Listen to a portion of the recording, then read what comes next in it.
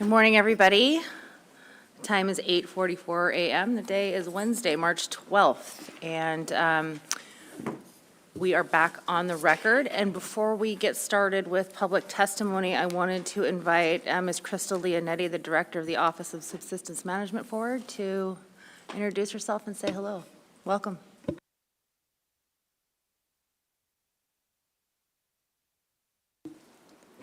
Thank you, Madam Chair, and thank you, board members and staff. Hi, waka Jiskugawa. That means what's up. My Yupik name is Jiskuk. I also go by Crystal Leonetti. I was born and raised in Homer in Anchor Point, Alaska. My parents are Al and Grace Poindexter from Anchor Point. I am married to my best friend, Ed. We have two daughters in college and high school here in Anchorage. We live in Anchorage, where I always said I would never live. I grew up on a little farm in Anchor Point and set netting in the summers in Bristol Bay at my grandma's permit set net site in Queens Slough. And I have worked for the federal government for 30 years in conservation at the U.S. Department of Agriculture and then the Department of Interior, U.S. Fish and Wildlife Service. And I just started this job as director of the Office of Subsistence Management in January. So I'm happy to be here, honored to be working across Alaska for Alaskans and doing subsistence work. And I'm joined by Robin Levine, our policy coordinator, and also we have an incoming new deputy director, Scott Ayers, who's here in the audience. And so we're getting settled in our new administrative location. So Office of Subsistence Management last summer moved out of the U.S. Fish and Wildlife Service administratively. We're now located with the Office of the Secretary based out of Washington, D.C. We are situated in the Office of Policy Management and Budget, so it's the Assistant Secretary for Policy Management and Budget, or PMB. And then under the office, or the Division of Policy and Environmental Management. So my direct supervisor is a political appointee, the Deputy Assistant Secretary for PEM. Everyone in OSM will remain in Anchorage, excuse me, and all of our operations will remain the same. We're just supervised a little bit differently, and it has already improved some efficiencies and getting things through to final publication, so that's been really helpful.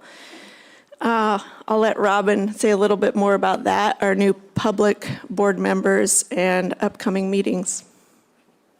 Thank you. Please.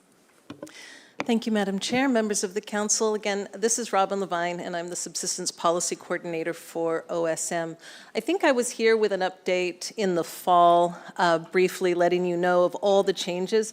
And as you can probably imagine, they continue. And one of the changes that there wasn't actually really a change, but an early change that became permanent was Crystal's hire as director, because of course she was acting before all of the changes really started taking place. So we're really grateful to have her.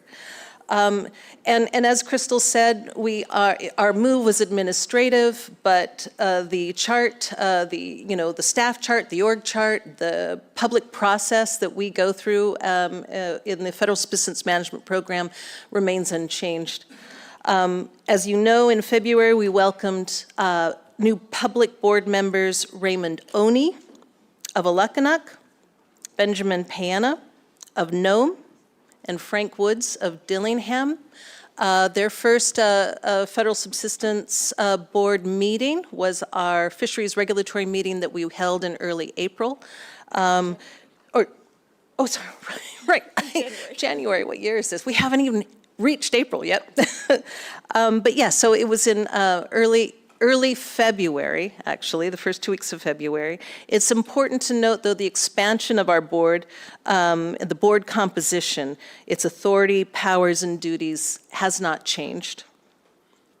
And speaking of meetings, aside from our completion of our fisheries regulatory cycle this last February, the Federal Subsistence Board will hold a summer work session, July 23rd and 24th of this year. And our work sessions typically discuss annual report replies, council correspondence, and council nominations.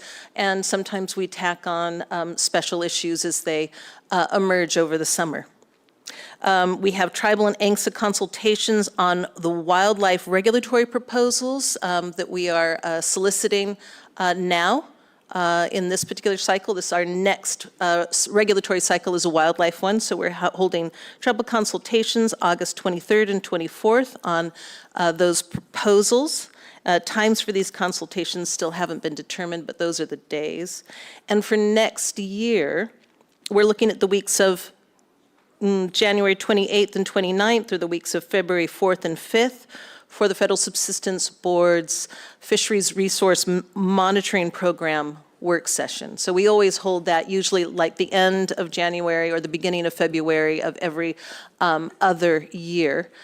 So that would be in the even years. And so look for the final dates on that soon. And we're also looking at the weeks of April 6th through the 10th or April 13th through the 17th of 2026 for the next wildlife regulatory meeting. I bring these meetings up because I think we've all had some challenges with our meetings, our state meetings, our federal meetings, meetings of the North Pacific Fisheries Management Council, meetings of a number of them overlapping, right? And we have a lot of people in our natural resource management programs in state, federal, and non-governmental agencies that really are required on all of them. And I know it's tough, and I know you all, like us, don't have a lot of wiggle room. And so I'm talking about our meeting cycles and our meetings in the future. They're projected, I could say, because we have a pretty concrete regulatory cycle that really doesn't change much. We've got these short windows of time that we can be flexible within. So our next fisheries regulatory cycle will start with a call for fisheries proposals to change fisheries regulations in the early spring of 2026. And then we can expect the next fisheries regulatory board meeting to be scheduled in late January or early February of 2027. We're going to work on keeping those windows. They won't be exact dates, but those windows of times that we can have some flexibility for these meetings. We'll keep that posted on our website so that it can help everybody with coordinating and figuring out when and how they're going to split their staff and their expertise. Thank you, Madam Chair. Thank you. Appreciate those updates. Thank you for being here. Thank you for introducing yourself and letting us know how things are going administratively with your move. That's kind of a big deal. So, and with respect to the meetings, thank you for your your proactivity, I guess, in trying to schedule. And I'll do my best, and we always try and take a look at that calendar. And similarly, our tentative dates for next year are posted, and I think the ones for the year after will be posted as soon as we can secure venues. So we try and set our meeting dates 3 years out. So we're very sympathetic in that space as well, because it does split stakeholders, and they have to make choices about where they want to go, and that's less than ideal, right? So are there any questions from members of the board? All right, well, thank you so much for being here. I appreciate you. All right, we're going to go ahead and pick up with public testimony here this morning. Just a reminder to folks that if you intend to sign up for public testimony, the deadline to do so is today at 10 a.m. So if you want to provide testimony, please grab a blue card at the back of the room and bring it on up to board support here and get signed up. When we ended yesterday evening, we did the first call for Daryl Spaeth. So I will do the second call for Daryl this morning. Is Daryl Spaeth in the room?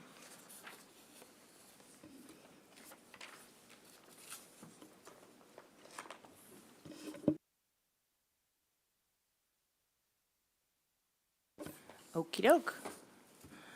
Daryl's not here. Nathan Hoff. Good morning, Nathan. Following Nathan will be David Capri and Corey Cole, Linda Kozak, and Phil Sheraton. Whenever you're ready, go ahead and turn your mic on and put yourself on the record, please. Good morning. My name is Nathan Hoff. I'm a commercial fisherman in the Cook Inlet. For starters, there was one thing that came up yesterday. I think it was regarding scallops. They're talking, I think, regarding traps, and they were talking about 2 draggers, a number of independent boats. I would hope that gets some kind of a commissioner's permit, and if the understanding, if that were to go forward, that, those independent boats would build into their plan, buying out the draggers' economic interest, I think seems very fair. But I think that is a good thing to move forward on. Maybe it's just the way that politics are played, but, I had to totally change my testimony overnight. I had a chance to phone a friend because of something else that came up in the meeting. And I get the impression that there might be some desire to keep the closure for the commercial fisheries at July 31st. And that is absolutely and completely wrong. It's definitely the board's job to manage these fishery stocks. And when you're talking about the potential runs for the sockeye as they're coming in, those fish are, that alone. So you have already gear types that have already proven to have viable release, and I think you can use the rest of these meetings to really work on that. For instance, I caught in my dip nets 2 coho salmon, released 1 viable. The other one I happened to have hit a little bit because I wasn't paying close attention. So I reported it with the intention of having discussion about that, because you do come up with better practices. And one of the better practices for our boat is to say that, one person would always be in charge of identifying fish before you're going to harvest it. So that's a simple thing. So anyway, July 31st is a no. I mean, that is a non-starter. And I hope that you can just, not be confronted by that. I mean, that should be a very, very obvious thing to everybody in this room. And I hope that you can use that to build upon that for the rest of the meeting.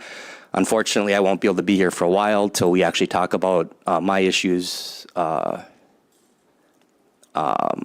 this weekend. But, so I don't mean it to be a negative thing, but it is a no. That's a non-starter. Okay. Any board questions? Thank you, Nation. Appreciate your testimony today. Thank you. Thanks. David Capri, Corey Cole. Are you gentlemen signed up to testify simultaneously or one after the other? Together. So 3 minutes? Okay, got it. Hi, my name is David Capri. I'm representing the Alaska Trojan in support of Proposal 278 and 279. I submitted these comments marked as PC5. I'm Corey Cole, the captain of the Alaska Trojan, and I've been involved in the fishery since 1994. And I'm also here in favor of both those proposals, and my remarks are PC45. I'm here today because I have been involved in the golden king crab fishery since 1981, many years. I have a great appreciation for the health and sustainability of the stock. This fishery has few participants and has been working very well throughout the years. Each vessel has been able to catch their quota within this window of the season. And the issue of 278 is not something that I ever thought would be necessary until recent years. It has become apparent over the past 2 years that some vessels just want more pots used as placeholders to prevent others fishing specific areas. Pots can be used for preempting the ground and are being used for that purpose. Thank you for this opportunity. I'm in support of 279 because of the way the gear sharing was originally purposed was for emptying out gear at the end of the season, and it's been used for not what it was intended to be used for in the past couple of years. So I think it needs to be amended to be properly used for what it was intended to be used for when originally made. That's it. Mr. Carpenter. Thank you, gentlemen, for being here. How many pots do you fish? 1,982. Have you always fished that many? Nope, it's the most I've ever had. I guess, how'd you land on 2,500 then? Some guys have fished that many in the past. I never would. I don't think you need that many. But we just felt it was a fair number. Okay. I will never personally fish that many pots. I guess the only other question that I'm interested in, and I know that there's probably not a lot of people involved with this fishery, can you kind of tell me roughly how many people participate? 5. So you have 5 boats 5 boats.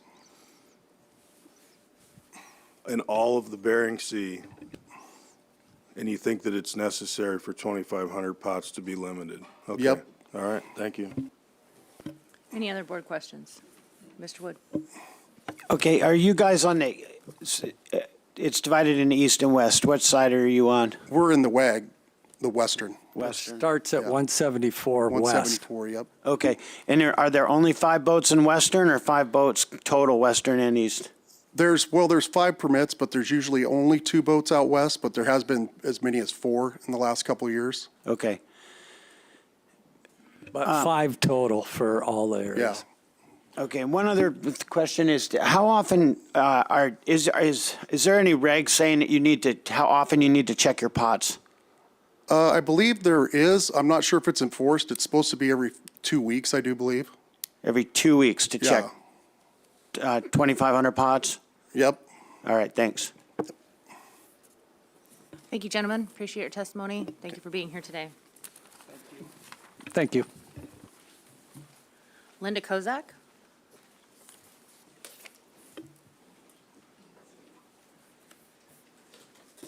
Good morning, Linda. Good morning, Madam Chair, members of the board. My name is Linda Kozak. I live in Kodiak, and I'm testifying today on behalf of the Alaska Trojan. My public comment are in PC 149. And again, I'm supporting the adoption of proposals 278 and 279. It's kind of ironic that I'm up here doing this because we were proponents of allowing the gear sharing provision in 279, and we were proponents of doing away with pot limits in the Bering Sea, and when rationalization first came in. And so it's not an easy thing to put these proposals in to restrict the fishery, but we feel that it's important to have a level playing field for all of the participants, and therefore the pot limit and the gear sharing provision were introduced by my clients. In regard to the pot limit, we have made attempts to compromise with the other vessel in the Western Aleutian golden king crab fishery, and we're not there yet. And we're not sure that we're going to be able to reach an agreement or a compromise in order to try to resolve the issue without having the board intervene and to assist on this matter. And the pot limit of 2,500 pots we feel is very generous compared to the average of around 2,000 pots that have been fished in this fishery. In regard to the gear sharing provision, we think that the intent needs to be clarified to only allow gear sharing at the end of a fishing season. Now, these vessels are under a rationalized fishery. They have a set number of pounds they're allowed to catch under the IFQ program. And because of that, when one vessel is finished, they might not be finished working all of their gear. And the gear sharing provision when we proposed this, was intended to be a way for resource conservation, to allow for a vessel to come in and pick the remainder of that gear, and so you wouldn't have unnecessary dead loss or waste in the fishery. So we wanted to amend, the Proposal 279 would amend the gear sharing provision to only allow it to occur at the end of a season, of a vessel season, rather than at the beginning when possibly two vessels could come out and throw a whole bunch of pots out to preempt grounds for another vessel that had just a single boat in the fishery. So I'd be happy to answer any questions if you have. Thank you. Thank you, Linda. Any board questions? Mr. Wood? Yeah, thank you. Would these pod limits be for both eastern and western? Thank you. Through the chair, that's a good question. The proposal is for the entire fishery. My clients fish almost exclusively in the western area, and we understand that a RC will be submitted to amend that to remove that from the EAG, the eastern area, that it would just apply to the western area. And we're not going to oppose that RC if it's submitted. Okay, so if there's 5 boats and 2 of them are on the west and there's 3 on the east, separating it to accommodate the west you see a valid thing to do. Thank you. Through the chair, yes, Board Member Wood, it is very, very important that we have a level playing field. We believe that it's important to be good neighbors, particularly in such a small fishery. And we're experiencing a lot of gear conflicts, a lot of animosity between the skippers, if you will, and the vessel owners, and it's really difficult. And that's exactly why we feel it is necessary in the Western Aleutians to have this pot limit and the gear sharing provision modified. Thank you. Mr. Swenson? Seems to me that it's sure a shame that people would go to the throwing out pots to keep others off it. So I guess there's a big area out there, but obviously some areas are better than others. And I guess that for 5 boats, they can't move around enough or enough different areas to not get into this throwing out pots in certain areas that they're just trying to tie up. Is that the case? Thank you. Through the chair, it's about 700 square miles of area, but when you're looking at the bottom topography, you have a very steep slope. And the pots are laid out in long line gear, 35 to 40 pots in a string, along the edge of the slope. And so when you start to look at the actual fishable area, and you're attempting to avoid the areas where the females hang out, the juveniles hang out, because they kind of almost separate themselves, if you will. And you have to remember, in the Western Aleutians, they have to travel all the way back to Dutch to deliver. And that's a 3-day run with crab in the tanks. So what you're trying to do is you're trying to fish in the productive grounds to avoid unnecessary fuel costs. The closer, the better. And there are traditional areas where golden crab are more prolific, if you will, for the legal size for the fishery to occur. And there are what's considered prime fishing grounds that are coveted, if you will, by various boats. Whoever gets there first gets the bite at the apple. And so it would seem, just from the amount of area, that there's tons of places to fish, but there really aren't. Okay, thanks for educating me on that. Mr. Carpenter? Thank you, Linda. Thanks for being here. I mean, I gotta say that this one is interesting. I mean, we're talking about a rationalized fishery that hasn't always been a rationalized fishery. It's, at one point in time, there were competitive fisheries in Alaska. And when they were competitive, there were far more people participating. And it just seems strange to me that the competitive nature that doesn't exist anymore, that we have a proposal before us to limit pots. And when you throw out the number of 2 to 5 boats, I'm just looking at the practicality of it, and I understand you said somebody's submitting an RC to clarify the east-western portions of this fishable area. But I guess my question is, is this really that necessary? I mean, I understand what you said about the amount of fishable ground versus the amount of area in general, and I tend to agree with you on that, but we're talking about so few boats, and it's really hard for me to get my head around. So maybe if you have something to add to that, please try and clarify it for me.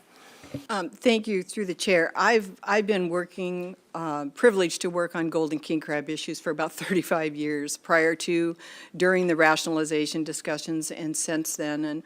And you're correct, there were more vessels, but not that many more vessels. This is a very highly specialized fishery. The average skipper's experience out there is 15-plus years. You need to know what you're doing to fish these areas.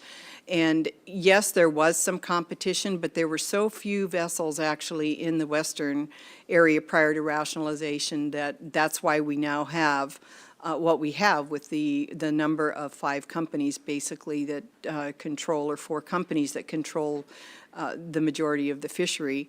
And yes, it goes against our nature to ask for this. It really does. And I concur with everything that you said. They should be able to get along. They should be able to work out their differences. It's been a very difficult time for the Alaska Trojan, which is actually the larger of the vessels. And so it's not like Big Brother's coming in and taking over. It should be a gentleman's agreement to be able to know where you're going to be setting your gear and when you're going to be sharing your gear. Unfortunately, as previous testifiers have indicated in the last couple of years, things have degenerated to the point where we were forced to put these proposals in. Thank you for your testimony today. Thank you. Phil Sheridan. Following Phil Sheridan, we'll do Kirk McGee and Alan Crookston. Good morning, Alan. Phil. Yes, good morning, board members. My name is Phil Sheridan. Over the last 40 years, I've been involved in Cook Inlet almost every capacity. I started out as a Department of Fish and Game biologist in the 80s and then went into commercial fishing. I have been a fish tenderman. I've seined in Lower Cook Inlet. Long lined, mostly last 20, 30 years I've been a set netter, and now I'm a drifter so that I could continue to be a fisherman. I'm here in support of Proposal 313, beach seining for sockeye, because I can't imagine that there's going to be any other alternative gear type that's going to allow for selective harvest like the beach seine method. The great thing about a seine is the fish are never really caught initially. You know, they're simply trapped. They free swim until the net is condensed to a point that fish can easily be identified and unwanted species released. The Gabriel project proved without a doubt that sockeye harvest in good numbers was possible and never harvested a single king salmon.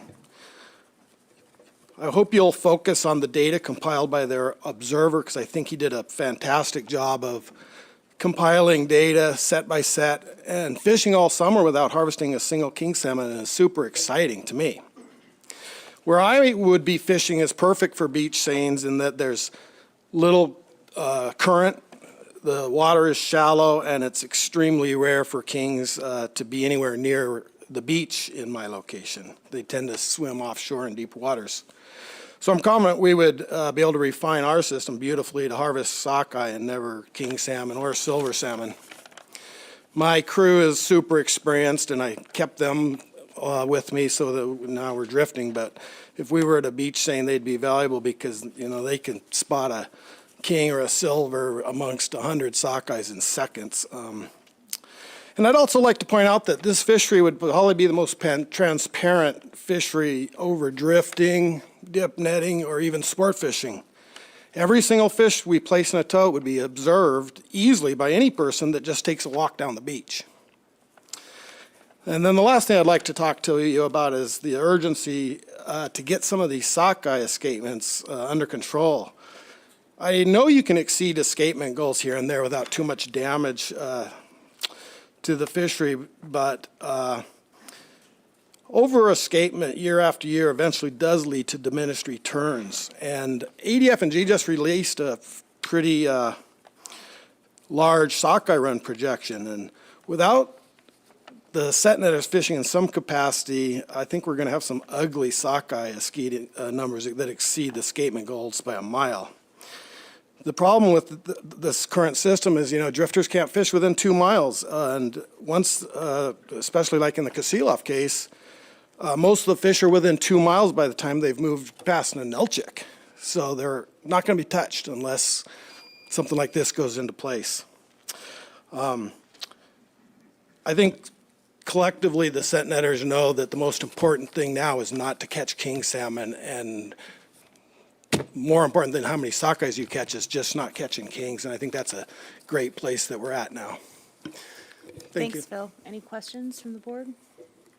Thank you for being here. Appreciate your comments. Kirk McGee? Is Kirk here? Alan Crookston? Good morning, Alan. Good morning. I don't need to hit the button, do I? Okay. Good morning, Madam Chair and members of the Board of Fisheries. I'm Alan Crookston, an Eastside set netter, an SO4H permit holder, and a small business owner in the set net sector. I am in support of proposals 313 and 312. Please review my previously submitted RC 15. My family and crew have always taken satisfaction in providing fresh, good local salmon to various markets. Still to this day, my children and I always stop by the seafood section of the grocery store to see if our fish is being sold. I am now the owner of a 60-year family fish site. Every year I spend tens of thousands of dollars in the local community running this business. The blue-collar work ethic out of the Kenai Peninsula is fabulous, and every summer I hire several local workers to help me run my operation. The people I hire are good workers, and I pay them as fairly as I can, and they are grateful for the work. Last summer, my operation vigorously participated in the commercial dip net fishery, and I was able to make some money. Although it was a rather small profit, it was enough to keep me from going out of business. One thing I learned in doing the commercial dip net fishing is that the big days are gone. The only way to make more modest income with this method of fishing is to have more fishing days.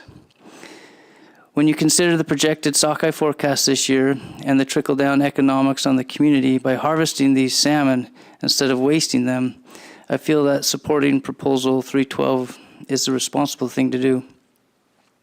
In regards to Proposal 313, the set beach seine, this proposal would allow me to take my existing set net lines and hang in seine webbing to them.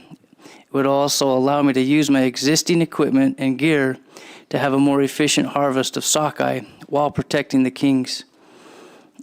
Based on the information we saw yesterday from the Gabriels, if you combine the Hollier and Gabriel sockeye, captured sockeye to captured large king ratio, it's 20,000 captured sockeye to 1 captured large king. 20,000 to 1 captured, and that 1 captured king was released unharmed. The other glaring fact was that there were 0 kings killed. A 0 king mortality is 0. That was not by chance, that was deliberate. And this deliberate method has been shown that it can be replicated on multiple beaches. I am 100% confident that I can replicate this on my beach with a 0 king mortality. I also strongly believe that the 2 gear types, the set beach seine and commercial dip nets, can coexist effectively and keep these small family fishing businesses viable. Thank you. Thank you, Alan. Any questions from the board? Thank you for your comments this morning. Appreciate you being here. Jacob Ivanov? Hi, Jacob. Following Jacob, we'll have Mike Supernaut and Forrest Jenkins. Welcome, Jacob, appreciate you being here. Thank you. Glad to be here. Like I said, she said, my name is Jacob Ivanov. I am the chairman to the Southern Norton Sound Advisory Committee, and I will be speaking on proposals 272, 3, and 4. We met in November 2024 to discuss these proposals.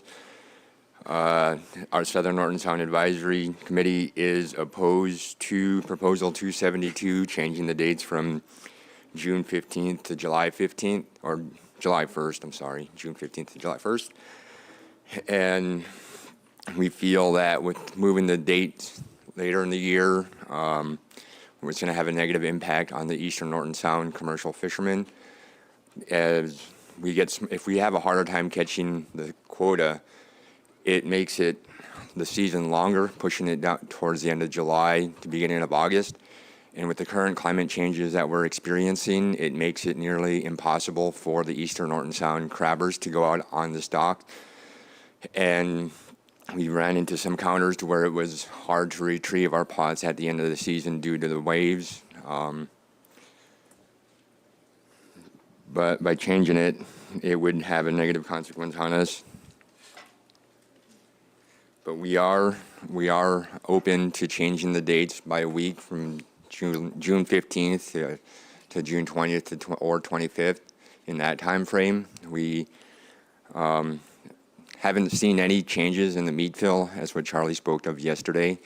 And so I feel that with the opening of the 15th, it's still viable because there's no concerns with the meat fill on the crabs. And one of our committee members was a crabber that had his own buyer, and they were starting June 15th, and their buyer did not have any issues with the meat fill with a start date of June 15th. So I don't feel that changing the date from June 15th to July 1st is a good time to change. Moving on to proposal 273 to modify, the winter crab fisheries. I think by giving the department the ability to open the winter fisheries by an EO based upon the ice conditions. We've been experiencing horrible ice conditions in the wintertime, and right now Nome's ice has been going in and out off the shore, so making it nearly impossible for anybody to do any kind of commercial harvest in the winter. In the Eastern Norton Sound, we really don't get a chance to do any kind of winter commercial fisheries because our ice has been unstable in the front of Unalakleet. Other communities can, but they do not participate in the winter fisheries. So having the ability for the department to open the winter fisheries on or after February 1st is, we agree with that because of the ice conditions have been changing, and with the current climate change that we've been experiencing, it's just making the ice more unstable, and it's just going to increase the amount of pot loss. Moving on to proposal 274, increasing the legal size from 4 3/4 to 5 inch. We supported that proposal. Currently, most of the fleet has a 5 inch measuring stick on the boat. I'm a commercial crabber myself as well, so we all have 5 inch measuring sticks for our crab. So changing it from 3/4 to 5 would not really have any changes on the fleet itself, and a lot of our mechanisms are set to have the 5 inch escape mechanisms on our pots. I can't speak for all, but on mine it is. And that's my testimony for the AC. Thank you, Jacob. Any questions? All right, would you like to give your personal testimony now?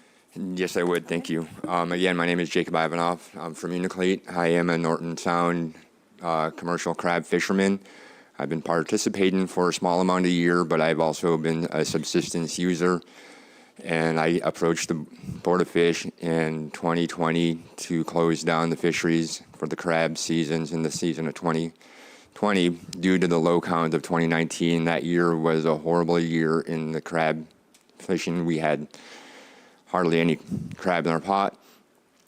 But with the proposal 272, the impact that it would have on me in starting a later date, and if we have to continue fishing later into the season, while we're not going to be able to participate in it and be able to go out and check our pots when we can because of the winds that we get and we experience in our area.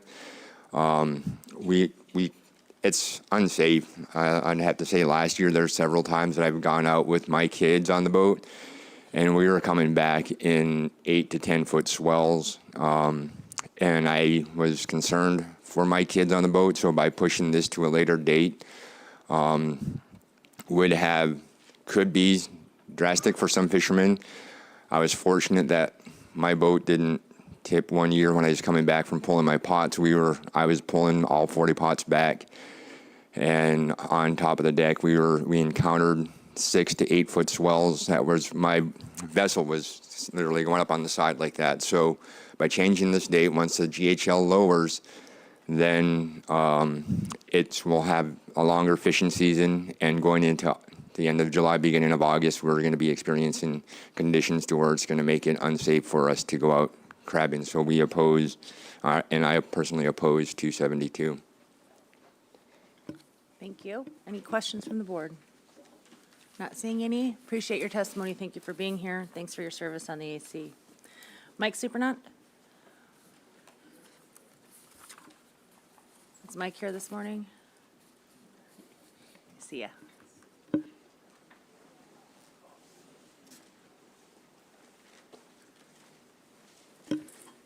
Good morning, welcome. You're going to have to press the button on that one. There you go. Good morning, Madam Chair, Board.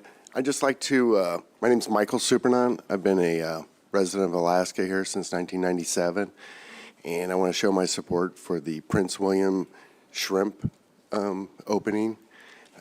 We've been counting on that shrimp, and I'm unable to catch the shrimp. I'm a disabled veteran and also don't have the equipment to go out there, so we really rely on this commercial fishery to be able to support our family with the shrimp, and we really hope that we'll be able to do that this year. Thank you for your support. Thanks, Mike. Any questions? Appreciate you being here. Thank you.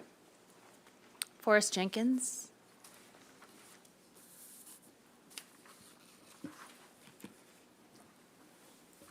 Good morning, Forrest. Good morning. Madam Chair and members of the board, thank you for the opportunity to speak today. My name is Forrest Jenkins, and I currently live in Homer, Alaska. I am the Prince William Sound Set Netters Association President and a CDFU board member. I have been participating in the East Chamois District Set Net fishery since 2008. In addition, I also participate in the Prince William Sound Copper River Drift Gill Net fishery and the Prince William Sound Shrimp fishery. I look forward to continuing to work together with the board, the department, and all user groups throughout this meeting to find a solution for the Prince William Sound shrimp fishery that is centered on conservation using the best available data from the department to ensure we have a healthy, vibrant shrimp fishery for all user groups to benefit from for years to come. We urge the Board of Fisheries and the department to take immediate action to prevent the long-term closure of this fishery, rebuild the stock, and balance management measures across user groups. I support restricting all fishing below the department's recommendation at B20. I also suggest tying sport and commercial together at a threshold of B40 to share the burden of conservation and provide the stock the greatest opportunity to return. If the TAH falls between B20 and B40, I feel subsistence fishing should be the only harvest taking place. I recommend removing the triennial rotation that originated from a sea cucumber management plan in southeast Alaska. Every 3 years, we are potentially over-harvesting the least productive Area 3 by attempting to harvest a sound-wide generated GHL out of this area. Removing the triennial rotation and harvesting shrimp sound-wide based on smaller local GHLs could be a more sustainable way to manage this fishery.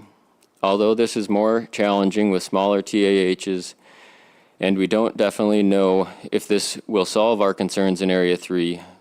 We do hope the department and board continue to be open to exploring alternative tools to managing this fishery in the future. I'm grateful for all the work that has gone into this shrimp fishery over the recent months, and hopefully we are taking a step in the right direction to strive for healthy Prince William Sound shrimp populations and a vibrant fishery for all stakeholders. Thank you. Thanks, Forrest. Any questions? Appreciate your testimony today. Up next, we have Paulette Moreno, followed by Richard Reagan. Is Paulette here this morning?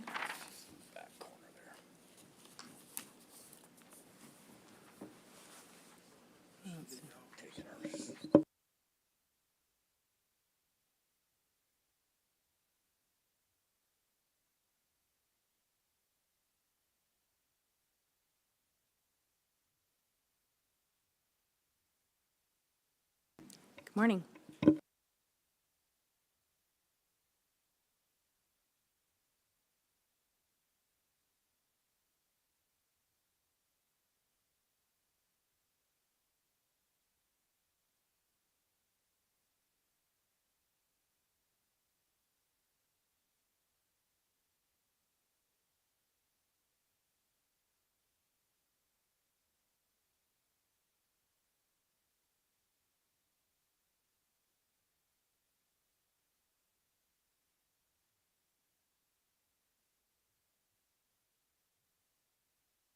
You about ready to go?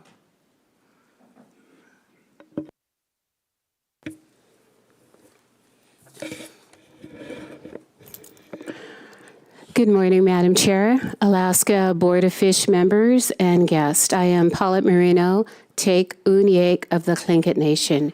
It is an honor to speak these words on the Dena'ina Athabascan traditional territory. I do so with care. I'm speaking as an individual, customary and traditional harvester of herring eggs. I oppose RC 25's board-generated proposals. Recently, at the Board of Fish meeting in Ketchikan, we heard over 20 herring proposals, where mostly the department's proposals were successful. Yesterday, as I was having a cup of coffee, I noticed a news article that was released. Herring Revitalization Committee puts forward Kodiak Fisheries proposal to Board of Fisheries. With that is the reason that I am here this morning. We have fought the good fight, as they say in some of our traditional languages. That means that we have come forward as a people, as many different people, Alaska Native and Native Alaskans, to express our opinion on things that go forward. It was my understanding recently in Ketchikan that no action was taken on Proposal 57, so I was surprised yesterday when I read this article. There is language in this such as new opportunities, and why wait for 3 years? The reason I'd like to say with my few minutes of time here to wait on this proposal, to pause this proposal, is because even though there were some meetings held and there were some parties that were within the committee that brought this forward and the other people. And I understand that you want it to be peacemakers. You wanted to come forward and have conversation take place on it. However, I don't think enough conversation has taken place. I think that this could set a precedence in the market, and that's always something that should be done with careful consideration. At the Board of Fish meeting, I also had the humble opportunity, Madam Chair, and to the board members, to present a traditional knowledge report for 10 minutes, of which I and others had the opportunity to share what we believe is not only our traditional knowledge and equal or surpassing to scientific knowledge, but is something that we brought forward to guide the board in their decision-making processes. To open new markets is something that I understand. This is a very difficult time for many families, and I am sensitive to the fact that many people, our own people included, use commercial industries to support their families. I understand that, but I think this proposal is hasty. I think that even though some parts of it are conservative, we need to take a little bit of a longer look at it. Concern for herring. Southeast herring were plentiful for tens of thousands of years under the management of traditional people. It is not so at this time. Thank you, Madam Chair. Thank you, Ms. Moreno. Any questions from the board? Okay, thank you for your testimony today. Ganesh. Richard Reagan.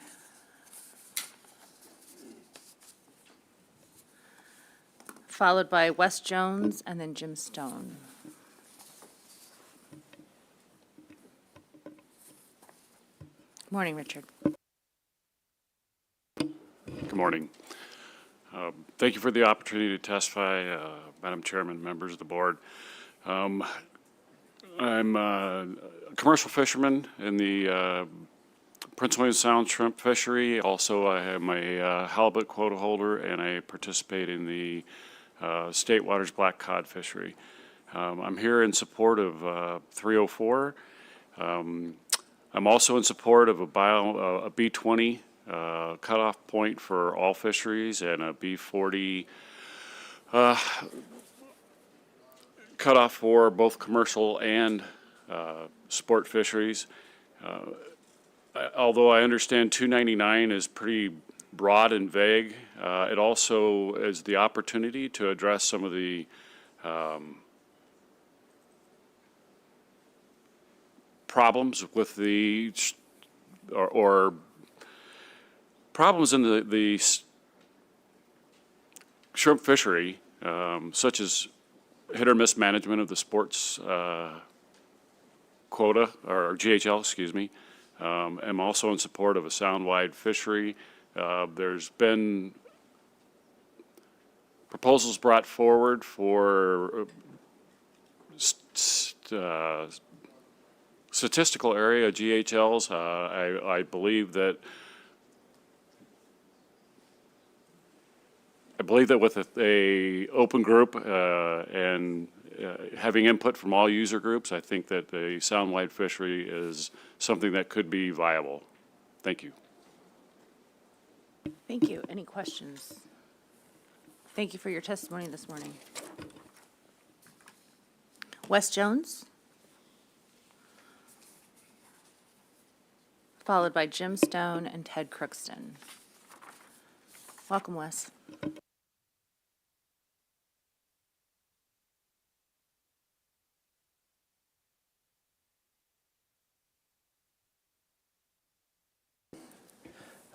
Good morning, Madam Chair, members of the board. I am Wes Jones, Norton Sound Economic Development Corporation's CDQ manager.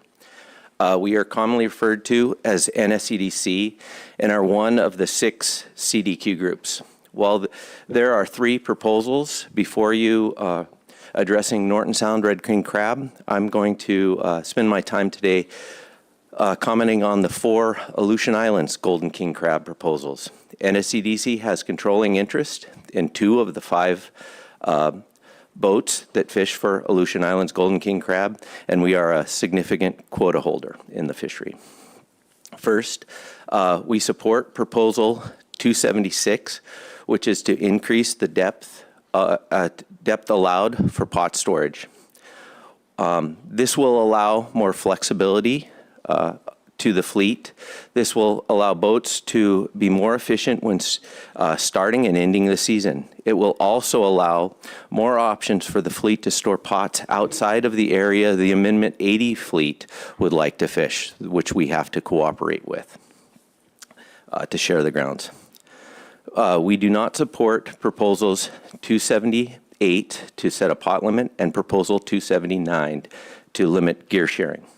These proposals do not address any conservation concern or issue in our view. We see both of these proposals as a step backwards. Both will increase burden on the fishermen while decreasing efficiency in the fishery. These will also increase the burden on ADF&G and Fish and Wildlife Protection to track and enforce regulations for no benefit to the resource. These two proposals try to address issues that will be much better handled by communication and cooperation between the boat captains and vessel owners. NSCDC and our captains pledge that we will communicate and work to cooperate to address the issues the Alaska Trojan raises. To this point, there's been much talk about the need to cooperate. 4 of the 5 Golden King crab boat vessels are members of the Aleutian Islands King Crab Research Foundation, which works to address Aleutian Islands king crab issues. Moving on, we would like to support, proposal 277, but as written, we cannot.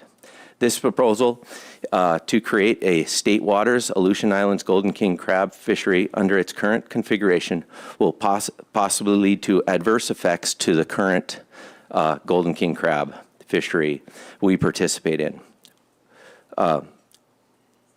We are an organization that develops small fisheries in our region and would like to support that here in this region. As written, this is an allocation of a resource away from the current fishery. Oh, excuse me. Do you have a concluding sentence?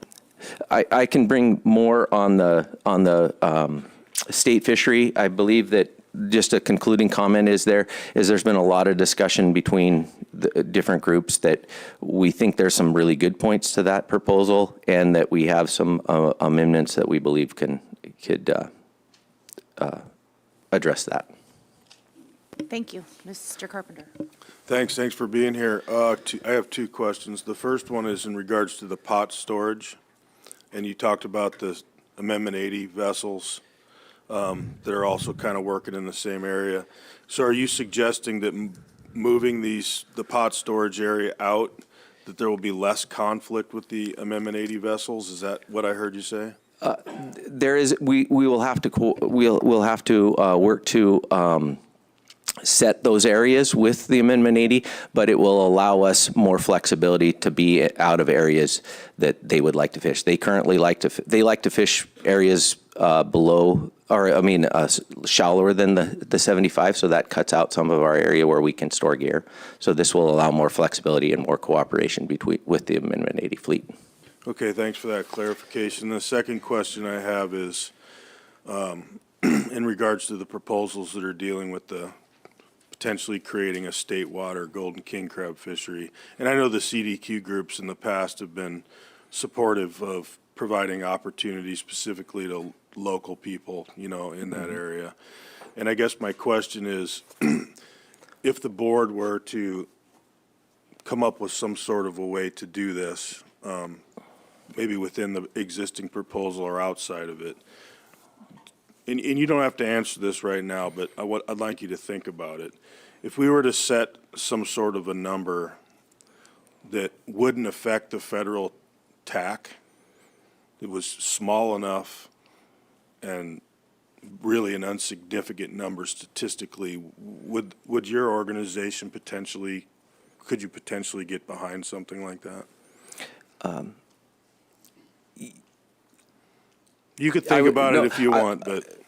Thank you for the question. I would say yes, if we can agree on the number. I would believe that we can. All right. Thank you for your testimony this morning. Jim Stone, followed by Ted Crookston. Good morning, Jim. Welcome. Good morning. Thanks for letting me testify. I'm Jim Stone with Alaska Scallop Association. We're opposed to the gear changing on Proposal 298. For obvious reasons, we're not too keen on potentially being booted off the scallop beds that we have fished sustainably on for decades. We have been good stewards of the resource, paying for observers to monitor catch and bycatch. We carry VMS so managers can monitor where and when we fish. We even supply at our own cost, or at cost, a scallop boat every spring for the department to use to survey some of these beds that we'd potentially be leaving. We have always stopped fishing when we reach the department's guideline harvest level. Usually we are within 50 to 100 pounds of that GHL, unheard of targeting in most fisheries. We do not know of any experiments with pots on weather vanes. We do not believe that a person could overcome expenses to fish in that way.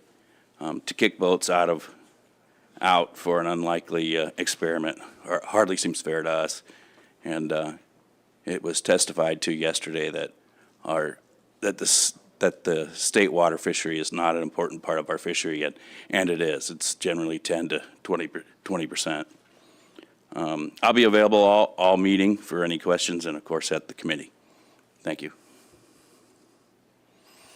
Thank you. Any board questions?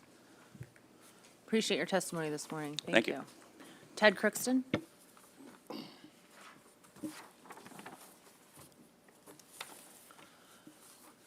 Morning, Ted. Welcome. Turn the mic on there, please.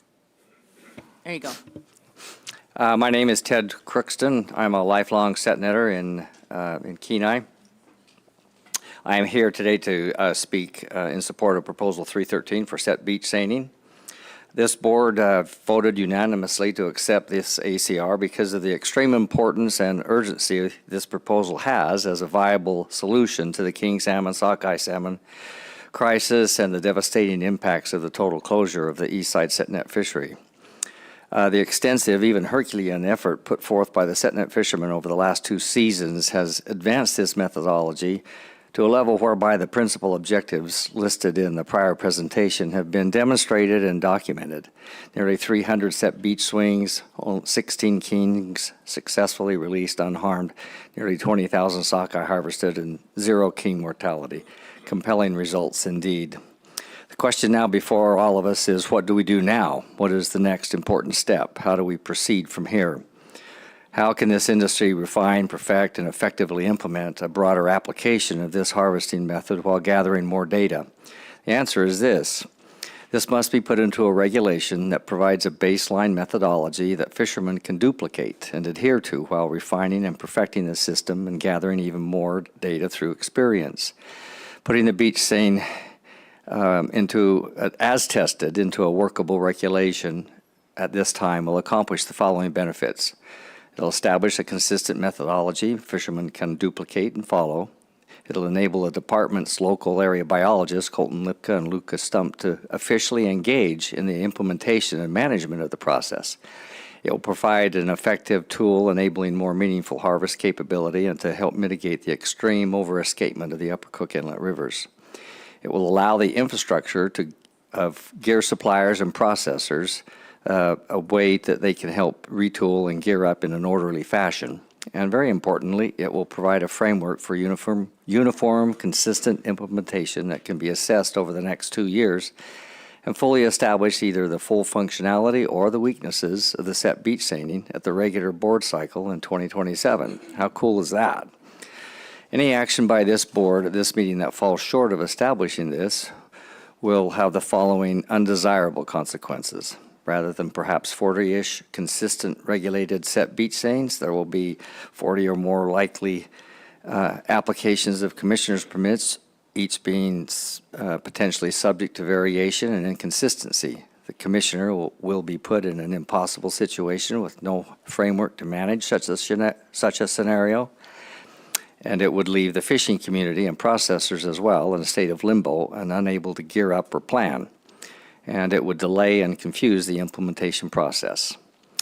And it would also prevent the local biologists from being able to officially engage and help creating a strategy to control and utilize this harvest tool. Now is the critical time for this board to provide a necessary and expected leadership Finish. Go ahead. To implement and adopt a manageable regulation for this fishery. Thank you. This is a win-win-win-win proposal. Thank you, Ted. Any questions from members of the board? Thank you for your testimony this morning. We've got about 10 minutes before the cutoff for public testimony. Just wanted to let folks know. Remember, 10 a.m. Is the deadline. Welcome, Shannon. Good morning, Madam Chair and members of the board. For the record, my name is Shannon Martin, and I'm the Executive Director of the Kenai River Sport Fishing Association. I'm a born and raised Alaskan. I currently live in my hometown of Soldotna with my husband and our 3 children. I'm here today to testify on behalf of CRISA in opposition to proposals 313. Our public comment is PC 139. The Kenai River Sport Fishing Association is a 501c3 nonprofit dedicated to ensuring the sustainability of the Kenai River. Conservation of Kenai king salmon is our identity. Since 1984, CRISA has advocated for sport fishing opportunity and access. We have a diverse 20-person board of directors and a professional consulting team with over 100 years of combined fishery management experience. Today, we have over 3,600 members. The CRISA Board of Directors met to discuss Proposal 313 and voted to oppose as written. This decision was reached after speaking with stakeholders in the community, and like all of our positions our organization takes, they're data-driven. The sustainability of the Kenai River king salmon has always been and will remain the foundation of our organization, and it's our obligation to protect this resource. It's hard to express the loss our community feels over the decline of Kenai kings. We want to see our neighbors find a solution to selectively harvest sockeye, but cannot support this experimental gear type being put into regulation at this time. While their work underneath the commissioner's permits last summer is commendable, it's not nearly comprehensive enough to allow large-scale commercial opportunity. Furthermore, CRISA is concerned about any proposal for increased harvest of Kenai kings while they're designated as a stock of concern in a recovery plan that was just implemented 1 year ago. It's also important to understand that we're in a lot worse shape now than we were just 1 year ago, with 2024 being the lowest return on record of 6,930 large Kenai king fish. In conclusion, CRISA is opposed to Proposal 313. Our organization has an obligation to protect Kenai kings. We'll be here for the remainder of the meeting, and thank you for the opportunity to testify. Thank you, Shannon. Any questions? Appreciate your testimony today. Up next is Ray Beamsdorfer. Good morning, Ray. Madam Chair, members of the board, my name is Ray Beamsdorfer. I'm a fishery scientist for the Kenai River Sport Fishing Association. Today I'm going to be speaking with reference to RC 16, which provides an update on Kenai king salmon status. For this meeting, CRISA asked me to review the current Kenai king salmon numbers from the department to inform their considerations and the board's considerations on proposals 312 for dip net fishery and 313 for beach seines. Back at the 2024 Upper Cook Inlet Board meeting, the board adopted a stock of concern action plan for Kenai Lake River king salmon. And that plan included some pretty significant restrictions and closures. At the time of that meeting, the Kenai Lake River Kings had failed to reach the minimum escapement goals for 5 years in a row. We were looking at a record low forecast of 13,600 for 2024. And as I recall from that meeting, we spent a lot of time talking about whether we should have fishing opportunities, around when we're between like 14,250 or 15,000, around that. But since then, things have gone from bad to worse, not just worse, but much worse. The 2024 king escapement was just 69.06. That's the lowest ever recorded. It was just half of the forecast. We've been consistently over forecasting, and it was less than half of the recovery target of 14,250. And this year's run forecast is for more of the same. Bad news, it was 87.42, which is the lowest forecast that's ever made. If the run comes in at that, that would be the second worst on record. Under the action plan, of course, both the in-river sport fishery for kings and the Eastside set net commercial fishery were closed in 2024. And these closures prevented the fisheries from driving the king numbers even lower. any additional fishing mortality is going to dig that hole lower, and it's going to make it harder to climb out of the hole if conditions improve. If conditions don't improve and we continue to see poor production from the recent low escapements, the Kenai Kings are going to be approaching critically low levels, and we'll be back here next year talking about what level constitutes a conservation concern. And so that's the basis for Chris's concerns about the incidental king mortality associated with potential expansion with dip nets or beach seines in the commercial fishery. So thank you very much. Thank you. Any board questions? Mr. Swenson. Hi, Ray. Thanks for coming in. Is Carissa concerned about the silvers? Through the chair, Mr. Svensson, my understanding, well, certainly Carissa is concerned about silvers. Silvers have been traditionally a sport priority according to management plans in Cook Inlet. And all indications that I'm hearing are the silver numbers are down. And so the 2024 board adopted some additional restrictions to protect silvers. And so the level of concern is not as acute. It's more of a yield-based concern for silvers than it is for kings, which is more of a, we're getting into conservation zone. But I don't speak for Carissa, but I would be surprised if they weren't concerned about the coho, potential catches of coho and the expanded commercial fishing opportunities. Okay. Thanks, Ray. Thank you for your testimony this morning. I think we'll take one more before a break. Don Witzel. Is Don here this morning? How about Dina Sutherland?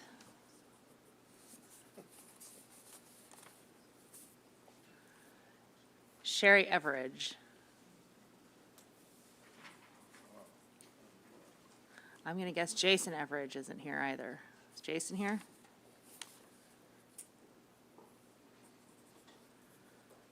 How about Russell Clark? Is Mr. Clark here this morning?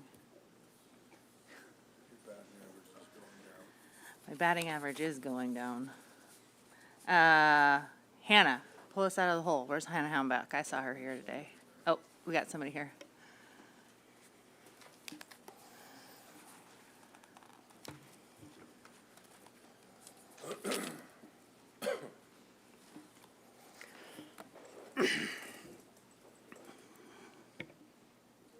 It's on. Good morning. Thank you for the opportunity to come and testify on these proposals. My name is Russell Clark, and I represent my family, which holds 8 set net permits in Cook Inlet. I'm an east side set netter. My wife is a northern district set netter, and some of what we're discussing today affects the Northern District also. I have been set netting in Cook Inlet for 25 years. I have also commercial fished the Mississippi River, the Cumberland River, and the Tennessee River for invasive Asian carp. I also participated in the dip net fishery, commercial dip net fishery last year. I was really against it at the beginning, and after I participated in it, I've become a big proponent of it.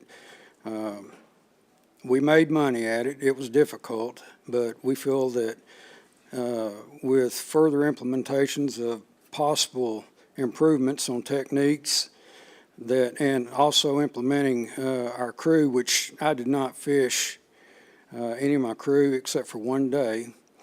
We think that we can make this a viable fishery for all fishermen.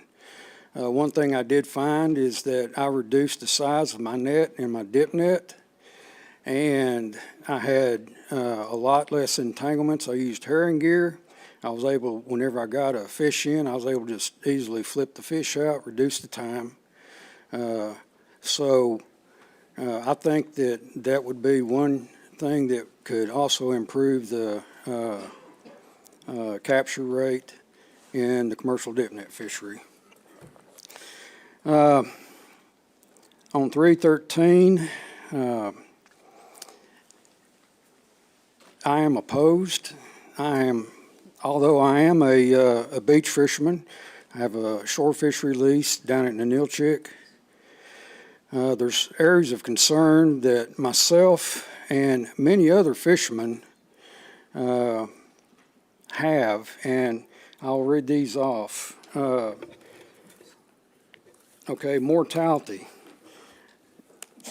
So far, nobody has spoken about mortality of any studies or anything like that on kings or coho. Studies show that Chinook salmon, when caught as bycatch in beach seine fisheries, have a mortality rate ranging from 29.9% to 38.1%.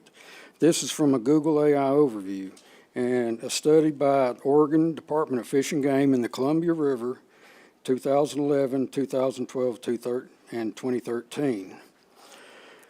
The coho mortality studies from 2009 to 2011 in the Fraser River, Canada, beach seine fishery averaged 39% over the 3-year period. There was a 3% immediate mortality, 19% by 48 hours, and 39% to spawning. Another study had a combined post-release mortality of 57.5%. There was a 27.5% immediate rate and a 30% delayed rate. The Northern District has been shut down the past 2 years due to low coho numbers. Now, in these studies, Sir, your time is up, but I'm going to allow you some latitude because I'm very interested in what you're saying here. So my question will be is like, what's going on with cohos in the Northern District? okay, we've been shut down in the Northern District for low coho numbers, and we target cohos in the Northern District. We have a coho fishery. We don't like being shut down, but we understand it because there is a problem. Through these studies, what's going to happen, the cohos generally run whenever we're catching them along the beach. So if the cohos have a higher incidence of mortality whenever they're captured in beach seines. So we're concerned that, coho retention and coho capture and everything is going to increase coho mortality. I've got several other points, but if I'm out of time, Are you going to be here for Committee of the Whole? Pardon? Will you be here for Committee of the Whole for this? When is that? And I can be here. Probably Saturday. Yes, I'll be Okay, here. Friday, Saturday, kind of depending. I suspect we got some questions. Mr. Carpenter. Thanks. The comments that you were reading in your testimony there, have you submitted those? And if so, do you know the number? And if not, I'd be interested to read what you have written down there, if you wouldn't mind submitting that with the staff over here as an RC. Okay. My online comments were number 44. Now, I did not submit this data in my online comments. Okay. If you wouldn't mind, if you have it written down there, I would like to read it. If you Okay. wouldn't mind getting with the staff over there, and they can help you to be able to submit something. Okay, and I have copies of the studies also. All right, thank you. Any other board questions? Mr. Zaret. Thank you. Excuse me. Thank you, Got one more Madam question Chair. for you. And I would like to, just as Mr. Carpenter would like to hear about those studies, I would too, so I'd encourage you to definitely. Okay. Thank you. Thank you. Mr. Swenson. I'm the same. I'd like to see those too. We will work on getting them RC'd. Any other questions? Thank you, sir. Appreciate your testimony today. Just note that the time to sign up for public comment has passed, and we are going to take a break, compile that list, and come back on the record at 10:30.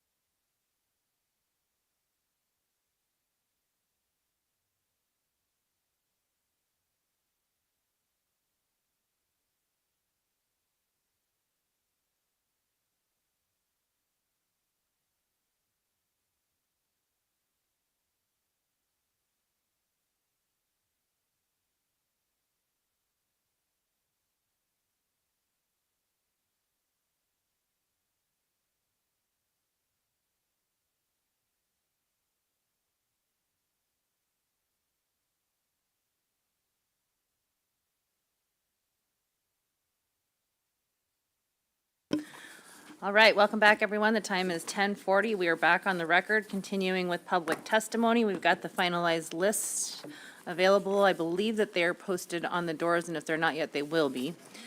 So we will begin with number 36, Hannah Heimbuch. Hannah, are you here? Hi, welcome.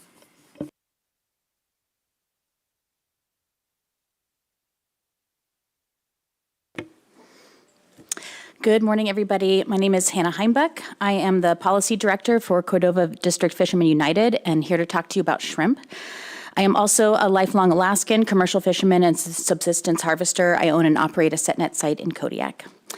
You can find additional details on CDFU's positions in PC 47, but for now, I wanted to highlight some of the pieces that I think are most important at this meeting.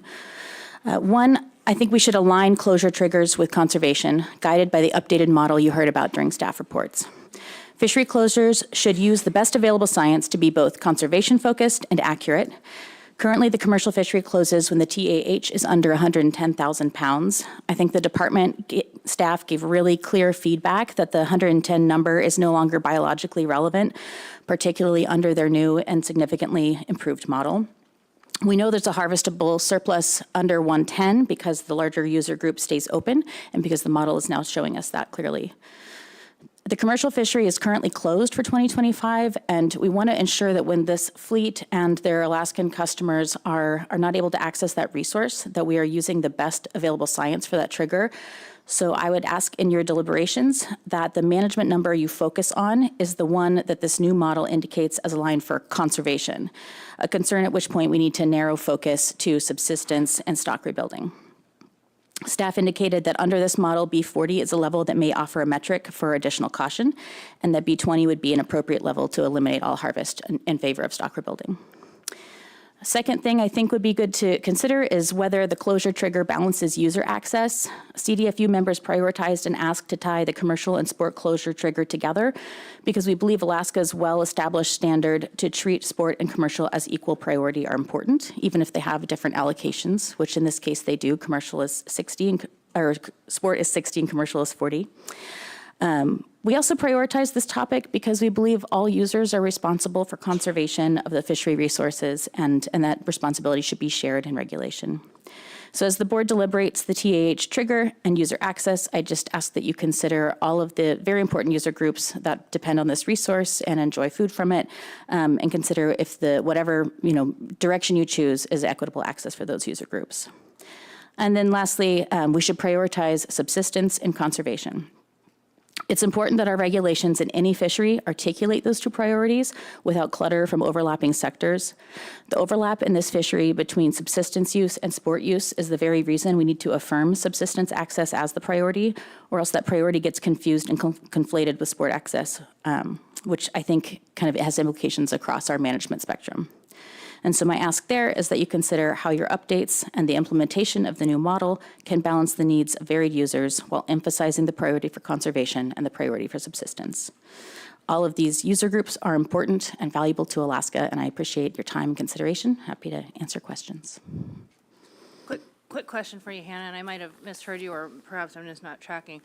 With respect to the piece that you were talking about, the sport and the commercial harvest closures happening simultaneously, I'd like to understand why you think that's necessary. If we have a GHL and we have an allocation within the GHL, why would you want to close one simultaneously with, if one meets their allocation level?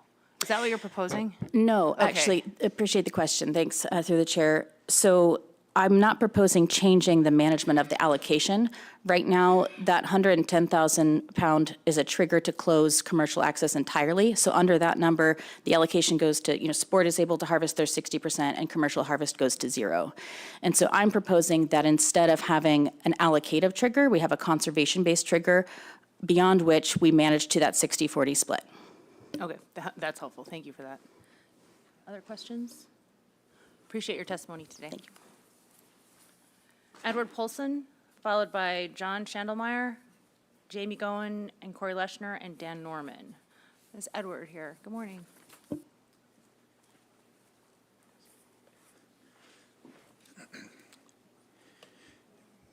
Members of the Board of Fish, my name is Edward Paulson, and I'm here to provide a statement from Rick Alvarez, who's my business partner and skipper and could not be here today due to weather constraints. So in Rick Alvarez's words, I'm a resident of Unalaska and longtime Alaskan commercial crab fisherman since 1985. I'm a part owner-operator of 2 commercial crab fishing vessels, the Aleutian No. 1 and the Patricia Lee, both of which are home-ported in Dutch Harbor and participate in both the eastern and western golden crab fisheries in the Aleutian Islands. We are partnered with the Norton Sound CDQ Group and the good people of the Norton Sound region. I strongly oppose proposal number 278. The proposal clearly targets my vessel, the Aleutian No. 1, as we are the only other vessel harvesting in this area and fishery beside the Alaska Trojan. I believe the Trojan Group are trying to use the Board of Fish to limit our efficiency and productivity, not for the good of the fishery, but for their own competitive benefit. They claim that we are trying to preempt the fishing grounds is simply not supported. We start August 1st every year by hauling our gear out of storage and running baited strings out to the known fishing spots. This is exactly how the Trojan does it. We have been fishing 2,700 pots, which is how many pots we can haul during one trip. Fewer pots than this is not efficient for us, and more pots are challenging to haul in a trip. There is no good reason for a pot limit of any sort, as it is a massive area for just 2 boats, and we should be able to share ground. The cost of enforcing this potential regulation clearly doesn't make sense. The assumption that we employ too many pots to clear in a reasonable amount of time is not true. Their description of our operation is inaccurate and in bad faith. We rarely haul empty pots with escapement mesh blowouts. This alone demonstrates we are able to clear all of our pots in a reasonable amount of time. The conservation element of concern is unwarranted. I also strongly oppose Proposal 279 with similar reasoning. The claims of abusing the gear sharing provision and again trying to preempt the fishing grounds are unsupported. The Trojan is frustrated that we fished our other boat, the Patricia Lee, as well as the A1 at the start of the season 2 years ago. We fished 2 trips and turned the gear over to the A1. We did not use the gear sharing provision until the 2nd trip. Anyone can come into the fishery and compete, and that's what we did with our other boat. The gear sharing provision exists for good reason, to help boats with unforeseen circumstances, such as breakdowns, and helps to mitigate rail dumping and unnecessary pot lifts. This provision has been a success in the Bering Sea and Aleutian Islands. There's no supportable reason to amend it. Finally, I must refute Mr. Capri's claim that the Alaska Trojan Group has made an effort to work with us toward resolving conflict or disagreement on these issues. I'm the owner who physically operates a vessel in the area, and not once has anyone in the Trojan Group reached out or contacted me about any of this. In fact, quite the opposite. On July 13th, 2024, I contacted the captain of their vessel, Corey Cole, specifically seeking cooperation and agreement over fishing spots, and he pointedly, in writing, refused to work with me or any other golden crab captains from our vessels or the Earl N for as long as he is in the fishery. This is exactly the opposite of Mr. Capri's claim, and perhaps his complete lack of awareness of the events and communication on the grounds can be explained by his current long-distance relationship to the fishing operations. Sir, I have a little latitude, but we do not use names at this table. I'm sorry. So, we're not engaging in any kind of personal or attacks or impugnments. So I will open it up to the board to see if they have any questions for you. Thank you for your testimony today. John Schandelmeyer.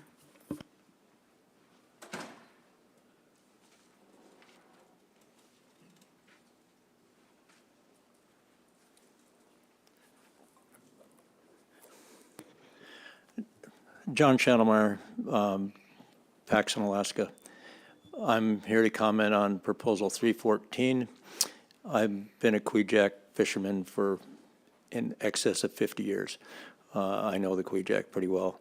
I've had the proposal as written just basically asks for help with the Kvichak or the Naknek harvest or potential harvest and allows for fishing in the Kvichak when the Naknek needs to be closed for escapement reasons. So I have a couple of comments to make on the ADF and G comments and proposal that this proposal generated. And one, it asked for a 3-to-1 drift to set net opening, and I find that a little more problematic because right now the gear ratio is 3-to-1 as is, and so if you allow 3-to-1 openings, that makes the gear ratio 9-to-1, even if you do it with, as the proposal is written, allowing set netters to fish half of their, or 3/4 of their gear, 37.5 fathoms. There's a couple of factors with that. It still skews the ratio of net in the water, but it also makes it a little tough for set netters to hold 37.5 fathoms in the Kvichak. They're going to need substantial anchoring devices, because they're only allowed to fish one net. So those anchoring devices are going to be required to be pulled at the end of a set net opening. And I'm not sure that there's a lot of places you can hold a 37.5 on a big tide coming up the Kvichak.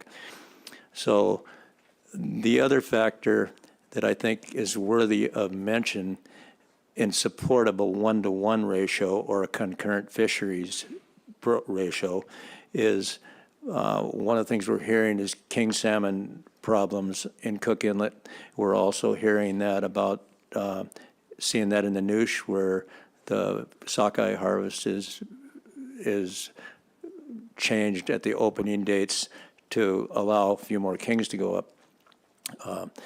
So in the Kvichak district, there's a late king run that usually occurs toward the end of July, and then there's an early king run, which is in early June.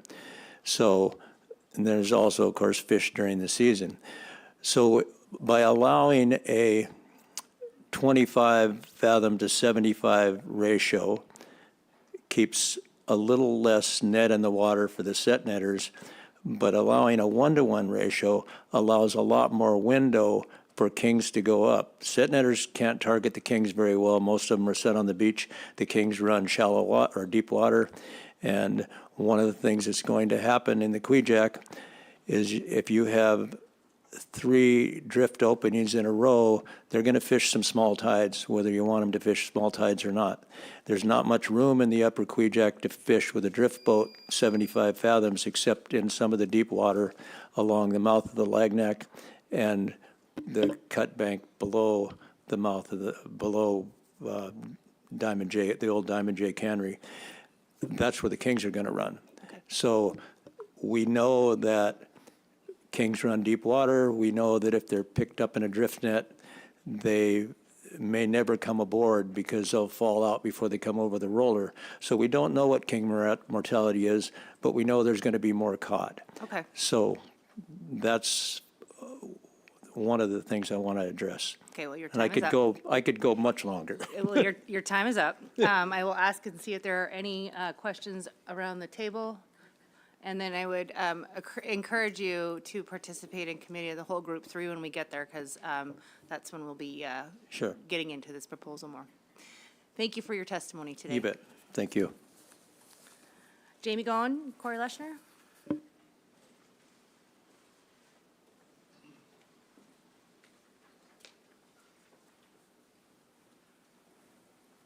Welcome.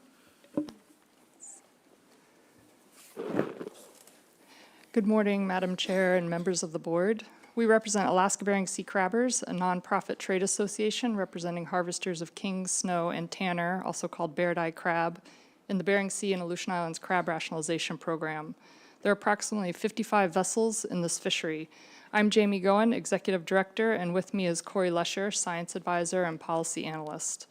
We'll be speaking to proposals 277, 283, 287, and 288.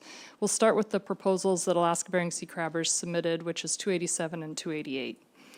287 is on smaller tanner crab and the harvest strategy. We submitted this proposal and we support it with an amendment. We heard concern from ADF&G about leaving the department the flexibility to define the industry preferred size as problematic. Therefore, we propose amending the proposal to specify a 4.5-inch industry-preferred size for the harvest strategy, but only in the west, keeping the eastern industry-preferred size at 5 inches. This amendment is the same as proposed by PINCIAC, the Crab Industry Advisory Committee, in their public comment number 193. We propose to only change the size in the west because that's where there's a bigger difference between industry-preferred and legal size. They're nearly the same in the east. This change better aligns with the biology of the resource, where the males tend to be smaller in the west, and this proposal may spread fishing pressure across a broader range of sizes other than just the largest males. This could potentially reduce discards, especially during the pulse years when there are lots of males under 5 inches. Note that processors requested smaller tanner crab this year, including down to 4.5 inches in the west. Our understanding is that ADF&G opposed this proposal as written, but this amendment addresses that issue. Proposal 288 on smaller snow crab in the harvest strategy. We submitted this proposal because snow crab is entering markets from other countries at sizes below 4 inches, and because there seems to be a trend for smaller size at maturity for males. Alaska Bering Sea Crabbers understands that further work is ongoing to best determine snow crab maturity, either by shell width or claw size that affect the stock assessment and harvest setting. We understand that a management strategy evaluation is planned for this harvest strategy, similar to what was done for Beardeye in recent years, and resulted in a harvest strategy improvement with less fishery closures and more stability. We would like to see the snow crab MSC completed before the next Board of Fish shellfish cycle. Moving on to Proposal 283 on long-lining pots in the Bering Sea. We oppose this proposal until the effects are better understood and the proposal is further vetted among the fleet. We understand the maker of the proposal submitted substitute language in RC 13 to request a commissioner's permit to explore the skier use in the Bering Sea. For Proposal 277 on Aleutian Island's State Waters Golden King crab fishery, we oppose this proposal. As structured, it has the potential to harm the well-established Golden King crab rationalized fishery and reduce their TAC. We would like to end by thanking the department and Westward Region's exceptional staff. We value their collaboration with the industry and their dedication to keeping crab stocks sustainable. Thank you, and happy to answer any questions. Thanks. Any questions from the board?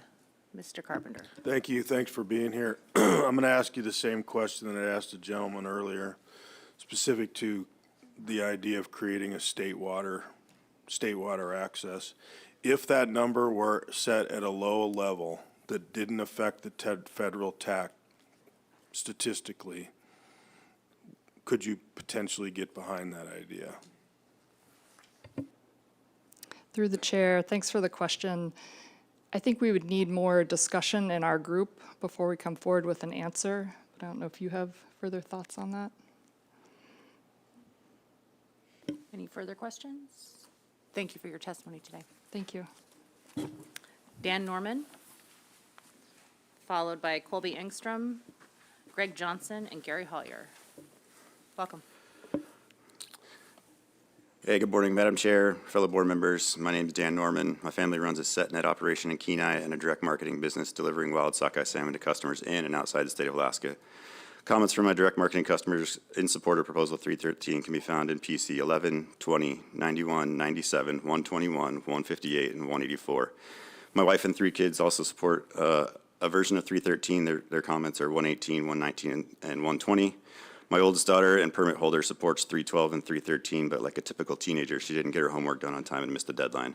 Regardless, we're a fishing family committed to sustainable fisheries.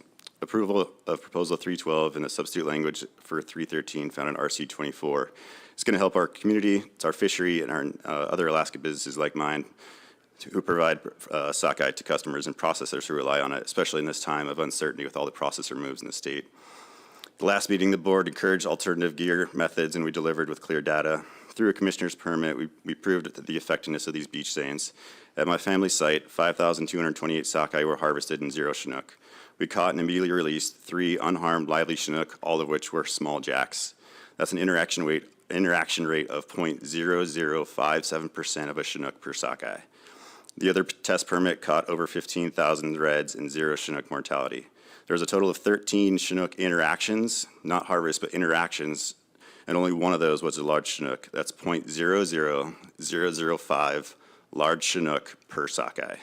500,000ths of a sockeye, or of a Chinook per sockeye is pretty good fishery. And still 0 mortality as that one large fish was released very much alive and unharmed.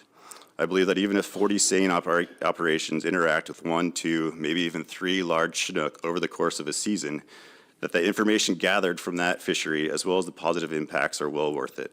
Remember, these are interactions, not harvest. This is one of the cleanest fisheries by any standard that we have in our state. Our ability to quickly sort and release Chinook with 0 mortality proves conclusively with third-party data that this fishery should continue. There's approximately $880,000 in 2018 Eastside SetNet federal disaster money allocated for research. I believe there's plenty of ways for the department to submit a bid or any other agency to submit a bid that can allocate some of that money for research into beach seine operations. The beach seine is the preferred method to catch fish for research. You have to catch fish in order to research them. I appreciate the board's support for the experimental gear and urge continued backing for additional commissioners' permits in the future to improve our techniques and allow those without beach leases to try and figure out a way how to do it offshore. Thanks. Thanks, Dan. Any questions? Thank you for your testimony today. Colby Engstrom?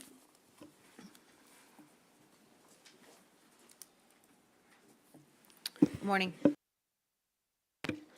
Thank you, Madam Chair and Board, for this opportunity. I am a upper Cook Inlet set net fisherman. I have a couple of comments that I'd like to make. I have an interesting perspective. I also fish out of New Zealand, where my family lives, and the conservation in New Zealand takes much more priority than monetary benefit does. I think that we have reached that point in the Cook Inlet. We are addressing the concerns of stock and also the amount of monetary gain by that stock. I believe that we've reached the level where we need to not consider the monetary losses to fishermen, which I am, so I understand, and I know that this is not a popular opinion, but what we have seen in the last several years is such an immediate decline in the resource that bringing on experimental gear set, which we have limited data, which has only been done in a certain type of weather conditions on one site, I believe would be shooting ourselves in the foot. There's a few things that are of concern about it to me. Firstly, it would only benefit a small amount of the Cook Inlet set net fishermen, approximately 10% of them, because of the type of terrain that you need to do to operate an operation of that type. The other thing is that by increasing the net length from 200 feet to 600 feet, while we might be able to mitigate the mortality of kings, we're also damaging the stock of the other species and what the escapement to the other rivers may be. A 600-foot net has the ability to catch an entire school of fish instead of allowing escapement around the ends. By having a seine net of that length, especially if they were staggered down the beach, with any kind of onshore wind, there is a very solid possibility that none of the upper Cook Inlet rivers would reach their escapement goals because of the amount of additional fish taken by that gear type. The other thing to consider is that Mr. Clark named several studies that were done in the Columbia and Fraser rivers as to the mortality of kings caught in a seine net. Each one of those studies was done on a per net basis. So when you talk about a 29 to 38% mortality, that is per net. When you look at the fact that this gear regulation change would allow 40 plus people to have this type of gear, we're starting to look at mortality numbers that are not conducive to try to bring back what we're trying to save. Another thing I think we should be taking into consideration, if this is decided to be a viable gear source, I believe it needs more research. It needs to be done in varying weather conditions, and it needs to be done on different sites to see what other factors come into play. But one of the large things that we're dealing with this year is that we have record level low snowpack, which means we're going to have record level outflows, which means we're going to have increased river temperatures. All of those things hamper the ability to fish and for the fish to reach where they need to go to spawn. I don't think that we should be implementing a somewhat experimental gear change while we also have these environmental considerations to take into place.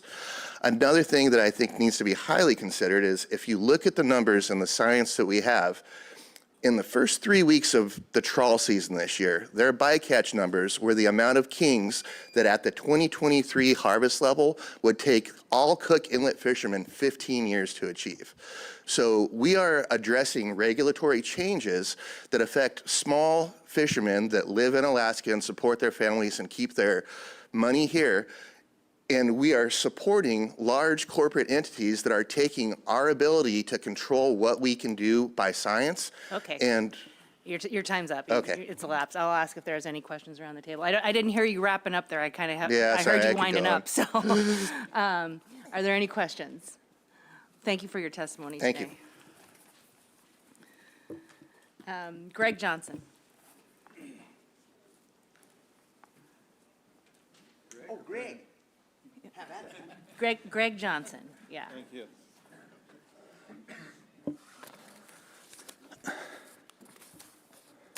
Welcome, good morning.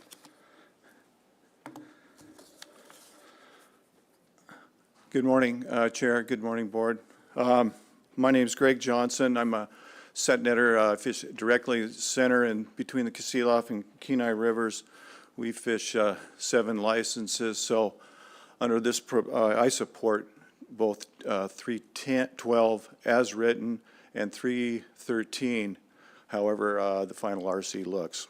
I would like to say in regards to, it was brought up about what the harvest power potentially is in this. So we fish 18 nets regularly, and we're going to switch to 1 beach net. That's 5.5% of what we normally do in a piece of gear. Now, I would expect it to be more efficient, but not even approach nearly what we could do. So I think it's a pretty conservative fishery in that manner. The other thing, my background is I come from Vancouver, Washington. I fish on the Columbia River. The mention of these studies involved, so I was a test fisher in the feasibility portions of those studies in 2009, 10, and 11. Just to hit a little bit on that, we harvested in kind of an average year. Between those years, I think we harvested like 2,000 Chinook. Or didn't harvest, we caught 2,000 Chinook and about 700 coho and another 400 steelhead. All were released because it was just a feasibility study to see. We had about a 98.5 survival. There was most of the, so 1.5 immediate mortality. Most of that occurred in jacks that were rolled up in the net. We were allowed to do whatever we wanted with that gear, and we were fishing too much depth at the time. The other thing, I serve on the alternative gear group that's been ongoing for 17 years or 15 years. I'm very familiar with these studies. I participated in the study that was referenced early as a catcher, and I'm quite familiar. We don't have enough time to go through that. I talked to staff the end of last week, both Oregon and Washington, in regards to these studies. And the 2 Columbia River managers from Oregon and Washington, their reference to me was, after explaining this fishery, is that's a non-applicable. You cannot apply the 2. And here's a few reasons. So the time of set in this fishery is 10 to 15 minutes. On the Columbia River, it was between 45 minutes and an hour. The sort time, which is really critical, that we need to hammer down on here, is it's taken, I had Mr. Hollier had his observer break out the sort time. The time in which somebody can get out there and start processing, moving a fish out of the net, and then from the time that they finished moving that fish out of the net. That's a sort time, and that was 2 minutes. On the Columbia River, it was 15 to 20 minutes. Your release population, so in this, I'll just finish up real quick. The release population in this fishery, you're looking for literally 1 fish.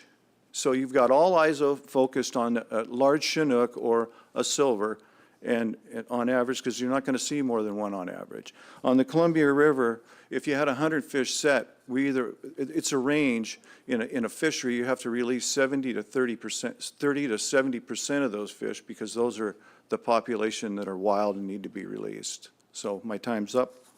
Thank you. Questions? Appreciate your testimony today. Thanks. Gary Hollier, followed by Terry Corson, Bruce Bowman, and Aaron Schreier. Hi, Gary.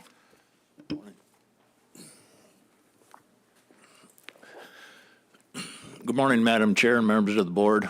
I'm Gary Hollier, 71-year-old lifelong resident of Kenai. I've set net in North K Beach for 53 years. In 2023, I participated as a subcontractor for Katama Research, testing various depth nets in the set net fishery, trying to figure out if it was possible to harvest red salmon and not king salmon. In this study, I fished 15, 22, 29 mesh deep nets. I fished 19 days total. In 19 days, we harvested 10,000 sockeye and 6 large kings. I thought this was excellent data for proceeding with new regulations to have a limited set net fishery. The Board of Fish did not agree, as 1 dead king was too many. The data was not used. In 2024, I received an experimental beach seine permit. I have submitted PC 117 that has my report in it. I use existing set net gear that most all beach set net fishermen have. I had many set net fishermen from one end of the upper sub-district, that's Ninilchik, to the other end, the East Forelands, come and watch my beach seine operation. They all said they could do something similar on their sites. Where I fish, the tide goes out quite far. We never did fish the flats on the ebb or flood, making sure there was always plenty of water for the salmon to swim in.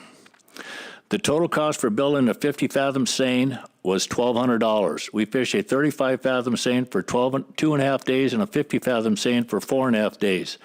I believe my gear could have handled a 70-fathom seine.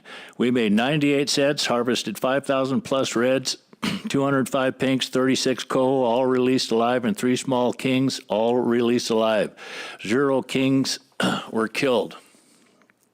The Department of Fish and Game and the Board of Fish is asked the set net fleet to come up with some way to harvest sockeye and not kill kings. Beach seining is the simplest and most cost-effective way to achieve those 2 goals. In 2 experimental beach seine fisheries this last summer, in excess of 20,000 sockeye were harvested and 0 king salmon mortality.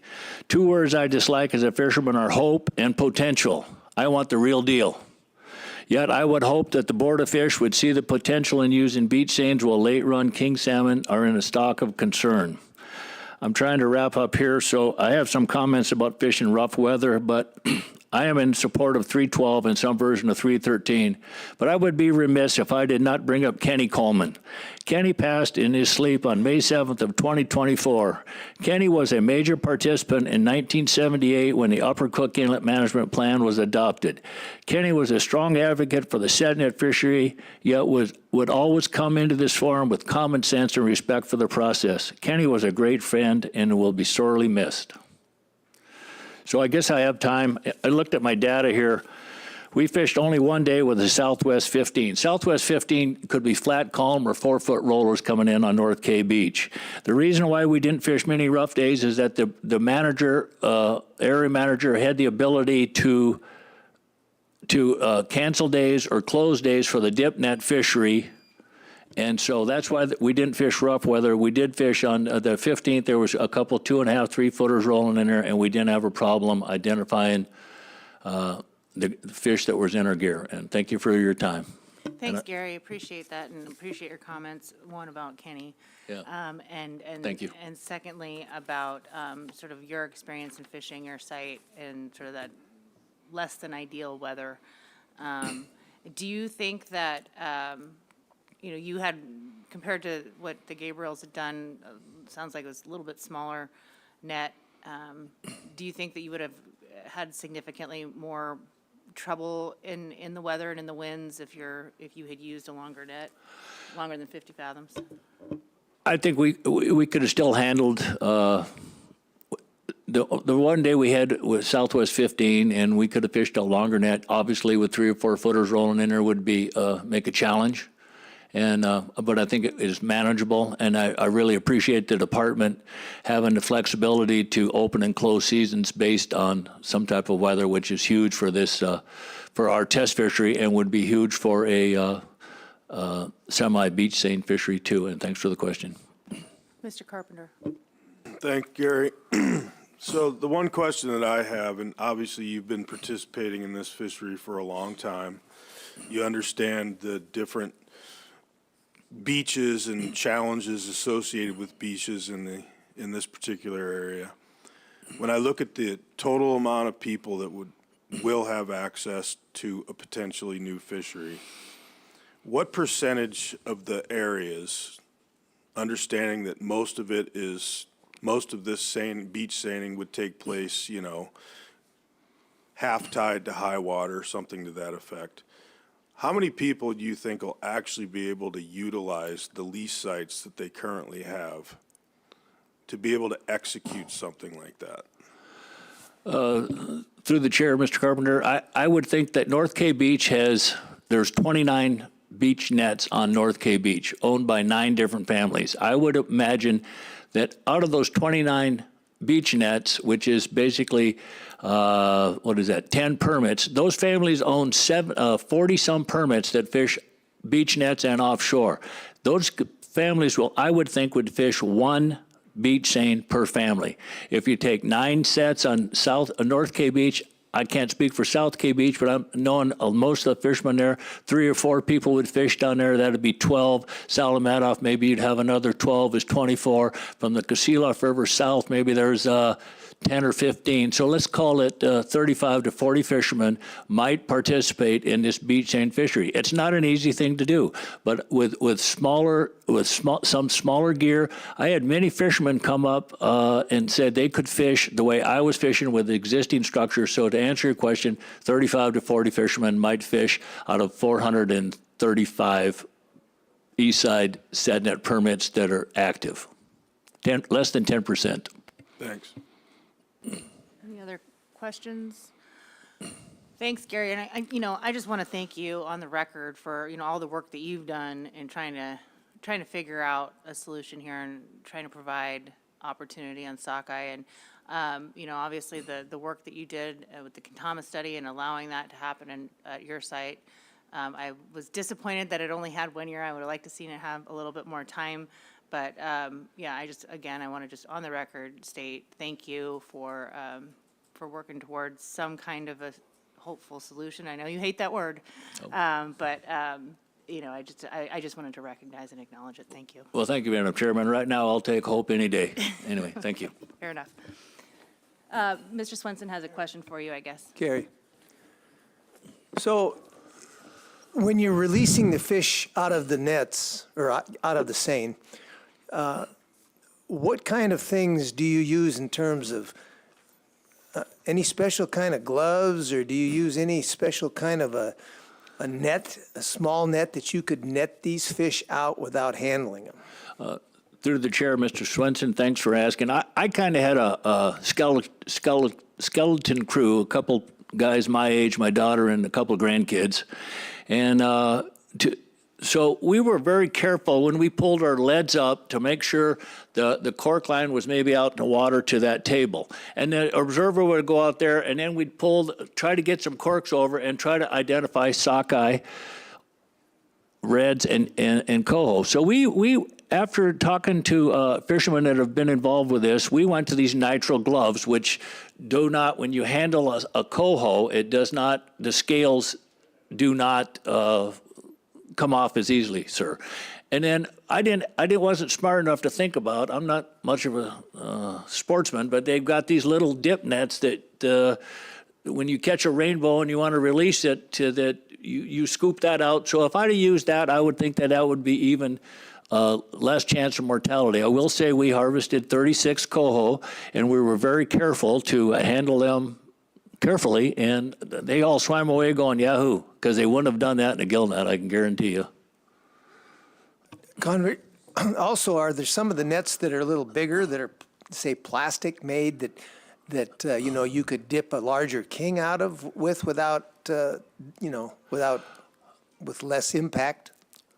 I would imagine that there's, through the chair, Mr. Swenson, that there's catch and release practices on the Kenai River. I'm sure there are dip nets that can handle a 40-pound king, you bet, that are made of this type of material, so there's less scale loss on them and when they're released. But I'm not familiar with it, but I'm sure I could find out. Thanks, Gary. And I too, I've known you for a long time, and I too really appreciate all the work that you've done to try to, for the for the beach seining and so on, and all the work you've done in trying to make some alternative fishery work. Thanks. Well, thank you, sir. Yeah, we're just right now trying to stay alive with the best practices available. So thank you for your time. Thanks, Gary. Next up is Terry Corson, followed by Bruce Bowman and Aaron Schreier.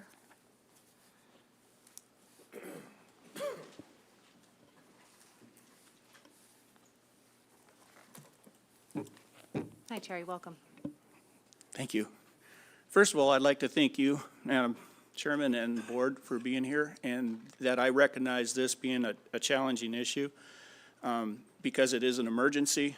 we're not even supposed to be here. I like listening to crab and I like listening to shrimp. It made me hungry. But in this, I qualify myself as a commercial fisherman. I've grown up on the beach all my life. I actually fished Gary's site when I was a kid, and I'm just south of Frostetters. I call them Frostetters because that's Sarah's dad, and they fished there for eons too. So I've been around, and I think my take, because I really think you need something new, my take on this is we had a management plan where we had a minimum and a maximum. And the minimum was supposed to be the lowest numbers that we catch that's still going to produce fish. And the maximum, to me, was always the maximum that the system could recover from, meaning our return. Okay, that's just kind of how I always took this. And what I'm seeing is we're talking numbers, but we're not talking the right numbers. We've been tied by our hands over a minimum number, and the maximum number on our species is overexceeded. Theoretically, we are a stock of concern. So I come to you as a concern.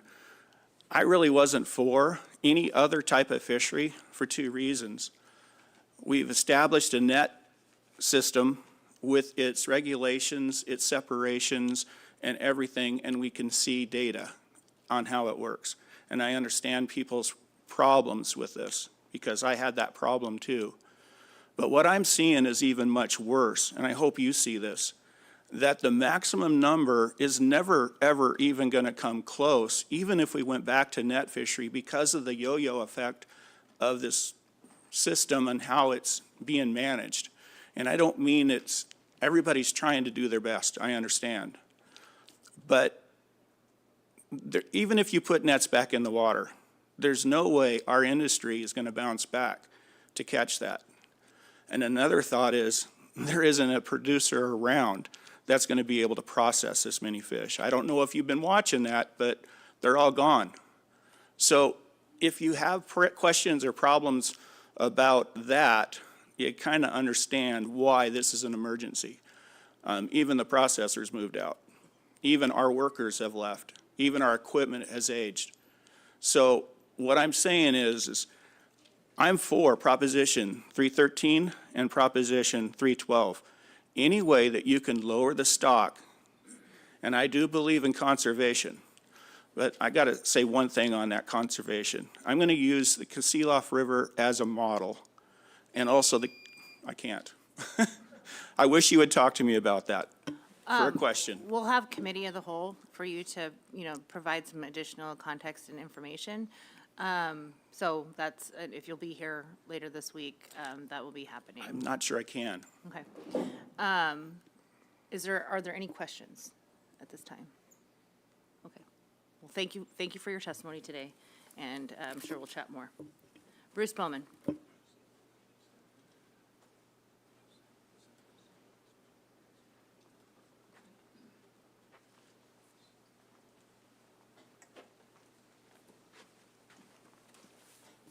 Welcome. Is that on? Yep.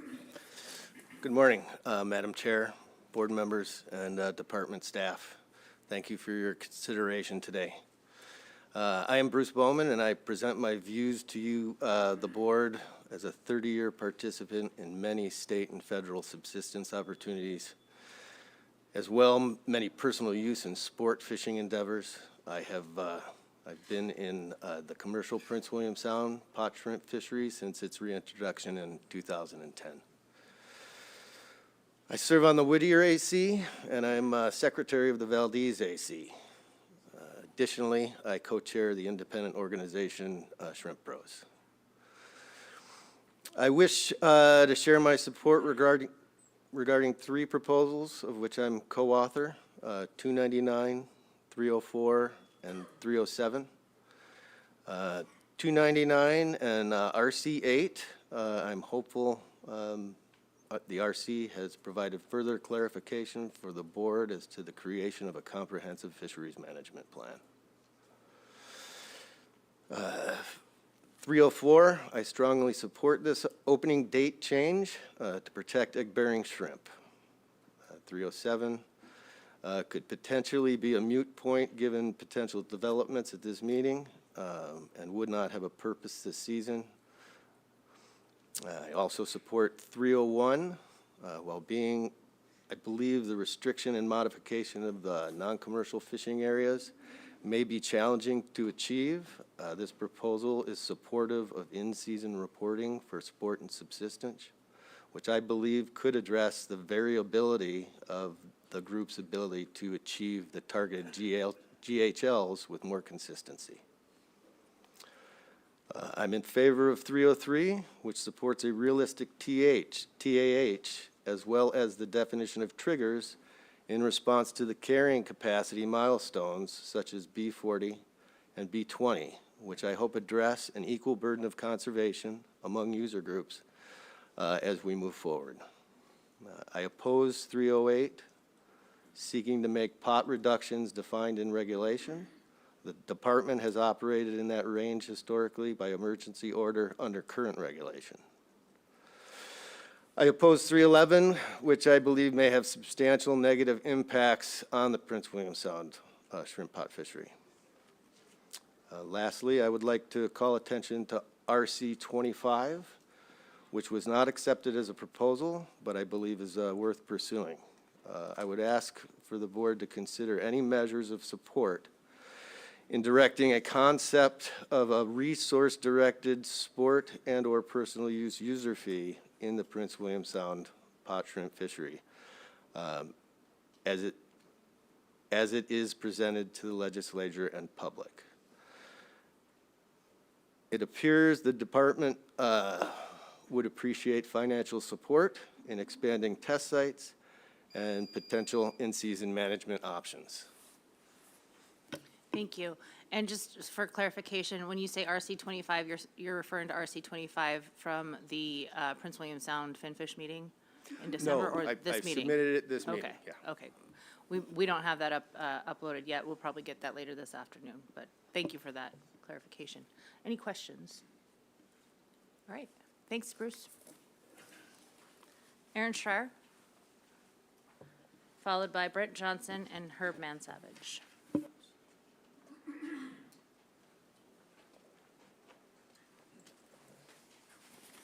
Welcome.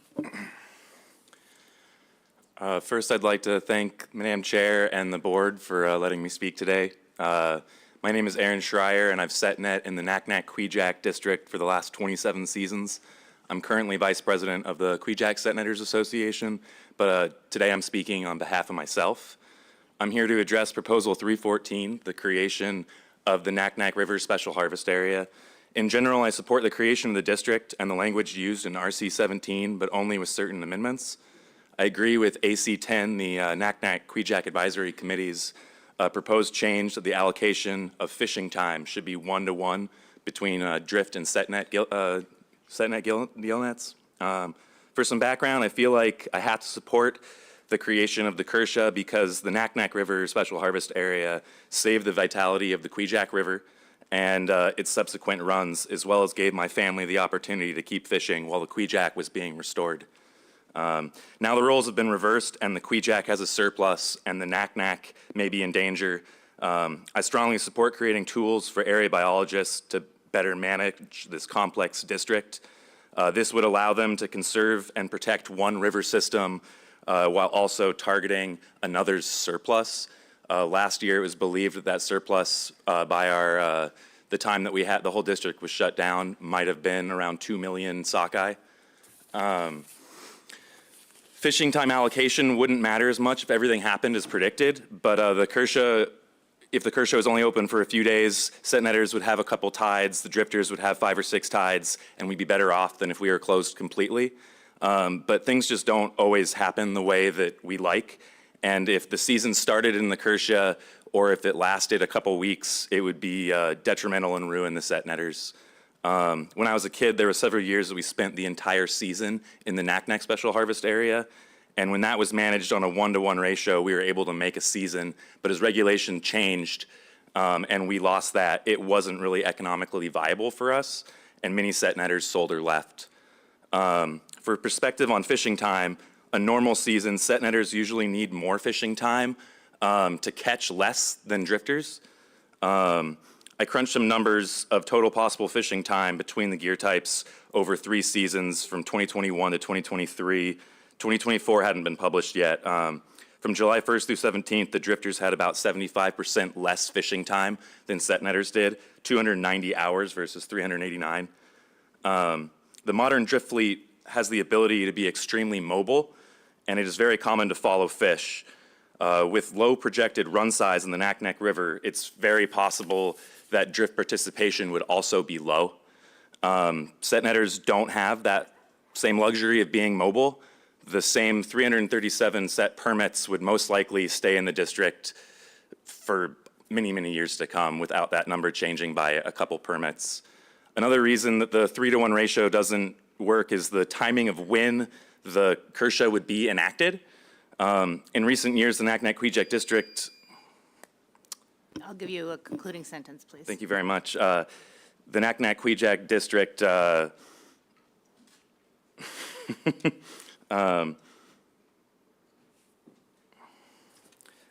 is very popular for drifters to finish the season, but not to start.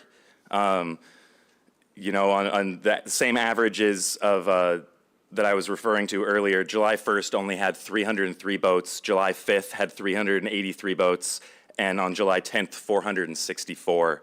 So if the Kershaw was enacted in early June, there would be less drifters than there were set netters, so 3-to-1 would not make any sense, sorry, early July. Okay. In your recollection, why was it shut down last year?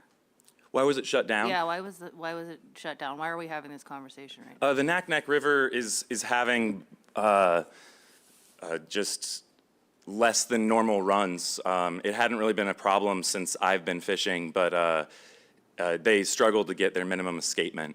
And once that was realized that that wasn't going to happen, area biologists decided to shut the whole district down completely. And that happened to be during peak Quejack run. Okay, thank you. Any other questions? Mr. Swenson? How would this affect the king salmon? So a lot of the science hasn't been done with this, but generally speaking, it's my belief that the 3-to-1 ratio would have a higher opportunity for kings to be caught because the drifters have the ability to fish in the deeper water. And when they're going to be fishing in the Quejack Special Harvest area, it is just by the nature of the district, the river is narrower and choked down, and there's lots of sandbars and flats, and really some of the only spots for them to fish is the deeper water. So a 1-to-1 ratio would encourage more kings getting up. Thank you. Okay, thanks for your testimony today. Brent Johnson?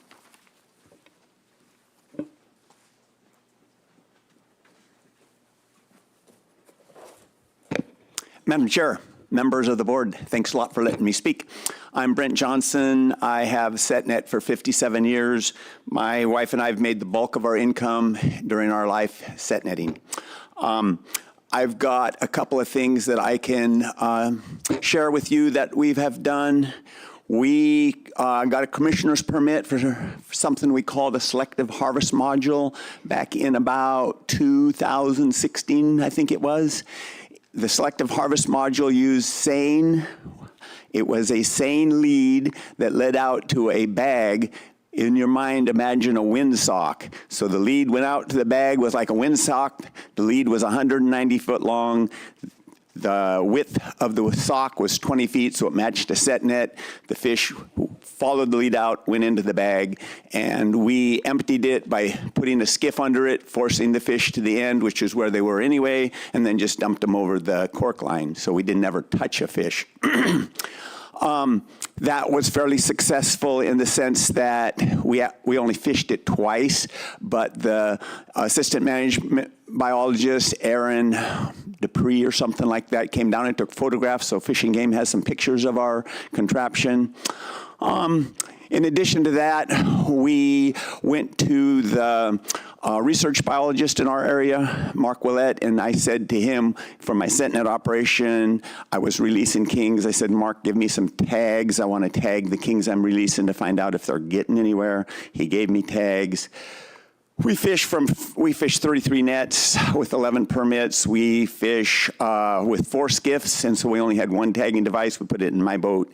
I tagged about 10 kings that year that we released. 4 of them were recaptured, so that's like a 40% recapture rate. Recaptured in other fisheries, not a single one of them was caught in a SetNet fishery.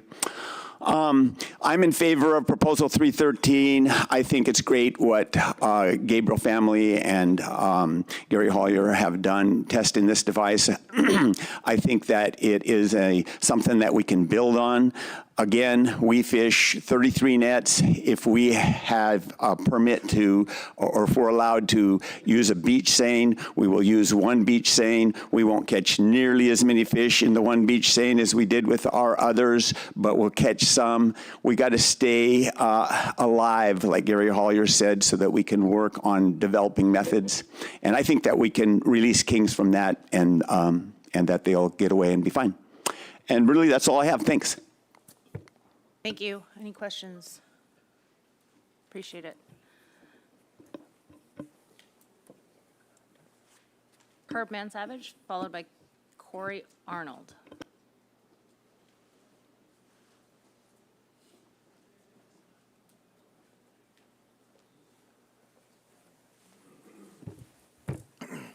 Thank you, Madam Chair, members of the board.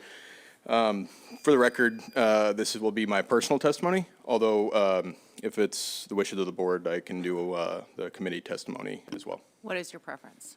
I can do, mine's later in the day, and I don't know if it's going to go till tomorrow, but I can do the committee testimony after my personal testimony if preferred. We'll just take it in the order that you're signed up in. Sounds good. Go ahead, Herb. Okay, it's just some shrimp proposals, 299, 300, and 305. 299, I'm kind of back and forth on this one, but I do see the idea of having a proactive plan established on 299, as long as it doesn't change or modify the sport fishery as it stands right now. I do see potential for concern of the allocation perspective of emergency closures and such, but it's working right now, and as long as it's not disrupting the sport fishery, I think the board could implore looking at different proactive ways or a different management strategy that could be more efficient. Proposal 300, I'm opposed, as this really complicates and restricts a non-commercial fisherman from participating in the fishery. This would really be a hardship for a lot of people that go out and a lot of people are just trying to get a gallon or 2 of shrimp a year, and in many cases, it's all whether or not their schedule lines out. So having something like this would really be detrimental for those just trying to engage in what is the Prince William Sound as a hobby for a lot of people. So I'm very supportive of supporting that non-commercial aspect of Prince William Sound. And with 305, I'm opposed to this. That being said, I'm going to kind of mirror what our committee said, and that's we amended it to include only 2 extra pots.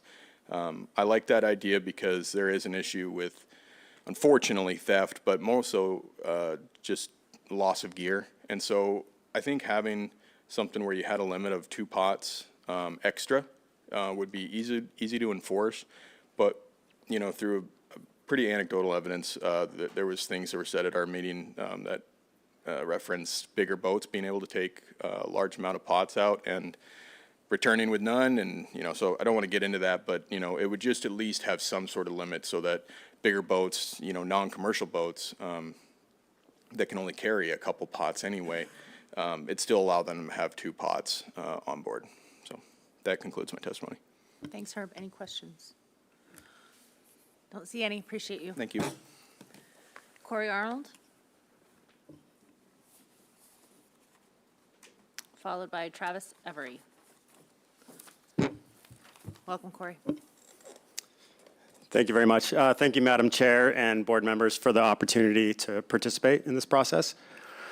My name is Corey Arnold, and I'm a setnetter in the Kvichak River, and I'm acting president, speaking on behalf of the Kvichak Setnetters Association, or KSA. We're an association that represents the interest of Kvichak setnet fishermen with an annual average of 45 paying members and regular communication to about 140 setnetters in the Kvichak. I'm here today to discuss Proposal 314, the creation of a Kvichak Special Harvest District in Bristol Bay. The KSA supports Proposal 314 with amendments. Last season, due to the Naknek River being behind on escapement, we experienced a 72-hour complete closure of the Naknek Kvichak District during the peak of the Kvichak Run to conserve the flailing Naknek Run. An estimated of 2 million surplus sockeye escaped in the Kvichak during this period. And to put this into perspective, 2 million fish was nearly 23% of the total escapement of the Kvichak and Alagnak rivers for the entire year. The sockeye run in the Kvichak is fast and furious, and it's not uncommon for us to catch more than half of our annual harvest in less than a week. Therefore, a multi-day closure during the peak of the run can make or break a season for us. We appreciate the board's willingness to address this situation out of cycle due to another low forecasted sockeye run in the Naknek River in 2025. It's essential to urgently provide ADF&G the management tools they don't currently have to allow harvest of surplus Kvichak River sockeye when the Naknek needs to be shut down. We submitted a public comment PC 153 that we believe offers the best solution for maximum harvest of fish surplus in the Kvichak River for both set and gillnet groups in that event. Our plan is to create a more dynamic special harvest district that provides maximum harvest opportunities of surplus Kvichak fish for both gear groups. We have a plan that allows setnets to fish the current Kvichak district sites concurrently with drifters open in the newly formed Kvichak River Special Harvest District. And we feel that the catch of Naknek-bound fish by Kvichak setnetters in their current location is minimal, and both gear groups would benefit from concurrent openings. But should the situation become more dire and the Naknek River has not even received half of its minimum escapement, then both drift and setnet fleets would be confined to fishing in the newly formed Kvichak Special Harvest District with alternating openings between drift and set. In this situation, the KSA would like to stress that either a dynamic ratio of drift to set based on drift participation in the district would be the most fair course of action, or to simplify, a ratio of openings of 1-to-1 alternating between set and gear groups provides a fair split for all stakeholders. Give you one concluding sentence, please. Okay. Basically, we support RC. We support the Naknek Kvichak AC, who unanimously voted to amend RC 17 with a 1-to-1 ratio. We support RC 17 with just two simple changes, 3-to-1 to 1-to-1, and from a 300-foot separation between nets to 150. Thank you. Any questions? Mr. Carpenter. Thank you. Thanks for being here. Thanks for providing your organization's opinion on this. Obviously, I was the one that submitted the language in RC 17.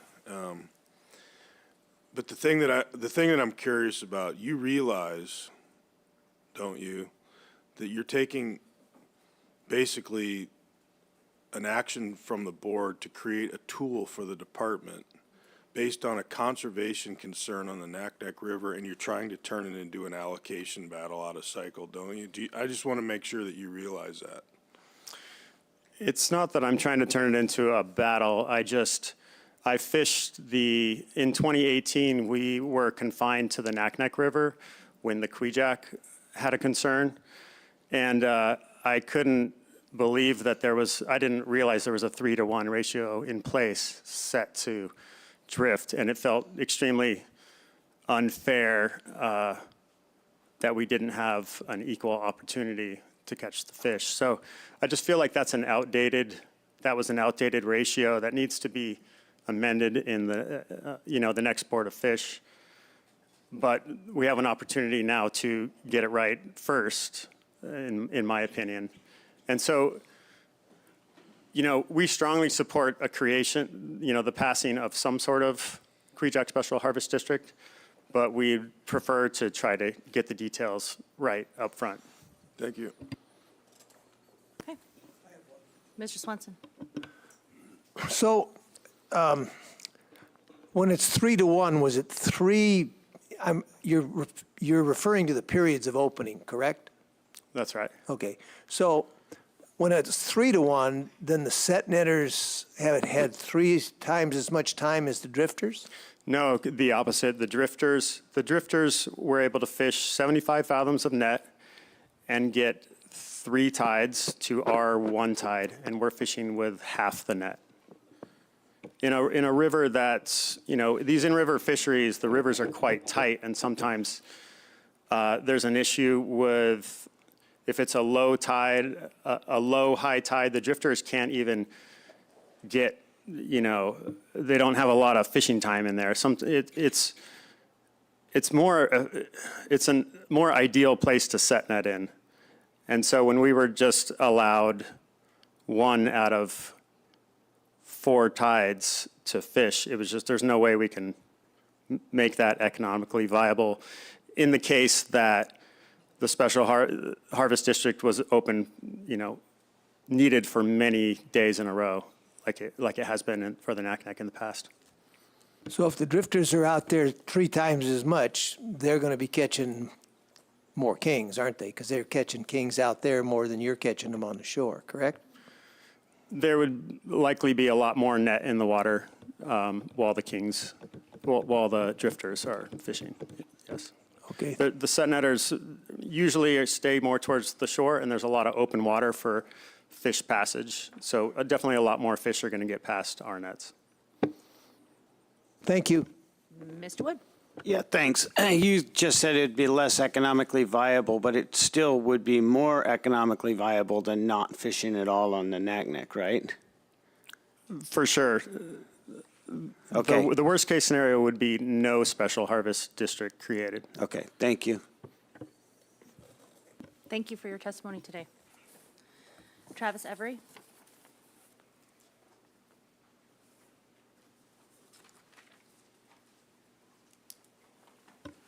Welcome back, Travis. Thank you, Madam Chair. Members of the board, my name is Travis Every. I'm a 3rd-generation Upper Cook Inlet commercial fisherman. My family and I were fortunate enough this past summer to get asked by the Gabriels to assist in testing the new set beach seine that was deployed. We were able to test it on 3 different locations, all with very positive results being achieved regardless of the location or the tide that day, or, there has been some talk about some weather days where it will affect it if it's too rough. But I'm gonna go back a little bit. I mean, since 2012, the board members of the department have come to the East Side Set Netters and asked us to think outside the box and come up with something that, a new tool for them that is biologically responsible, non-lethal, and is a selective harvest method in an effort to be able to harvest abundant sockeye and release Chinooks.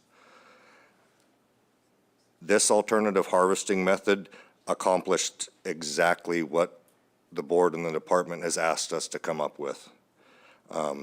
It provided the ability to release Chinook as well as coho salmon while harvesting sockeye.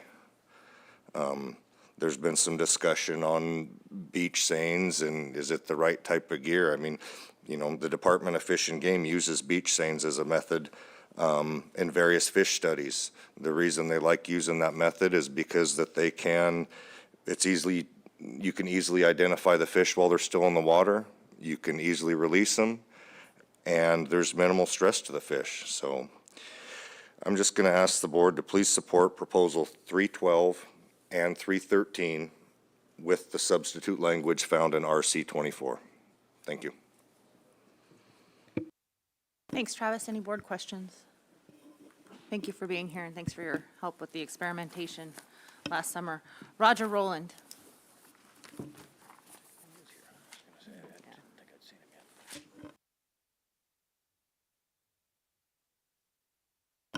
Hi, Roger. Welcome. I think it's still morning. Good morning, Madam Chair and members of the board. Roger Rowland. I live in and fish out of Unalaska. I am the writer of Proposal 277, hoping to create a new state water golden king crab, say that fast 3 times, golden king crab fishery. I understand I've been talking with the department this morning. They do have language crafted. I did not take it upon myself to try to craft actual language for you guys, but I understand there is language that will be submitted if it hasn't been already. I'm happy to participate in the committee of the whole process and answer any questions you would have at this time. Thank you. Board questions? Do you want to talk a little bit about why you submitted the proposal in the first place? Well, sure, I suppose I could. More, now of course I'm going to lose my words, more opportunity for small boats. And some of the bullet points, I didn't want to take the time to run through all the bullet points we put in there, but some of them are specific to try to keep it so some of what we call Super 8s can't just come in and scoop it all up, actually keep it for some of the local fleet.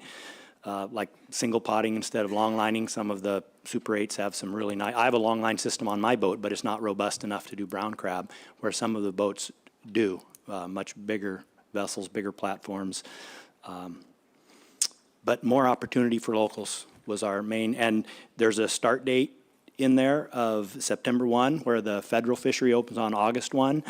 Again, a lot of boats of the smaller salmon size variety are salmon fishing, and so we didn't want someone to come in while salmon season was still open and try to scoop it all up. We wanted to leave it for different people that had salmon fisheries to get back and be able to participate. So I could go on and on and on, but I do not want to waste your time. I believe you. Thank you. Any questions? All right, well, we'll look forward to the discussion in committee. Yes, ma'am. Thank you very much. Randolph Alvarez.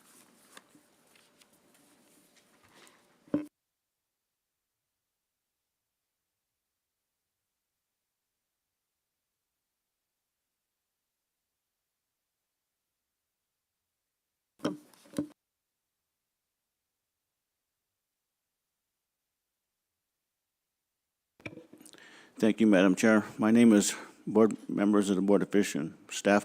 My name is Randolph Alvarez. I live in Igiugig, Alaska. That's up on the end of the Kvichak River. I'm kind of here to give you some history of the Naknek-Kvichak district, especially when it comes to the Naknek Special Harvest Area and allocation. I served on the Lake Iliamna Fishing Game Advisory Committee for almost 30 years. I didn't renew I told Igiugig, the village, it's time for somebody else to do it last year. So although I'm still the alternate, but I was the chairman of the Lake Iliamna AC when allocation was implemented, and also the Naknek Special Harvest Area. And that was probably about 20 years ago. And when the Naknek Special Harvest Area was implemented, the set netters and the drifters got equal fishing time, one opening for each gear group. But after that year, the allocation that same year came out to 16% of the harvest should go to the set netters and 84% for the drift fleet. But after that year in the Naknek River Special Harvest Area, the 1-to-1 openings, the allocation was about 50% for each. So the next 2 Board of Fish cycles, we worked to ADF&G and a lot of testimony for 2 cycles to get it more fair, reflecting on what historical catches were. So after the second cycle, it came out to 3-to-1 openings for the drift fleet to the setnet. And also they changed the amount of gear each group could use in the special harvest area from 50 and 25 fathoms per drift setnet to 75 and 37.5. And it has worked, since then, it has worked great. And now with the new, I wish we would have had this Kvichak River open for a special harvest area so we wouldn't have to sit out the season. Last year, I fished in the Naknek-Kvichak since I was 6 years old, started with my father. And last year was the worst season I've ever had drifting. And because of the Naknek-Kvichak was closed because of the Naknek River, and the Kvichak River didn't have a special harvest area. So it made a great impact on I probably had my worst year in 40 years of drifting. And so hopefully the board will rectify the situation where we can fish up in the Kvichak. And I support the proposal, the way it's written. And I think that's kind of reflective of how it is in the Naknek River Special Harvest Area. And I was hoping the board would kind of implement the same scenario, because it's worked so well since it was for probably at least 15 years, almost 20 years since it was last amended. So that's kind of basically all I had to say. Thank you. Thank you, Randy. Thank you for being here and providing some of that context that I think certainly I appreciate and need. And also for your 30-plus years on the Lake Iliamna AC. So just so that I understand that your opinion is that you're supportive of the special harvest area, but you don't want to tweak the ratios. No, you're right. I'm supportive of this, the way it's written up, and it should stay the same as it's written up in the 314, because that's similar to what is and has been in the Naknek Special Harvest Area, and that's worked well. One of the other guys mentioned that the last year we were in the Naknek Special Harvest was 218, and that was only for one opening. The drifters had one opening in the Naknek Special Harvest Area, but the setnetters did not go into the Special Harvest Area, Naknek Special Harvest Area, because they moved everybody back out into the district. So it was only for one opening for the drifters. My next question to you, thank you for that, is in terms of the issues that I hear frequently at this table of over-escapement. In your opinion, do you have concerns about over-escapement into the Kvichak? Madam Chair, yes, we do. Although the Kvichak is different probably than any other river in Bristol Bay. It's cyclic. All the other river systems seem to have the same escapement numbers year after year, but the Kvichak, we have high years and low years and medium years, and so you have to take into account some years there's going to be barely enough run to meet the escapement, and some years there'll be a lot more fish available for harvest and for going up the river, so the department kind of takes that into consideration. So we have the Kvichak has the escapement goal for the Kvichak is a minimum of 2, and the high end is 10 million. But I don't agree with the 10 million. We don't need to be that much. I was there when I've seen 24 million up the Kvichak escaped, and the lake was stink. In fact, there was a poor return after that because there was too many fish up in the lake. So it does have a high and a low, and I think my opinion was 6 million probably at the top end would probably be enough for the Kvichak, and last year we had over 7. By the time they quit counting towers quit counting, and I think it might even have got up to 8 because there's always fish going by, seemed like it. So it made a big impact on people that fish in the Kvichak or Naknek Kvichak. I fished there since I was 6, but the last 20 years I've been processing fish, taking fish home for my wife to process. So I was a direct marketer, but then she also got her own processing license so she can buy fish from other people if I don't bring her enough. And she does get some, buy some from set netters. You know, once in a while they'll have a king that, because the processors don't want to pay very much for those kings, and she'll give them a lot better price for those. Thank you. Thank you. Any other questions? Mr. Swenson? So then, do you support the 1-to-1 ratio? Is that?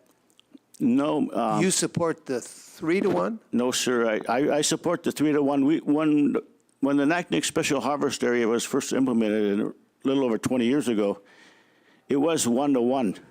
But then at the end of the season, the harvest ended up being 50% for each gear group when the allocation was 16 and 84%.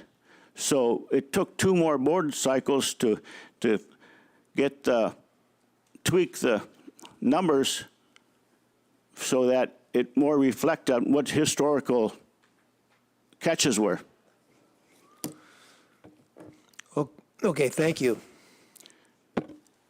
All right, thank you for your testimony, and thank you for being here. Right. Oh, Mike, I'm sorry.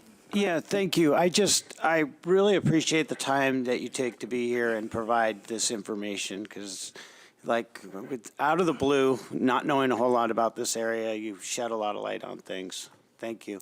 Thank you. I'd like to be on the committee as a whole if I could also. Absolutely. We'll look forward to you participating in committee. Thank you. Thank you. All right, appreciate your time and your testimony. And with that, I think we'll take a lunch break and come back together at 1:30. Thanks.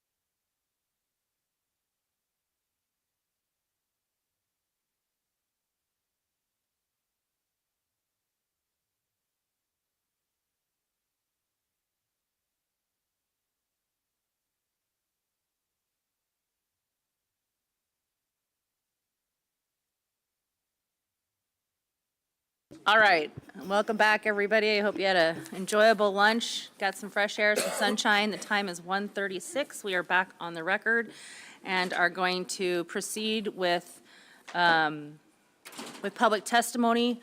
First calls from this morning and any first calls from this afternoon will be done at the end of the day today, and we'll see if we get through the full public testimony list. We will be adjourning for the day at 5, pausing for the day at 5 p.m. So we won't be going past 5 p.m. So we will just kind of play it by ear and see how far down the list we get. I have to step out for about an hour, but I'm going to go ahead and turn the gavel over to Vice Chair Carpenter to take us through public testimony until I return. So, Mr. Carpenter. Thank you, Madam Chair. So we left off before lunch. We're going to continue with public testimony. The first person up is Richard Person, followed by Nate Rose, Brian Blodin, and Raymond May. So, Mr. Person, put your name on the record, and you have 3 minutes.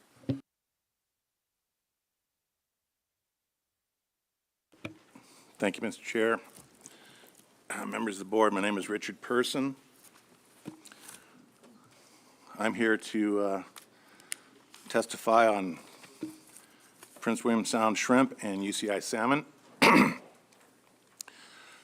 I'm supporting the RC that the staff has submitted with the new threshold language in it, B20 and B40. I don't know if you've gotten that yet. They didn't have a number when I was preparing my testimony, so I can't reference the RC number. But I'm sure you'll recognize it when you get it, if you haven't already.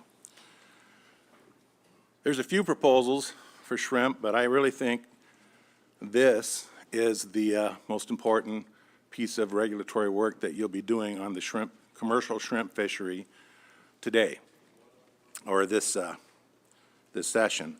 So I'm encouraging your support. I know there's a lot of work that's been gone in by the staff to get these numbers together. It seems very conservative and sustainable, and really hoping these regulations can be applied to this season's fishery.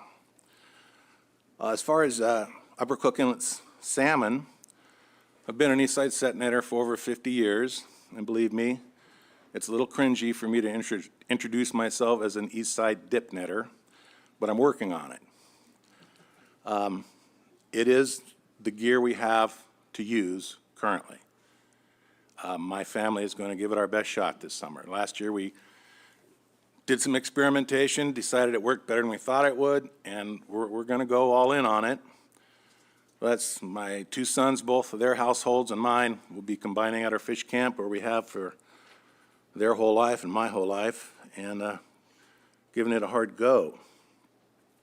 When we were set netters, our motto was, to have a decent fishery, we need time in the water. We had a lot more gear when we were set netters. Suffice it to say, we need time in the water with these dip nets to make them work. They're much more subject to tides and weather. I know last year the staff tried to do a good job opening us on the 3 days that we were open when the weather was good and the tides were good. But that's pretty tough for a manager to do in Soldotna. There's a long beach, a lot of different weather patterns. I really would like to see 312 go through with 7 12-hour openings, so we can be the ones choosing when to fish. I've heard talk that people think there's got to be a window. If there has to be a window, a 36-hour window, Friday 7 p.m. to Saturday 7 a.m., or Thursday, excuse me, 7 p.m., we could certainly work with. But if you want us to try and catch some of those extra sockeye, we, again, are going to need time in the water. So I appreciate that, and I'll stop right there. Thank you, sir. Appreciate it. Any questions from Mr. Zaray has a question? Thank you, Mr. Chair. If you had 7-day-a-week fishing, do you, like weather and waves and stuff like that, would you think that it would be normal for there to be less time than 7-day-a-week fishing? Well, I'll tell you right now, Member Zuri, I just filed for Medicare. So the ideas of 7 12-hour days in a skiff doesn't make me happy at all. I'm willing to do it, but they wouldn't be full days. They would be when the tide's right. And this is something I was talking to my son. This is a huge paradigm shift for us because as set netters, if we were open, we were fishing. In this situation, we're going to be times where we're going to be open and we're going to have to decide, are we going to deploy gear or not? Is this worth the effort? You know, because obviously if a dip net is coming out of the water, you know, and the boat is plunging up and down over the seas, it's going to be marginal. So no, I don't think we'd ever end up with 7 days of fishing. It would just give us the ability to choose which days would be the best. Thank you, Mr. Chair, and thank you. You know, when I thought of this idea of the dip nets, you know, originally when I did the work on it, I would have been fine, and I still am, with no time restrictions at all because of the amount of fish that you'd potentially be catching. There was absolutely no problem of like overfishing and catching too many fish, you know. And so, yeah, so that I'm kind of leaning. Anyway, that's why I asked the question. Mr. Zurek, could you please keep your question in the form of a question? Any other board comments? Thank you, sir, for being here today. Okay, thank you. Next up is Nate Rose.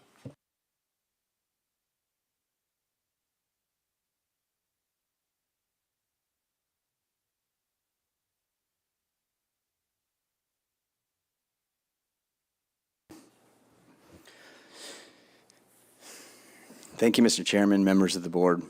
My name is Nate Rose. I'm a fisherman from Kodiak.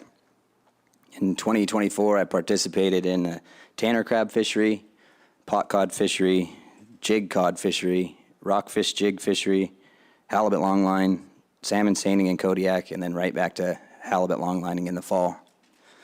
Thank you for the opportunity to comment on Proposal 316, which seeks to change the season dates of the 2 herring fisheries in the Kodiak area.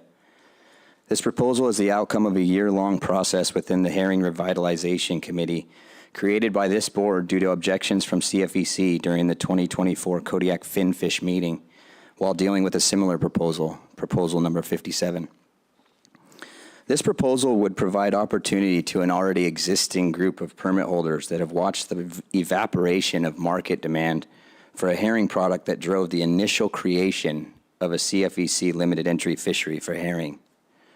This would allow that group of permit holders to harvest herring during a time of year when fishermen and processors alike can gain the most value from the herring resource. Additionally, this proposal does not ask for more fish, as staying within the conservation guidelines already established within the GHL is vitally important to the herring resource. It warrants attention that the proposal before you differs slightly from the RC 67 you voted on in Ketchikan. The defining component that is missing in the proposal as written is the closure between the proposed A and B season for Sacro that would still give the food and bait fishery its exclusive GHL and exclusive time frame sufficient enough to harvest the GHL. The time frame selected for the shortened food and bait fishery was chosen specifically to encompass historical harvest patterns for the fishery.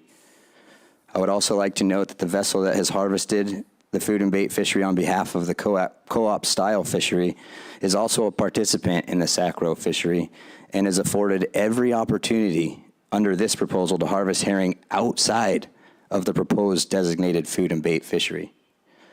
An RC with substitute language developed in coordination with the department and CFEC will be forthcoming addressing the aforementioned concerns. The environment we are currently operating in has drastically shifted given processor consolidation in Kodiak.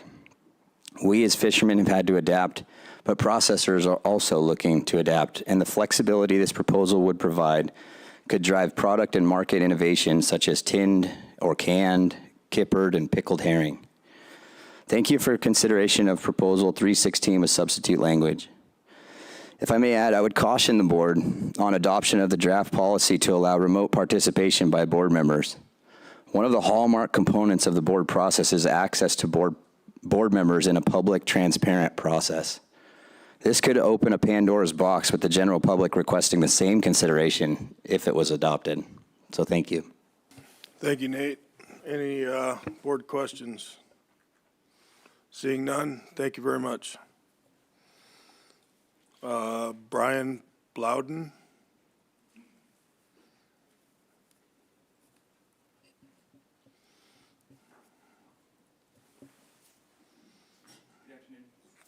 Turn your mic on. Good afternoon, it's Brian Blondin. I'm from Kodiak, and I commercial fish cod, tanner crab, herring, Dungeness, and salmon. I'm against Proposal 293 that is trying to change the start and end date of our Dungeness crab fishery. Kodiak Crab Festival, held during Memorial Day weekend, is a critical event for our community, and fishermen rely on being able to sell their crab live. Shifting the fishery season could jeopardize the tradition. A part of this fleet also engages in salmon that could open as early as June 1st, not likely. But that would give us the proper time to get our pots in the water and get them fishing. It's a little troubling also that ADF&G has stayed neutral on this. This agency has changed the date 2 different times because of gear loss and gear left in the water in the months of November and December. So I'm not against the fishery starting at the same time. Right now the south end is June 15th and we're May 1st. You know, keeps people from hammering one section and going to the next. I think that was changed, I don't know, a long time ago, before I was fishing. I think they should start at the same time, maybe May 15th, but let's see. I also support Proposal 316. I thank the board for bringing this back.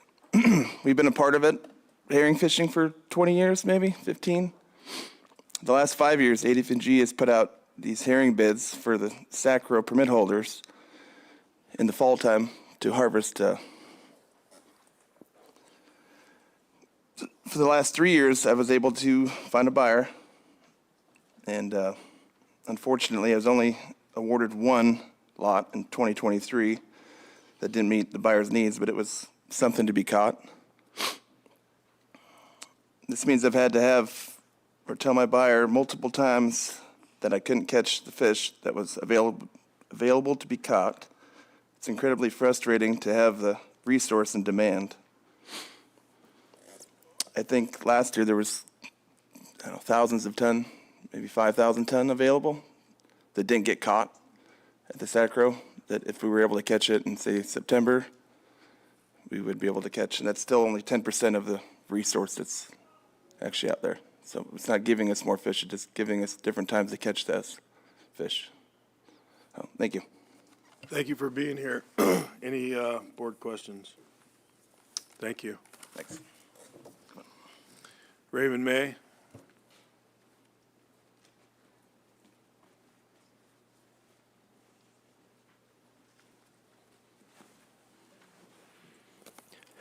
Good afternoon, board members, chair. My name is Raymond May. I'm here to oppose Proposal 272 on modifying the fishing season start date from June 15th to July 1 in Norton Sound Red King Crab. One of my largest reasons for opposing this is king crab can't live above 55 degrees. I'm sure you can get department biologists to kind of work with you on that if you want to find out more about it. I was able to participate in this fishery last year. When I got there, the water temperature was 36 degrees when I started June 15th. When that season closed July 13th, my water temperature was 53 degrees. It's challenging to try to keep those things alive. I don't think they understand, that the proposer understands how detrimental that could be to that fishery in the future. We can go down the market road and talk about getting some of the first crab in the market that summer. You got the brown king crab in the Bering Sea that is going to start competing with that crab if you get some of that stuff out right away. This all kind of collides to, I think, diminishing the possibilities there, or minimizing your possibilities if you change that season date. I'm also opposed to 274 in Norton Sound, changing that crab size from 4 3/4 to 5 inch. All the markets are going to require 5 inch or bigger. It just gives us a little grace period if a small one gets inside there, so that we're not dealing with a different trooper every time they come and measure your crab. That's my only reason for that. I'm just trying to stay away from a legal issue. Other than that, I think 5 inches is a very respectable size for everybody to keep, and markets kind of keep us honest on that. Obviously, I am the proposer of 289, and I support that. We can take that up more committee as a whole. 290, I do not support that over market reasons. 290, I've been a part of that Kodiak Crab Committee over the years. I'm still a member. We have looked at trying to change those season dates a lot of times, and nothing works because we're not going to have a market. Other fisheries are going on, they can't process. We've looked at going earlier, later. Where it's set is where it probably needs to be for us to maximize our value there. I'm also in favor of proposal 284 on catcher vessels being able to possibly tender tanner crab in the Kodiak area. Thank you, Ray. Any questions? I had a question on proposal 284. You know, this issue has come before the board before, but not in the form of a proposal. I think it was an emergency petition a few years back. And can you talk about any sort of a brief description of the history behind why this has been in place in Cody? I mean, the Dungeness fishery has different regulation in regard to tendering. Do you have any idea why the current regulation exists specific to the tanner crab fishery? I don't believe I have enough history for that, but I can tell you, I guess I can give you my opinion on what I think is healthy for this proposal. Is it's helping small boats and big boats in general, whether it's weather, product value. But as far as history, why tanner crab hasn't followed the same regulations as Dungeness crab, I think that's somewhat of the intent of the proposer, is to try to follow that regulation. Right, okay. Thank you for that. Anything else? Thanks for being here today, Ray. Michael Hand.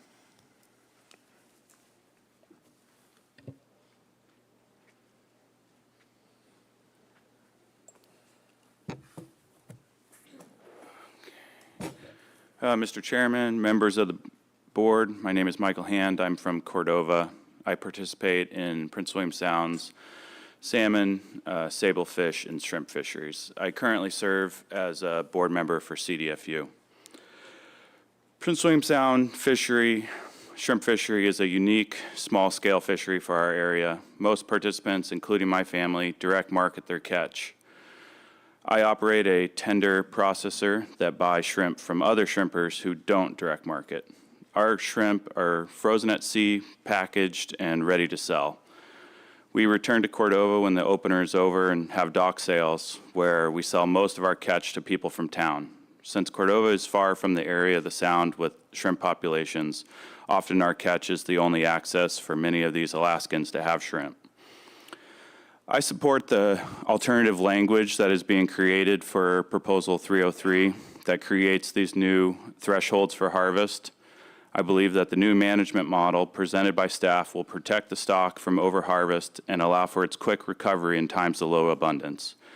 Using B20 as a cutoff where no harvest is allowed is what management wants to ensure the sustainability of the resource. B40 is the next TAH threshold that needs to be in place to limit harvest. I believe this should be used as a trigger for closing both commercial and sport fisheries.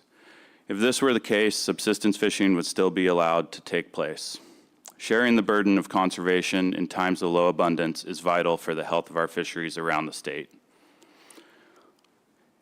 If this commercial fishery were to occur at these lower TAHs, I believe that Proposal 306 should be passed. This requires daily reporting in the commercial fishery. This is a common requirement in small quota fisheries around the state. Last year I took place in the Kodiak Tanner fishery. Often there are over 100 boats participating, or at least last year there was over 100 boats participating in the Kodiak Tanner crab fishery, and each is required to report their catch each night so managers can manage to that GHL. This should be required in our shrimp fishery so that we can have efficient openers managed to the GHL. Currently, tenders and catcher processors are required to report daily, so asking the remaining participants to report is not too much of a burden. Thank you for your time. I really appreciate the work both the sport and commercial managers did, as well as members of the board, to solve our shrimp issues at this meeting. So thank you. Thank you, Michael. Any questions? Thanks for being here today.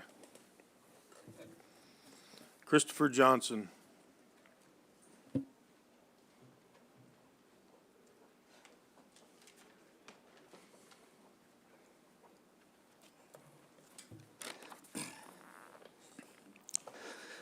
Hello, Chair, board members.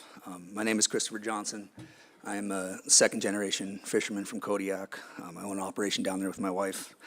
I participate in the cod, rockfish, salmon, tanner crab, and sea cucumber fisheries. I also own a roe herring gillnet permit and all the subsequent gear. I'm here to speak, or to voice my strong support for Proposal 316 with the substitute language provided by RC 38. I'm unsure if you've had a chance to see that yet. I've been participating in the Board of Fish process for about 15 years, and each time that I'm here, I find myself advocating for the same things, access and opportunity. My support for Proposal 316 with its substitute language stems from the same ethos. Fishery access is the lifeblood of rural coastal communities, and any proposal that has a reasonable chance of increasing access, I think, is something that I will support. In the face of current market dynamics, these different opportunities are what keeps fishermen and fishing communities resilient in the face of pretty strong headwinds right now.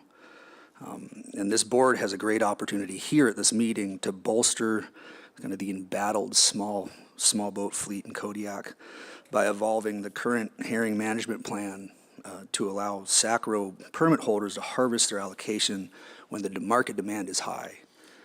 This would have profound benefits to our community as a whole. Yeah, that's it. Thank you for allowing me the time and the opportunity to provide my input. Thank you, sir. Any questions? Thanks for being here. Sarah Hudkins.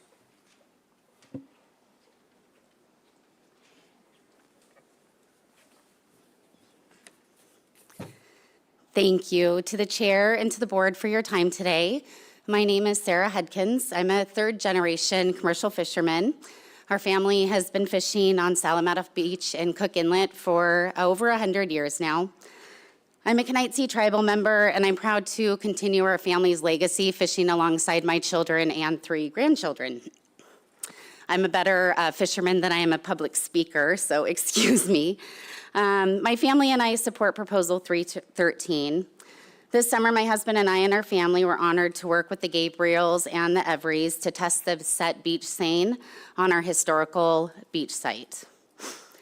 Fishing with a set beach seine is a biologically responsible and clean way to harvest salmon. It allows fishermen the ability to harvest a target species while also allowing for the live release of all non-targeted species. This gear type must be constantly tended to be fished properly, which equates to the net being 100% observed by the operators and crew. The Eastside set net fishery has been tarnished by its reputation of fishing with non-discriminative set gill nets. It's that very reason our fishery has been severely restricted since 2012. We have been asked by the board and members of the department to work on a solution and feel that we have done just that. With the guidance of the board, we would love the opportunity to expand on this clean harvest method. Over the past 100 years, our fishery has changed a lot. We've gone from fish traps to set nets to dip netting, and now with the hopes of evolving even further. We feel our data proves again that we can harvest a surplus of sockeye salmon while prioritizing the release of king salmon using a set beach seine. I want to thank you all for your time today and look forward to having further discussions. Thank you. Any questions? Thanks for being here today. Thank you. Monty Roberts.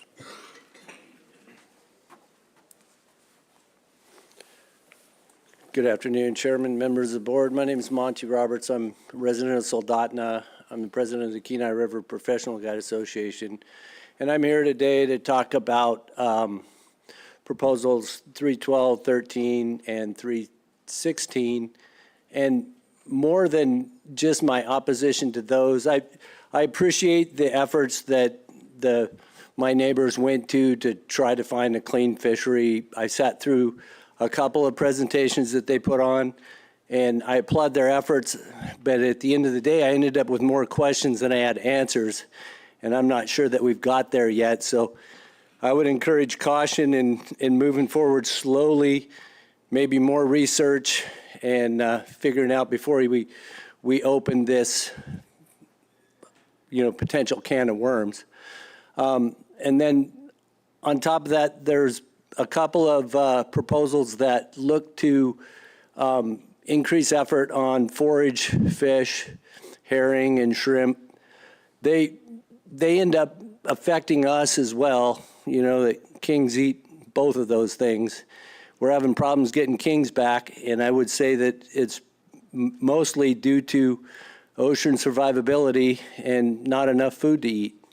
And so I don't think that right now is the right time to be increasing harvest on what's perceived, plentiful species when we know we're not getting kings and silvers back. And then lastly, I'm against the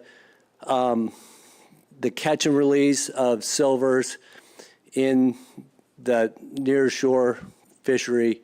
We can't catch and release silvers in river below the bridge because Commissioner Lang did a study, and they had very, very high mortality rates when they're doing that switch over from marine environment to in-river environment. And his study had like 60% mortality rate in that estuary environment. So I'm not in support of catch and release silvers in this. So those are the main reasons I'm here today.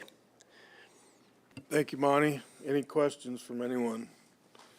I guess just one question. Depending on board action, would you be in support of, continuing to look at the beach seining opportunities through a commissioner's permit over the next 2 or 3 years to see what kind of more information can be possibly built out of that? Chairman, yes, I totally support them researching it more. I heard a testifier earlier talk about tags. It would be interesting to find out what number of those kings that were released from the seine did end up on spawning beds. That would be helpful. And I'm not saying that I'm not convinced that this might not be a future solution, but I think it's early to jump in and say, yeah, we're going to test it and find out, because we're in dangerous territory in both kings and silvers. All right, thank you for that. Anything else? Appreciate you being here today. Thanks. Brian Gabriel.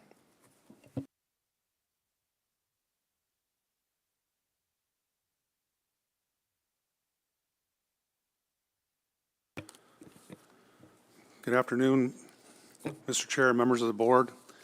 For the record, my name is Brian Gabriel, and the purpose of my testimony is to speak to RC 24, which is substitute language for Proposal 313.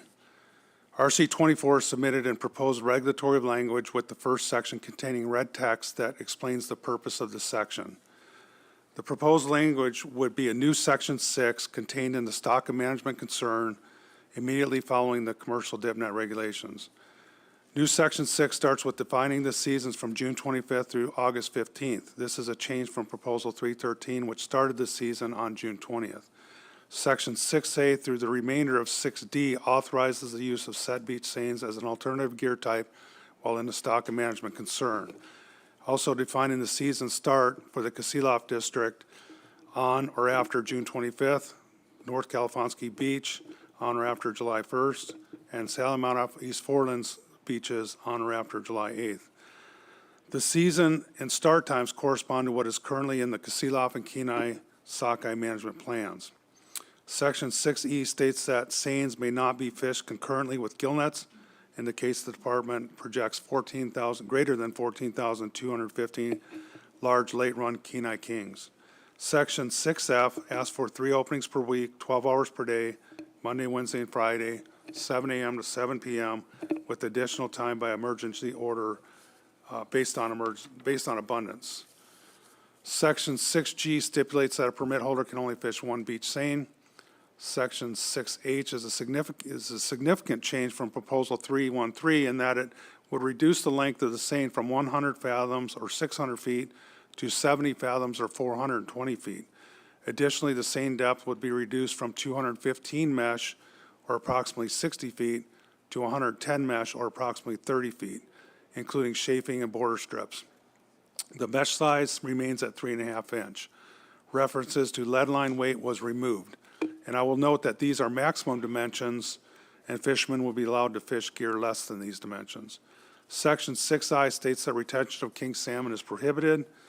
Section 6J prohibits retention of coho salmon after July 31st. This was added to address concerns of coho abundance. Section 6K defines that seines will be set from shore or waterline with one end anchored and the outside end must be set and retrieved back to shore or waterline using a running line. Section 6L defines that seines must be set from the State of Alaska DNR issued lease, City of Kenai issued lease, or historically fished locations. Section K and L provide for an orderly fishery and protect leaseholders where some fishing locations have been family owned and operated for over 100 years. Section 6M iterates what is already in regulation, and that separation from other commercial fishing gear cannot be within 600 feet from each other. Section N clarifies that a beach seine has stopped fishing when the entire lead line is above the water line. And finally, Section O addresses concerns that the seine must be attended at all times. I will be available during the committee as a whole. Thank you. Thank you, Mr. Gabriel. Any questions from anyone? I have one question on letter G. It states in your RC that an SO4H commercial set net CFEC permit holder may not operate more than 1 set beach seine per permit. So let's just use you for an example. Let's say you had 6 set net permits. You had 1 site. Could you technically operate 6 beach seines? Mr. Chair, no, just because the way this is designed, and it's a good question because there's 400 some set net or set gill nets permits in our area. So will you be seeing 400 and some seines? No, you won't. We have 4 beach nets. We own 3 permits. We can fish 9 gill nets. We have 4 beach net locations. We would fish 1 seine. And I think as Mr. Hollier testified, on North K Beach where there's 30 set nets, you would see about 6, maybe 8 seines in that section. So yeah, no, the answer is no. And the other part to this that I just want to touch on, if I may, is that we've heard about fairness, and I just want to point out about 80% of the permits in the east side set net fishery are tied to beach locations. Most of the people that have beach sites have expanded out through their family and their operations. So this would provide opportunity to approximately 75 to 80% of the operations that fish on the east side set net. Thank you for that. Any other questions? Thanks for being here. We'll look forward to you in committee of the whole. Thank you, Mr. Chair. Next up is Earl Krieger.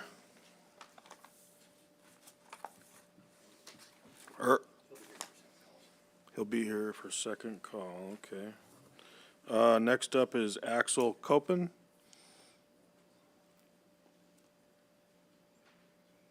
No Axel.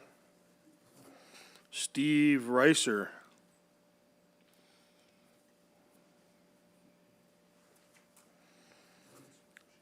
Tony Zock.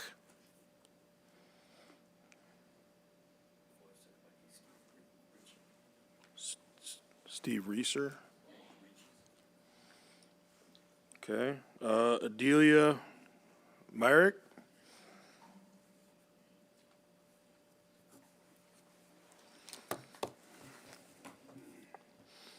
Hi, Adelia. You got to take her.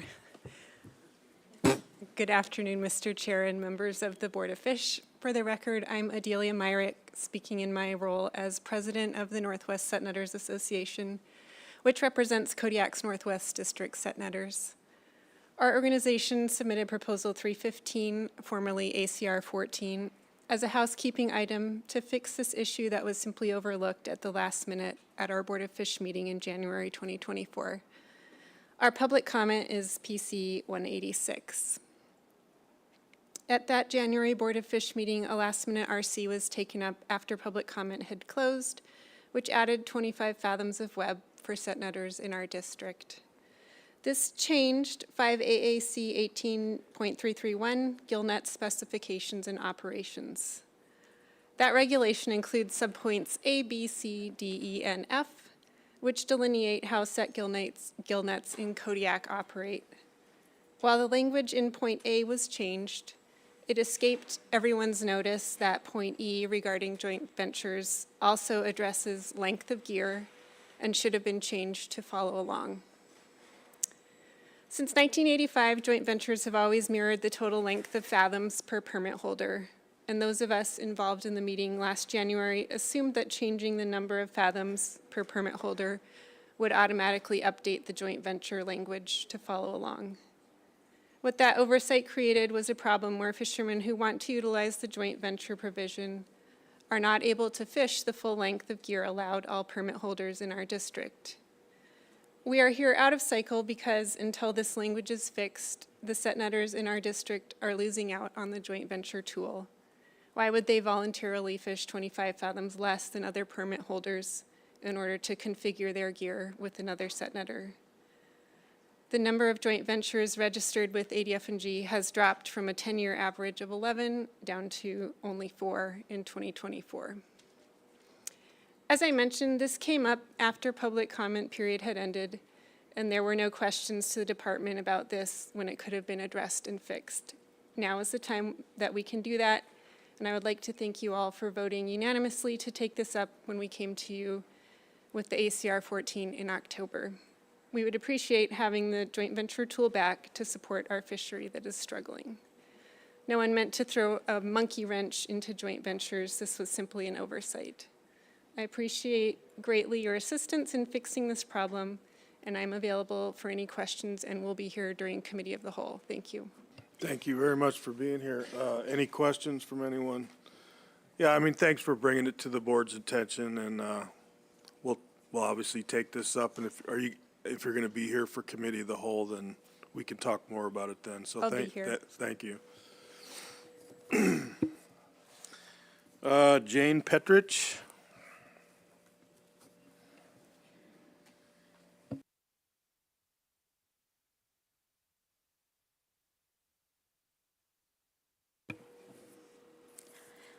Good afternoon, members of the Board of Fish and the Chair.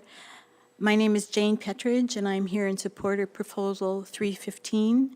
I am a Kodiak Island West Side set netter.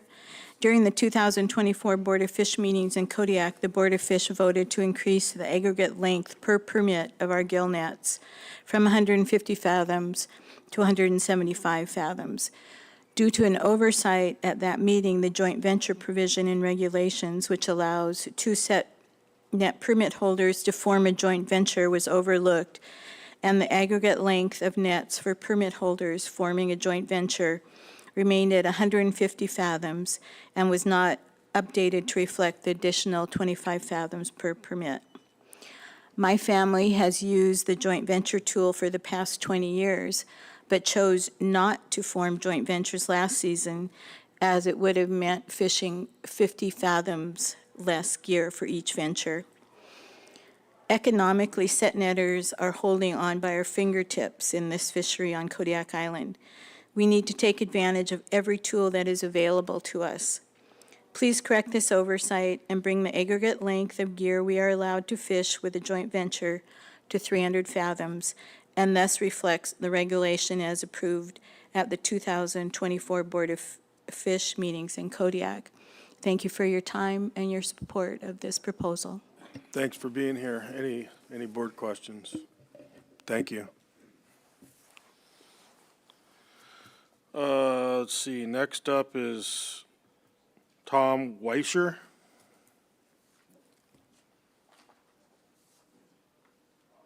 Don't see him. Eric O'Brien.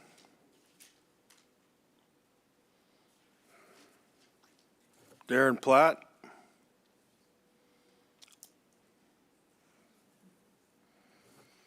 Landry Price.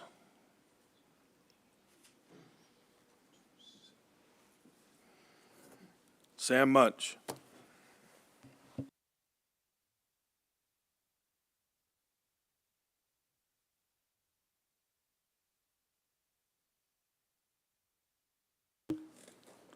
Hello, Mr. Chairman, members of the board. My name is Sam Mutch.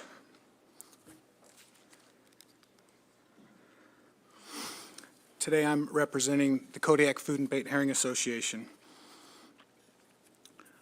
We are presenting a solution and compromise to Proposal 316. Substitute language is attached in RC 37. Kodiak's fall food and bait season has been limited entry for 24 years. We've worked together to expand our markets, and in recent years we are shipping 50% of our harvest out of Kodiak. We are the only herring fishery in the state that has harvested the GHL for the past 5 years. Our fishery would be adversely affected if Proposal 316 as written was adopted. It would allow up to 60 seine permits and as much as 6,000 tons of herring to be rolled into our existing limited entry fishery. Our market share and fish value would decrease. The fishermen in support of expanding the SACRO permits into the fall limited entry season have given testimony about herring food markets that they would like to access. The Kodiak Food and Bait Herring Association proposes the following solution to allow access to our local herring stock for food. No fisherman ever purchased a Kodiak SACRO herring permit with the expectation of fishing for fall food and bait.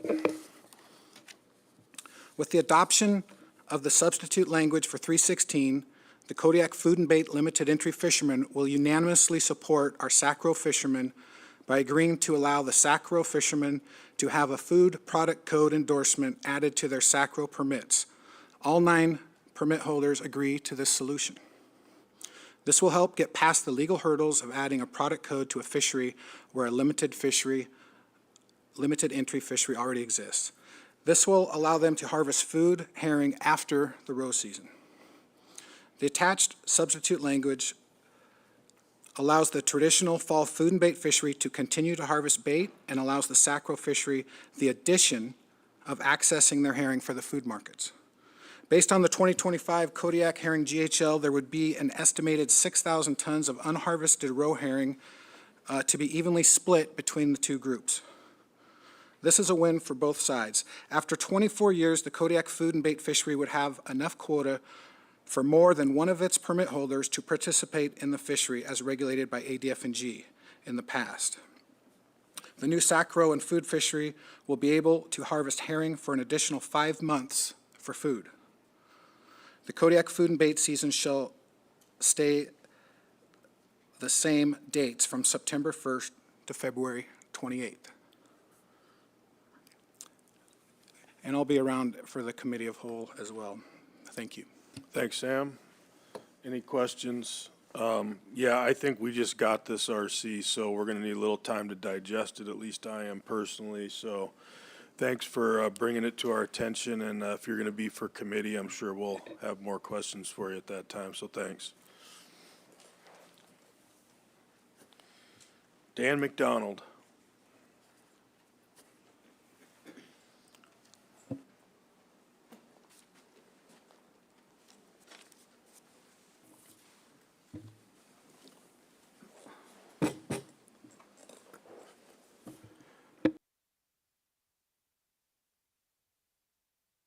Mr. Chairman, members of the board, can you hear me? Thank you.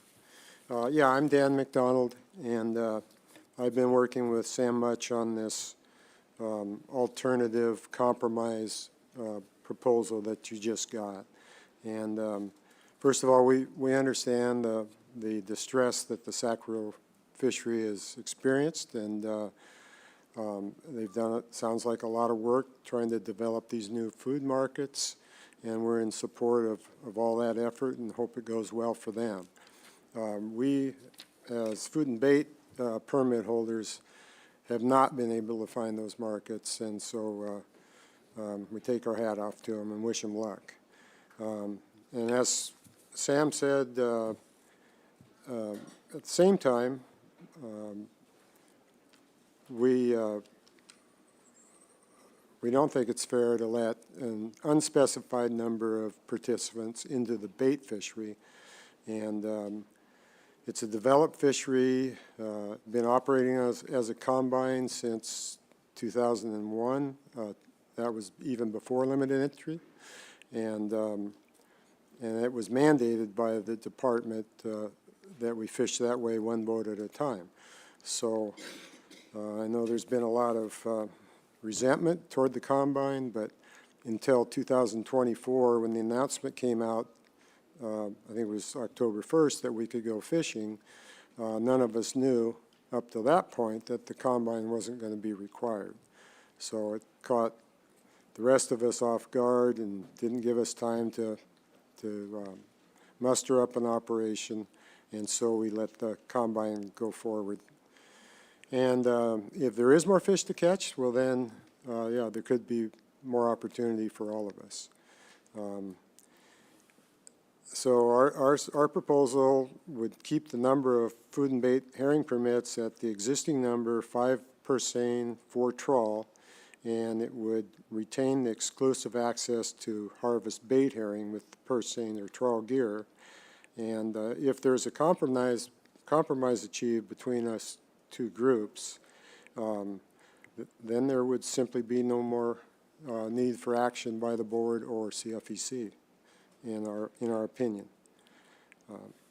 The combine's been operating in a very efficient manner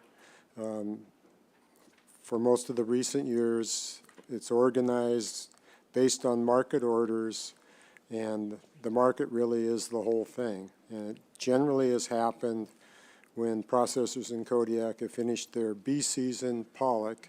The plants are still open, and that's when they want the herring caught. And so in the original proposal 316, it specifies 36 days of fishing opportunity for us, but throughout the history of the fishery, it's been much larger than that.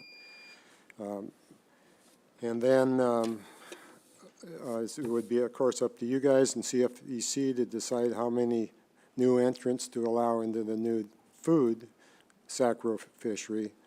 And we are, as Sam has already said, suggesting amendments regarding seasons and allocations. Dan, your time's up. It is? Yep. Oh, sorry. Goes quick. Yeah, I have a couple other things, but I would appreciate a chance at the committee, please. You going to be here for the committee? Yes, I'll be here all week. Let's see if there's any questions from anyone. Okay, seeing none, we'll see you during committee of the whole. Yep. Thank you. Great. Thanks for being here. Thank you. Mike Hagren.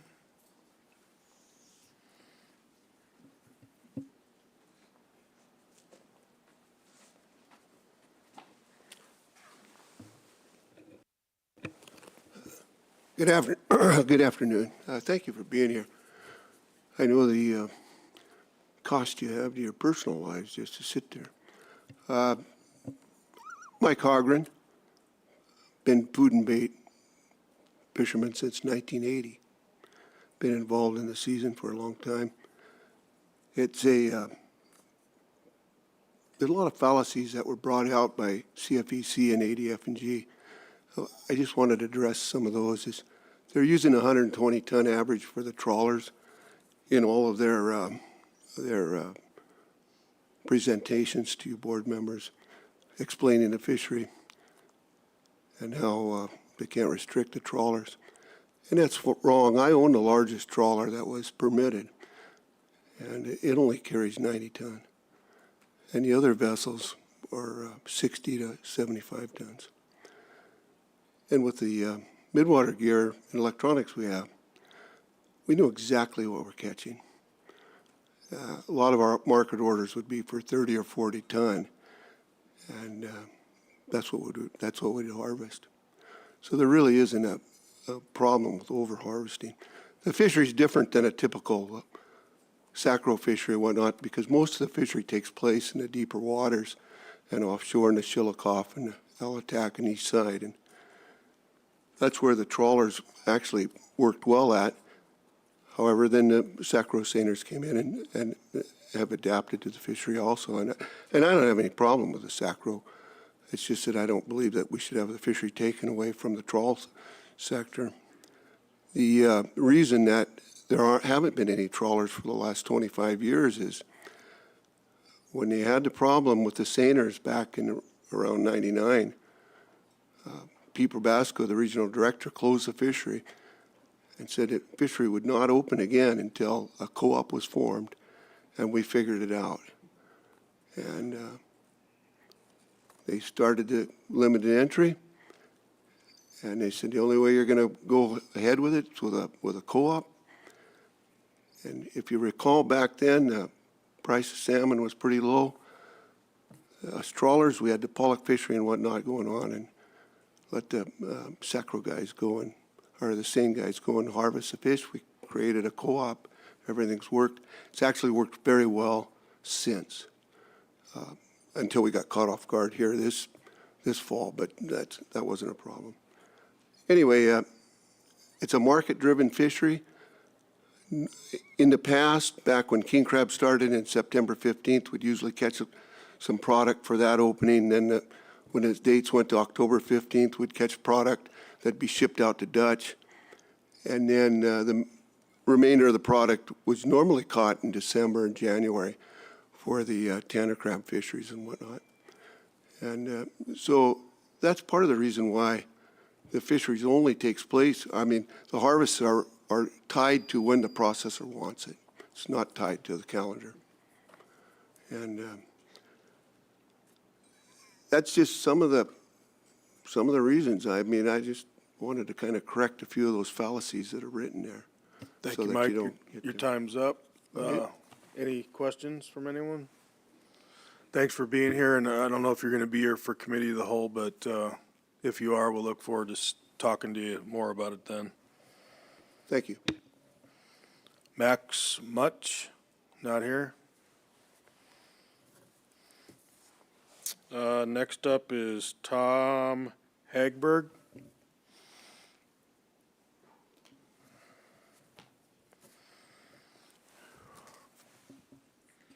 Tom, are you going to be doing your personal testimony first or your AC? AC.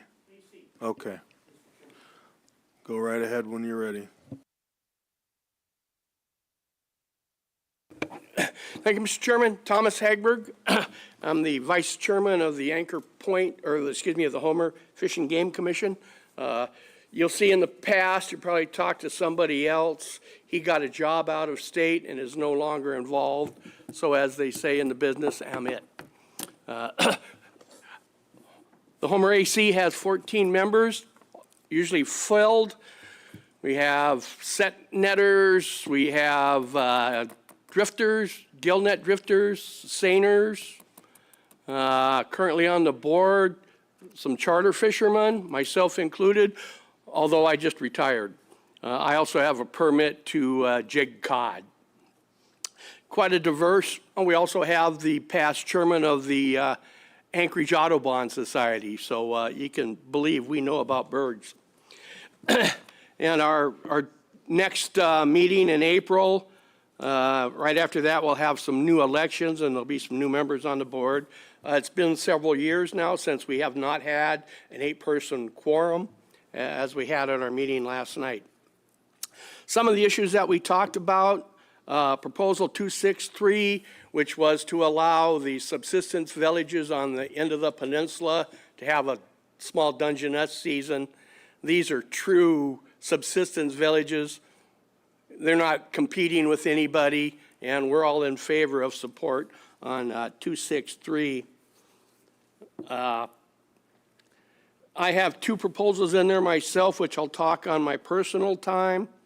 One that we were in support of was the razor clam proposals.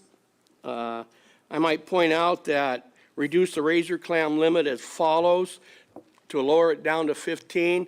I've been at 3 of these meetings trying to reduce it from 60 to 30. Always the department said there was plenty of clams, and the board supported them on a 60 clam limit until there were no clams.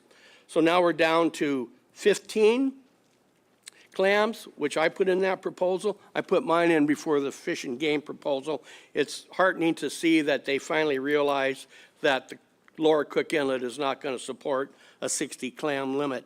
Their proposal 270, modify the sport and personal use fishery. We had a choice between July and August. The majority of us chose July. If you want to know why, look at the tide book. There's some monster tides there in early July. It's good for digging. So we supported that for Fish and Game with a July opening. On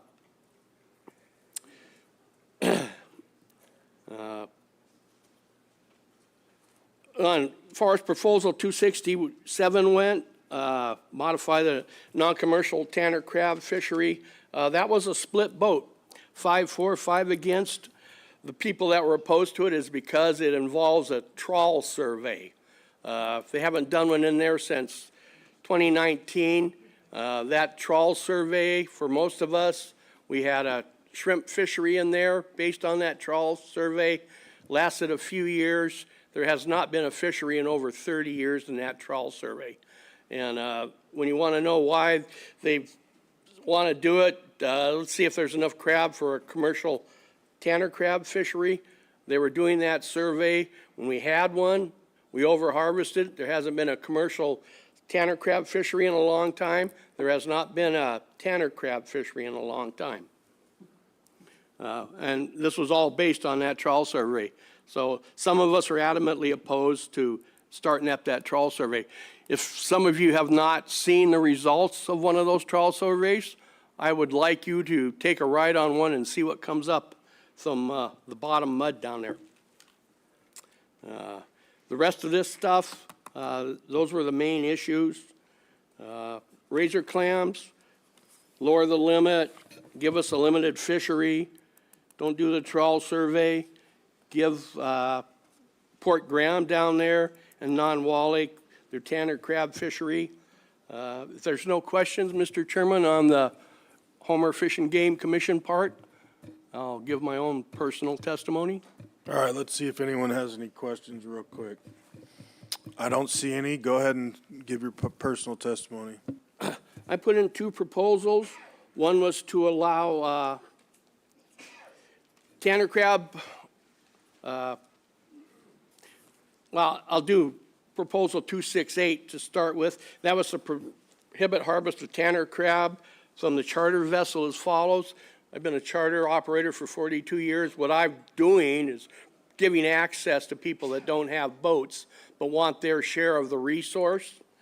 We already have one of the tightest regulations in the state. There's 2 pots per boat, 3 crabs per person, 20 person crab limit per year.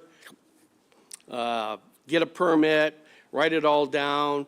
So I did not favor the prohibit of tanner crabs from a charter vessel. People need to be able to access the resource. Again, 271, over the years I've seen razor clams limit the size and the percentage of clams in the harvest go down. And I've also seen people raised up, and four-wheelers has become a big issue. You can cruise that beach with 4 people on a quad, and the clams get no place to hide. 15 clams is what we want. The other proposal on Dungeness crab was to allow the retention of 1 Dungeness crab in your 3 crab limit, and as part of your 20 crab a year harvest, 5 Dungeness could be harvested. It was simply to get something in the paperwork and start a small harvest. It won't amount to much, but it will give personal fishermen a chance. The people that were opposed to that were commercial fishermen who have permits, limited entry permits, 40 or 50 of those. If they can't catch crab, they didn't think anybody else should be able to. Yeah, I'm somewhat opposed to that attitude, but and I will be here for the rest of the program. That looks like it for right now, Mr. Chairman. Thank you, sir. Any questions from anyone? Thanks for being here today. You're welcome. Julie Kavanaugh.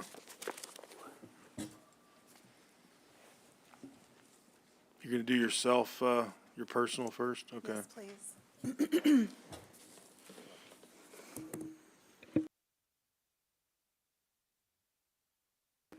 Red means on. Okay. Good afternoon, Chairman and board members. My name is Julie Kavanaugh. I'm from Kodiak, Alaska, and our family is 100% dependent on fishing for income. I'm in support of proposals 282, 84, 292, 93, 296, and 296. Today I will be speaking to proposals 284 and 293.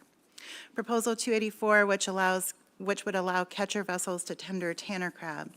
We support the AC's amendment to provide a management tool to account for catch before changing districts. This proposal, if adopted, would provide access to additional markets, improve ex-vessel value, prevent or erase potential backlog of deliveries, improve quality, and reduce dead loss. The Kodiak tanner crab fishery is a well-established limited entry fishery. Even though tendering is allowed, vessels designed to hold crabs are not always available, and individual harvests are not always large enough to support these large tender vessels. Allowing catcher vessels to also tender fills a need, provides safety for smaller vessels, and cost savings to the fleet. Proposal 293. The following is a letter from the author of this proposal. Dear Chair and members of the board, my name is Garrett Kavanaugh. I am 26 years old and have been fishing Dungeness in Kodiak for 6 years. Dungies were always my dream fishery since we tendered for the fishing vessel Point Omega, whom gave me my first taste by taking me on deck for a pick. This fishery has treated me well, and I have been able to invest in the fishery, purchasing 500 pots, which was a $180,000 expense. I submitted this proposal to change the dates for economical and biological reasons. The recently implemented pot limit has reduced our catching ability and reduced our harvests. Extending the season would provide additional opportunity for current participants and potential additional vessels when the salmon season ends. Changing the start date to June 1st island-wide provides a fair start for all vessels and would encourage the fleet to spread out. The later start date is also intended to avoid soft-shelled crabs that are seen in early May. I have heard that a later end date may lead to increased gear loss, and I strongly disagree. The recent pot limits have dictated that vessels set more manageable amounts of gear and pots are now extremely expensive, and neither owners nor crew want to lose gear. Gear loss is commonly deducted from the gross, and no one wants to see that. I would also note that the Subsistence and Sport Dungeness in Kodiak is open January 1 through December 31, providing year-round access. This fishery has been approximately 50% of my income, and I am highly dependent on it. I appreciate your consideration, and I believe Mrs. Kavanaugh could take any questions you have. Thanks, Julie. Anybody have any questions for Julie?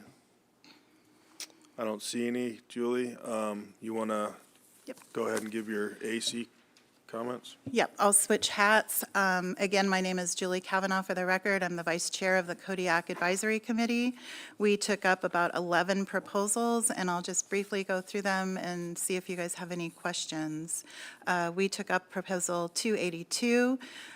We were unanimously in favor of requiring tanner crab escape mechanisms in pots, and these escapement rings are particularly effective at excluding the female tanner crabs, so there'd be less sorting of those animals. Proposal 284, we supported as amended, and this would be to allow vessels to simultaneously harvest and tender crab.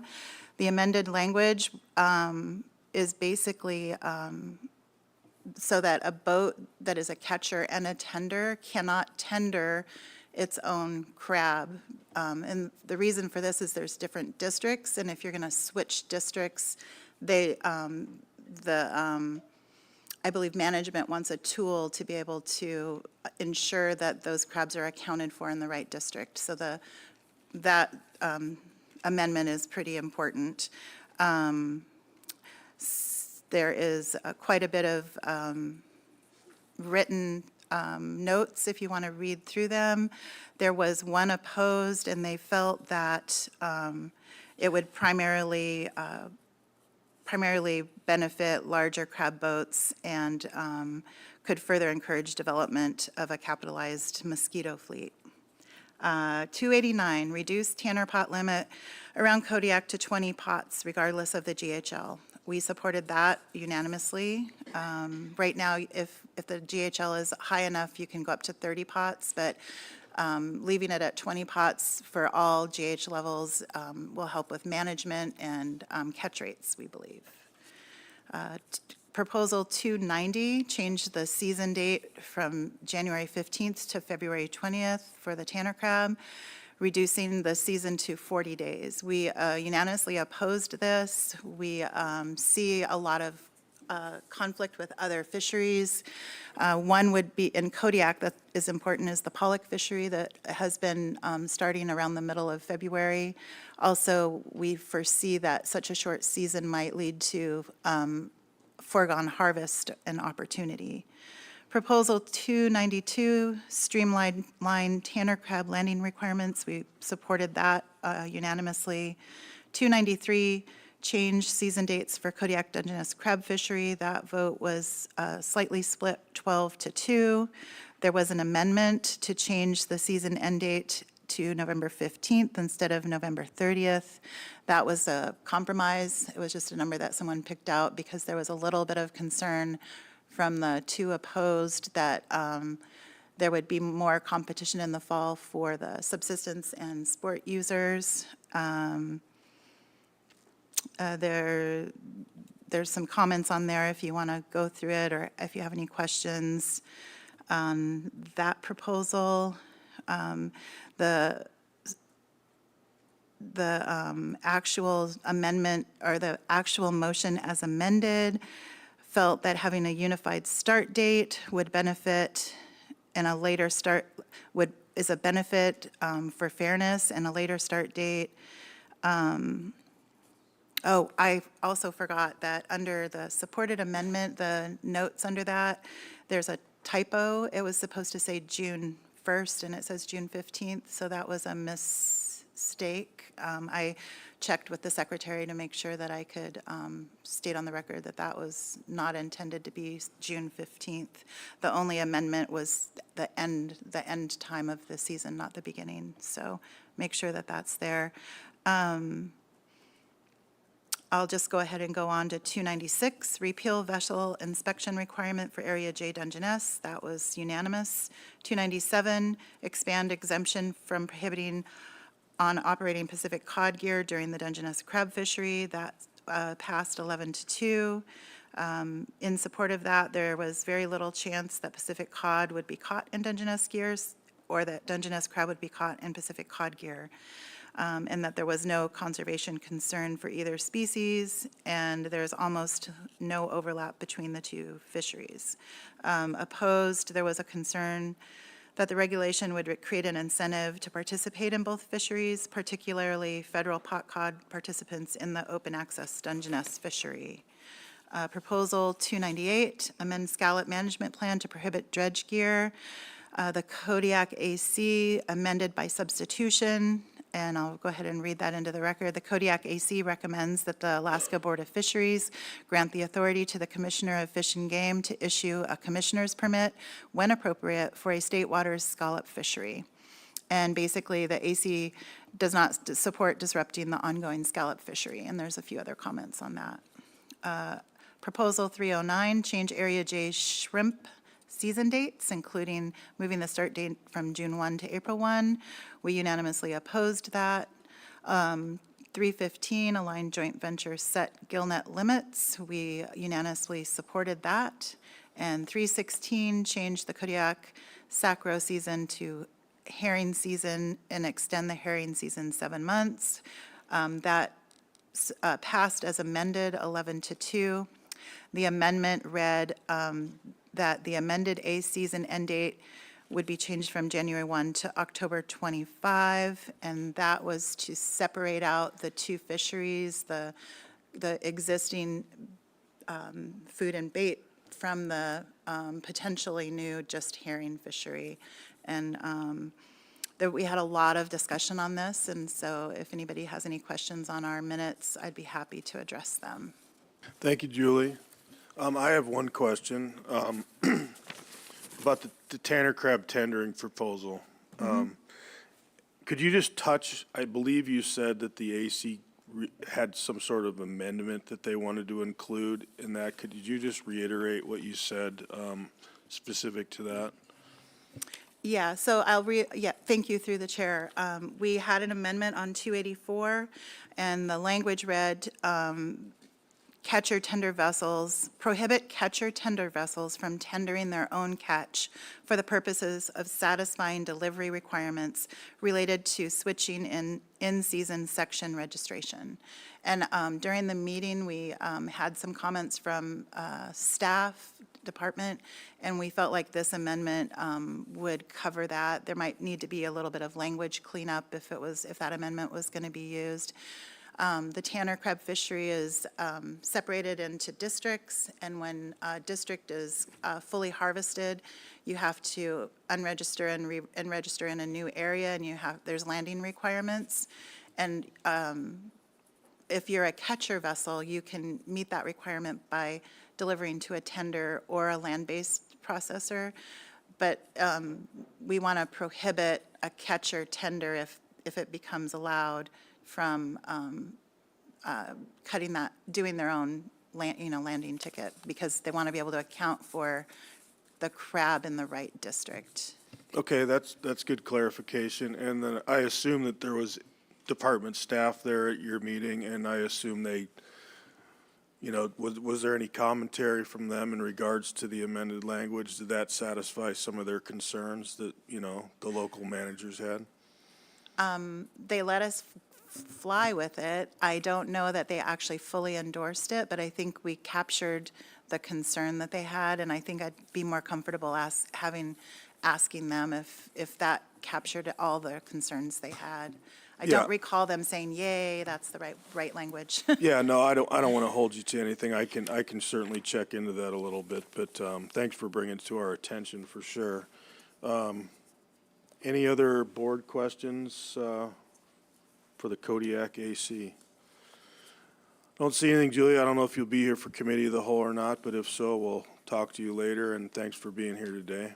Yeah, thank you. I really appreciate it. Appreciate all the time you guys put into this. I know it's a lot of reading. Yep, thank you. Thank you. So before we move on, I think we're going to take a 15-minute break, and we'll come back on the record about 3:05. Thanks.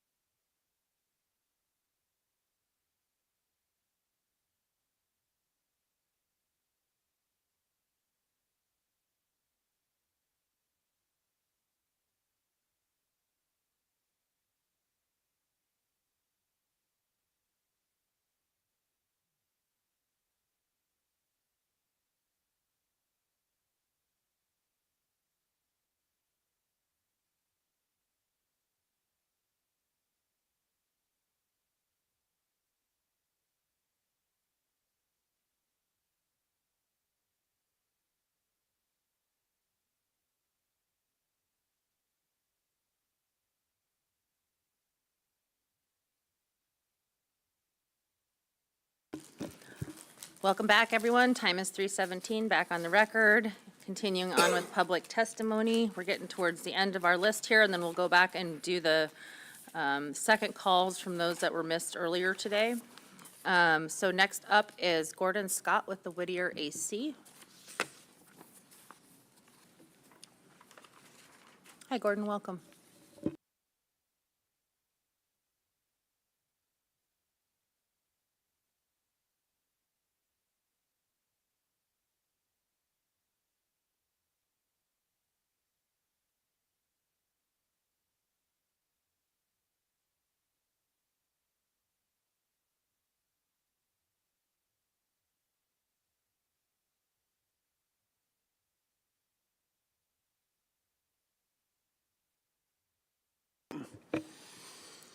All right, I'm Gordon Scott, representing Whittier Advisory Committee. And we had a meeting on January, I think 16th it was, to go over the proposals. I'm going to cover two crab ones really quickly to start with. They were proposal 266. Basically, didn't seem to like it, but didn't know a whole lot about it and thought it would be hard to enforce and just tabled it with no action at all. And proposal 268 was also Tanner crab. And this one, some people were adamantly opposed to it as it sets precedent for charter owners. We got a motion to support, which failed. 5 to 1 abstain, so no action on that. Okay. The rest of the meeting was about the shrimp, Prince William Sound shrimp proposals. To go back, the Whittier Advisory Committee makeup of that meeting, there were 3 commercial and sport shrimpers there.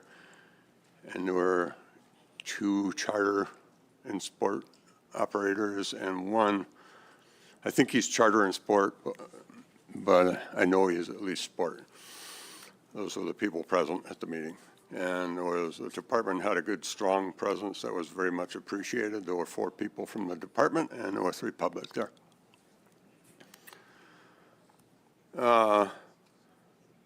Okay. Let's just go through the proposals. 299 was one. It was co-authored by the Whittier Advisory Council and the Valdez one back last April. And the comments we heard about this, there was a lot of discussion at this meeting. There was some precedent for this down in Southeast Alaska. With a task force. This is just kind of an attempt to get conversations going. A standout comment was the department, said that basically they wouldn't be unwilling to work with the stakeholders to improve management. And that was really nice to hear. Some of the people thought that the intentions of this is to make closures in the sport fisheries. I think the intentions were more enforcement driven to try to keep the sport fisheries to their GHL. There was talk that it's not a proposal in front of the board except within this idea of everybody getting together and realigning everything. There was a lot of talk that a bag and possession limit on the non-commercial fisheries would be really good and it would be an enforceable tool, which there really aren't any on that side now, or very minimal. There was comment that people have seen sport people coming in with 100-quart coolers full of shrimp and they can't do that legally, even though they haven't seen them pull the pots. There was a lot of things that went on.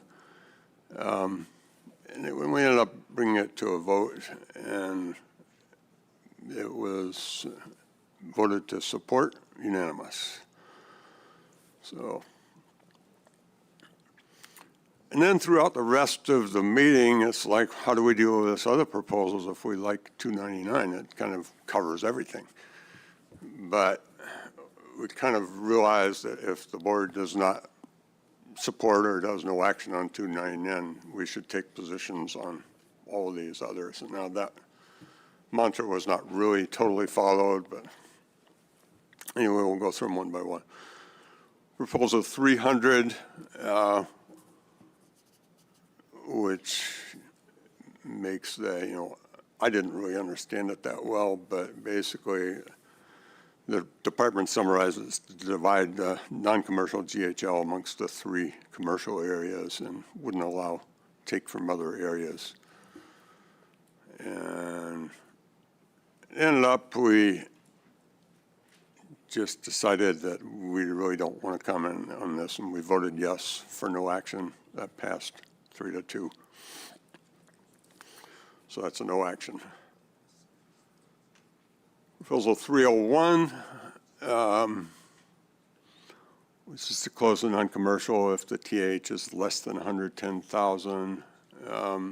We're in a whole lot of comments about this, and there was questions about what this would do with subsistence fishing, and eventually we voted to oppose this, and it went 1-5. So actually we failed to oppose it, so that we said was no action.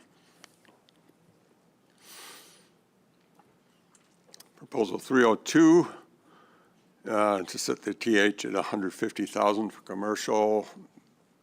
Basically, the department and pretty much everybody there agreed that the department needs to manage this in a reasonable way with a reasonable TAH. So we voted to oppose this and opposed it 6-0. So it's an opposed position. 303, to drop the TAH threshold for the commercial fishery. This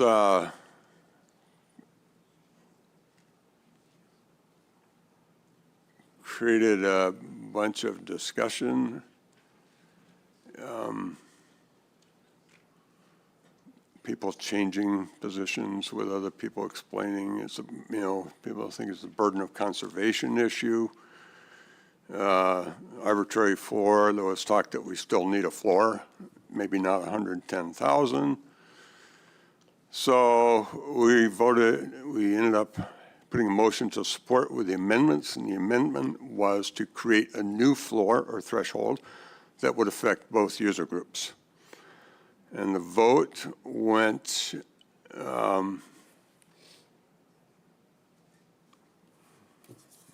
it's not clear on this. 303.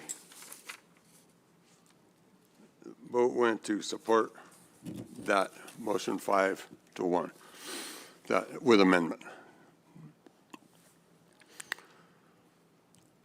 Okay, 304. 304 is to delay the openings until May 1st for both fisheries, and this is a conservation issue because those first 2 weeks, the egg carrying percent is a lot higher than after that. And basically, biological reasons, it should allow a lot more young shrimp to eventually get recruited.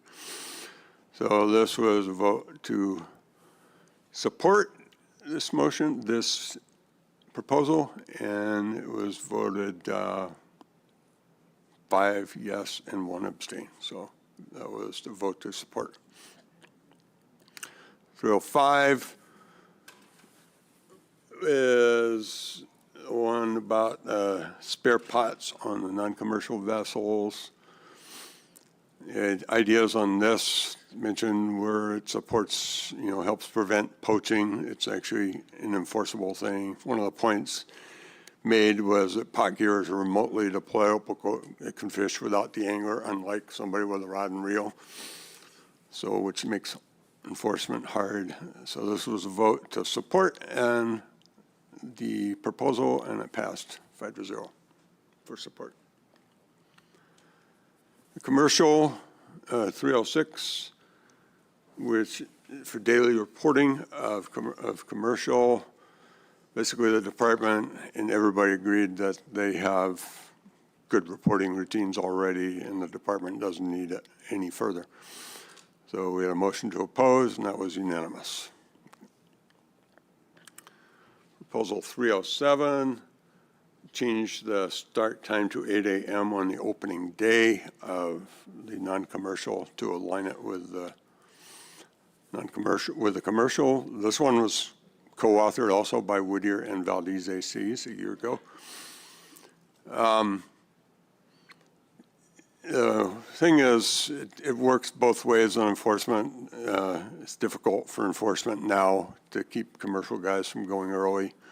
Also, you know, it creates less, the idea was to create less conflict because the commercial guys come out, oh, I missed my time. Okay.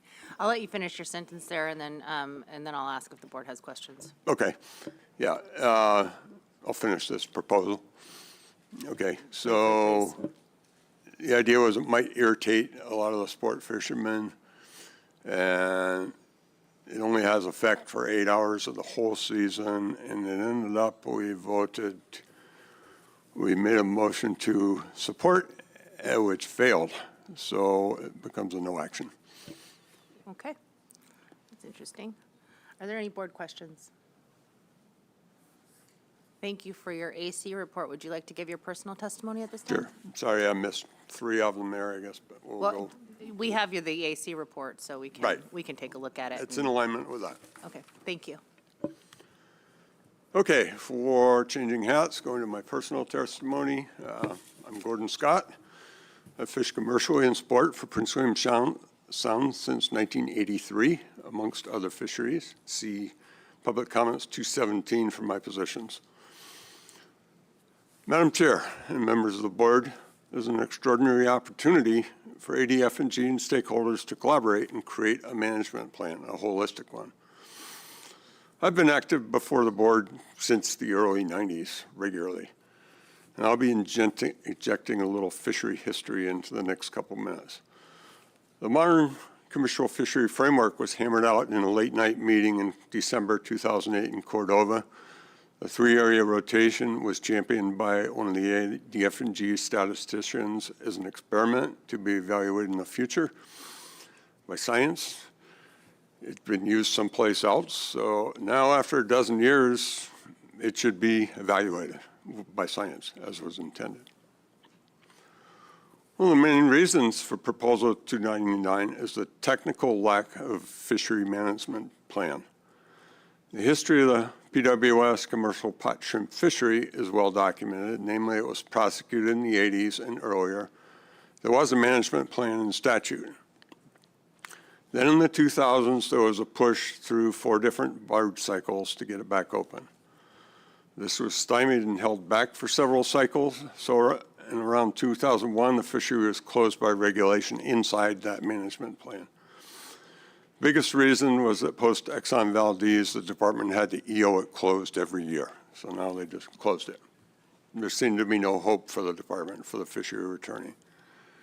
Time passed, the population rebounded, the framework of the current fishery was hammered out in that meeting in Cordova and passed by the Board of Fish in March of 2009.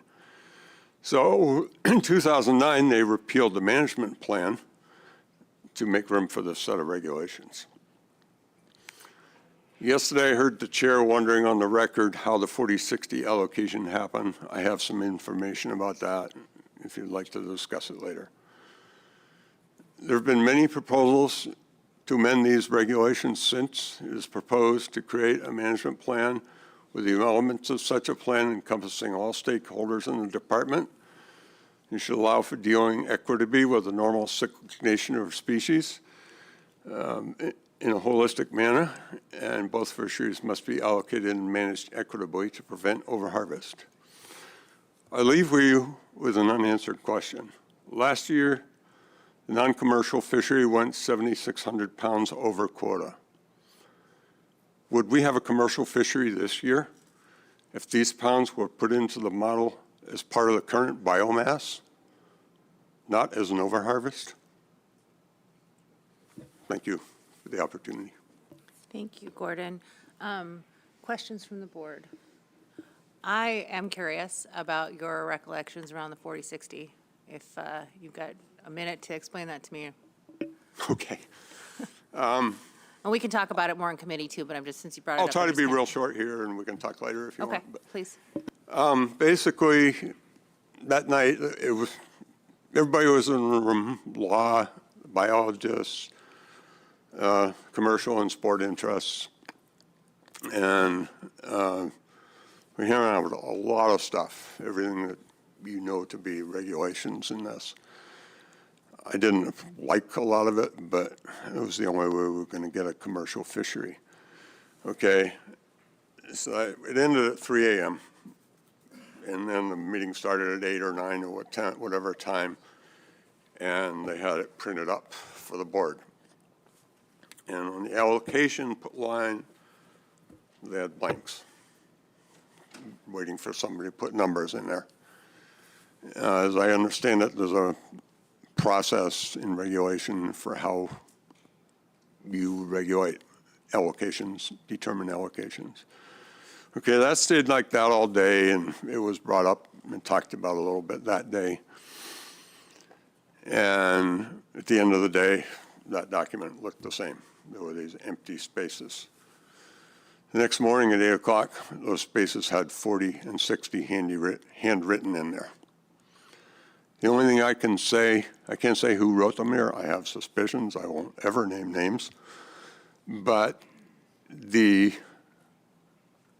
do know it did not follow the public process as supposed to. It's been a bone in the back of my head for a long time. What it means now, I don't know. Okay, so that's helpful. Thank you for that context. If that helps you. It does, thank Yeah. you. Mr. Wood. Yeah, thank you. Since the history lesson is here, I got a question. So it's commercial and non-commercial. Non-commercial seems to pertain to sport, subsistence, or personal use. Why did they use the word subsistence and sport interchangeably in this? Now, I've read the legal details of subsistence and all that, but I'm somewhat fascinated with how subsistence, the word gets moved around in different ways. So can you recall that during those deliberations? Well, that decision was, or it first showed up in writing after that night meeting, so that was talked about at the meeting. I don't remember exactly the talk about it, except the big line was commercial and non-commercial. Now, quickly I started realizing that, and to be honest, we realized the next day there was a huge problem. Because here we are, we're trying to create this commercial fishery with a management plan with numbers. There was no non-commercial management plan at all. So it's like, I pointed out to them, okay, to do this, to hold the commercial fishery to here, you need to hold the non-commercial, the three elements to their part. And so they end up crafting the non-commercial management plan, between the two meetings. Subsistence to me, with the legal definitions, and I've heard probably less than you, but a lot, still mystifies me the way things are applied. And I think the idea with this was to simplify it as commercial and non-commercial, and that's how it was managed for a number of years until, as I understand now, personal use, at least for this fishery, doesn't exist. I don't know how well I answered your question. Thanks for the history lesson, but no, my question's not answered. Thanks.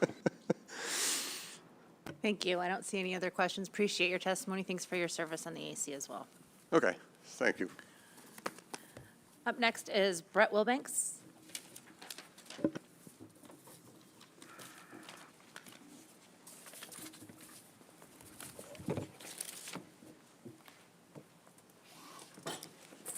Hi, Brett. Are you going to be beginning with your personal or your AC report? I'd like to start with my personal testimony. Okay. Whenever you're ready. Thank you, Madam Chair, the board, and department staff. My name is Brett Wilbanks. When digging up to tell you a little about me, I realized that I started fishing on a seine boat in Valdez 42 years ago. I was a little shocked about that number, but I've been a subsistence and sport shrimping user in Prince William Sound over the years. And I entered into the commercial shrimp pot fishery in 2010, participating since then up to this year. I'm also the chairman of Shrimp Pros Association, and that's a small group of some of the longest tenured commercial shrimp fishermen in the Sound. I also do marine electronics, so I see a lot of sport fishermen and non-commercial fishermen as well, and get a chance to talk to those shrimpers as well. So I've seen these issues from many sides.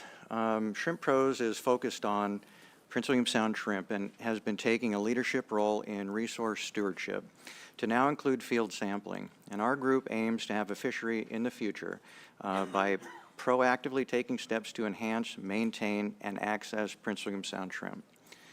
It's in all of our best interest to do the right thing for the resource as we enjoy it. Shrimp Pros Proposal 304 intends to delay the season start date to May 1st. This was also proposed in 2018 through the Whittier AC. Based on our field observations, there's a short 2-week period at the end of April where we can stop taking shrimp that have eggs, and we've seen that to be about a 36% density of the shrimp that are taken at that period of time are egg-bearing. In PC 221, we have some detail on the methods and results from those observations. Some of the commercial shrimp, Prince William Sound shrimp proposals in this cycle are focused on fast exploitation of the fishery by increasing the tempo and rapid execution of the season. I'm sorry, I lost my place. I sort of think that this is a very attainable thing. To just a 2-week delay is something that should be achievable and tolerable. Let's see here. Anyway, I'll just move on. So I thank the department for initiating the change of MSY calculation, the use of percent biomass for appropriate trigger levels. This includes the removal of the 110,000-pound TAH commercial floor in Proposal 303. This was also proposed in 2018 by the Whittier AC, and I proposed it myself in the 2022 cycle. And it's been shown, or at least expressed in this cycle, that there's no real biological reason for that TAH floor. As far as the other proposals go, I support a comprehensive management plan in Proposal 299. I think it could also be accomplished with an ad hoc working group, something that might be collaborative with the department on a recurring annual basis or something of that sort. And I believe that the department staff that I've talked to may be supportive of that as well.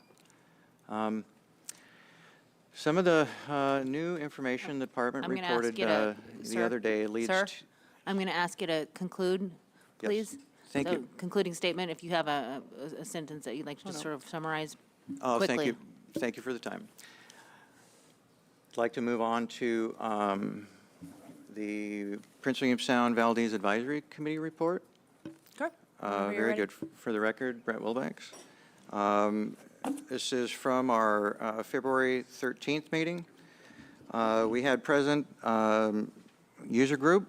We had Fish and Game staff, several of them. We had several guests that attended, both commercial and sport users in that assembly. All the members of the AC are subsistence users, sport users, and commercial operators.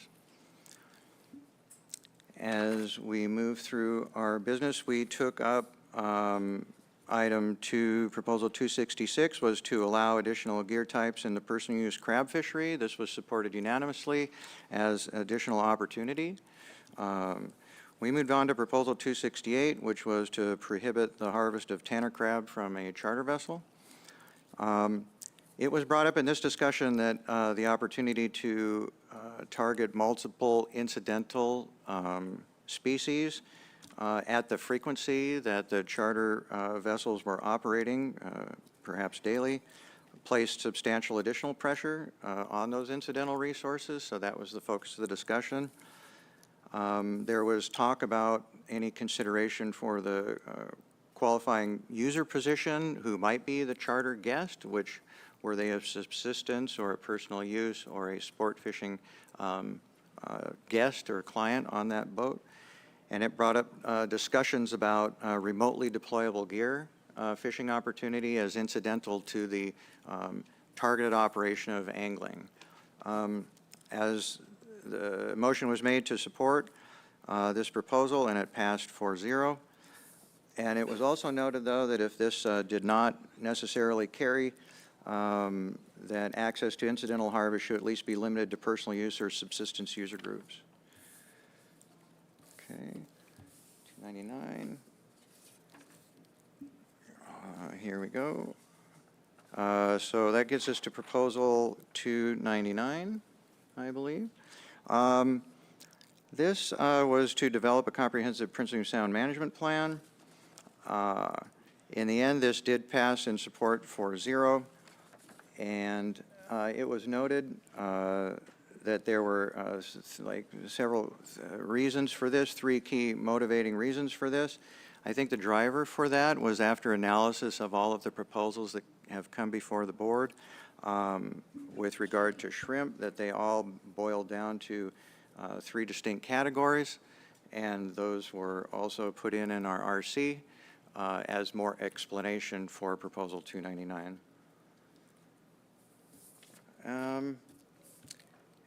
Let's see, proposal 300, motion was made to support, which carried unanimously.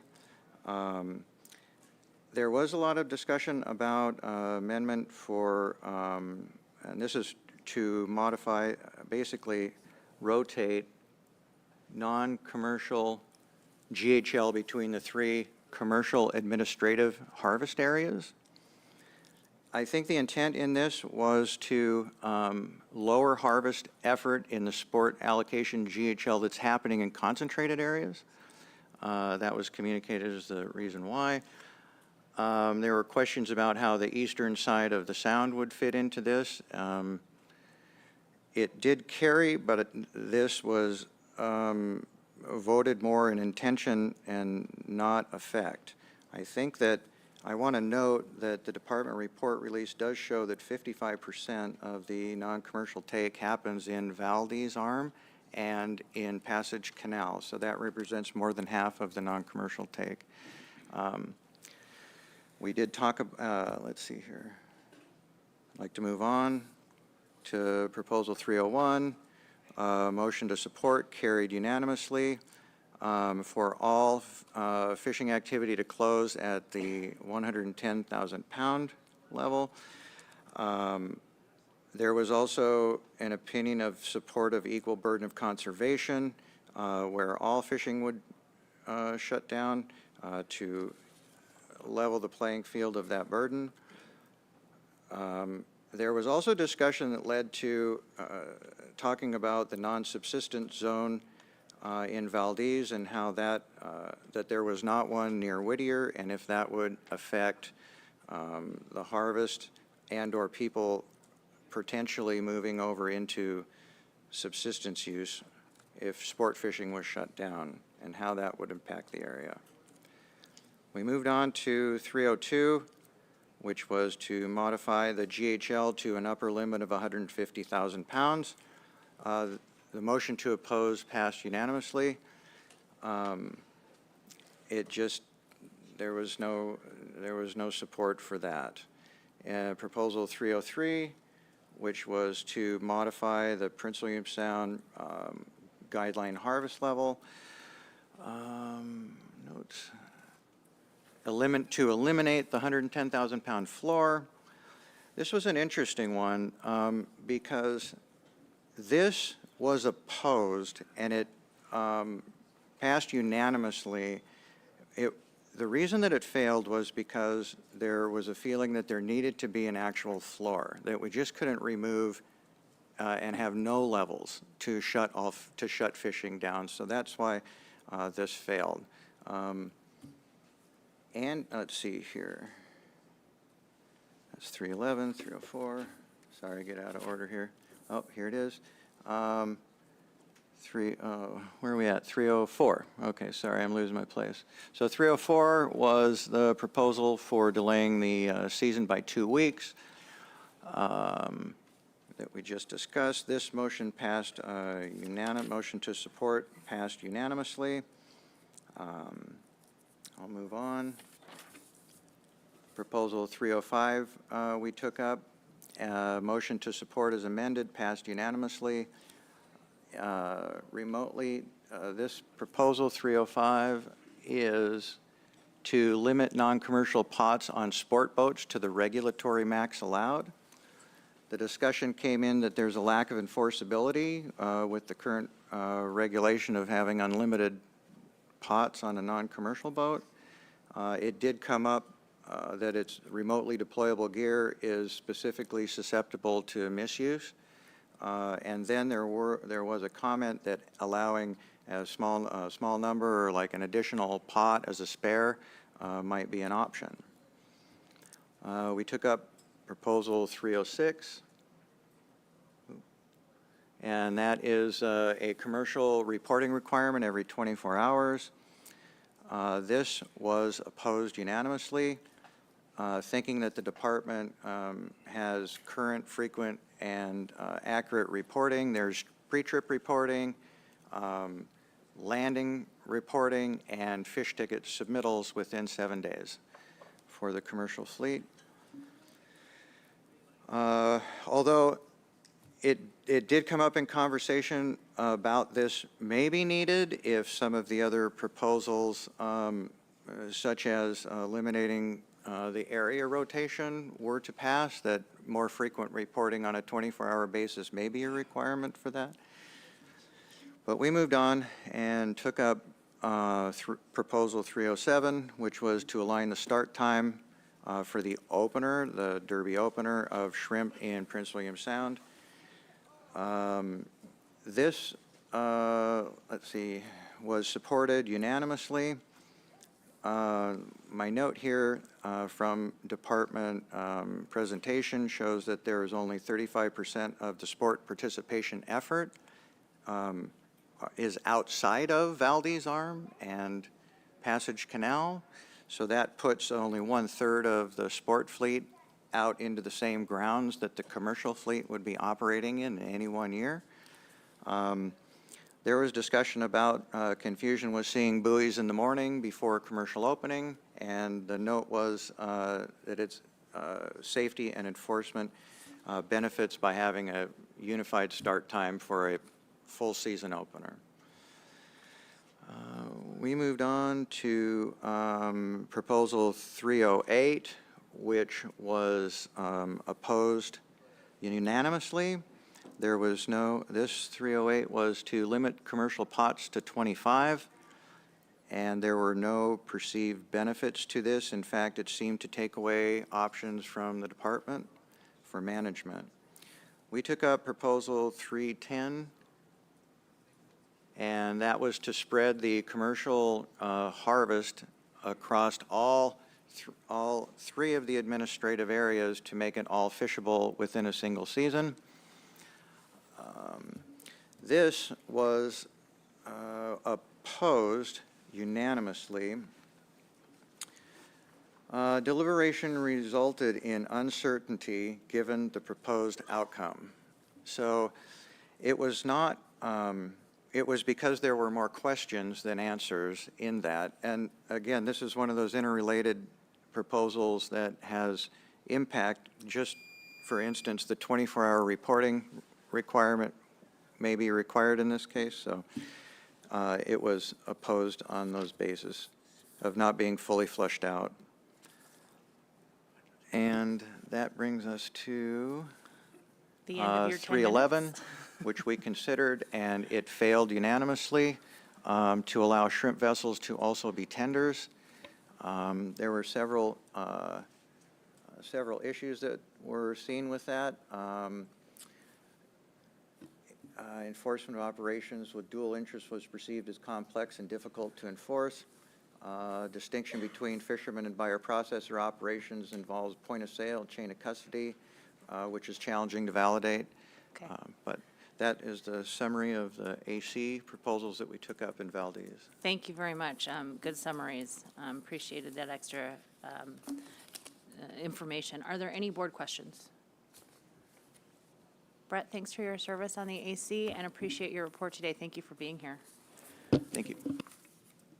Next up is Herb Mansavage with the Mat-Su Valley AC.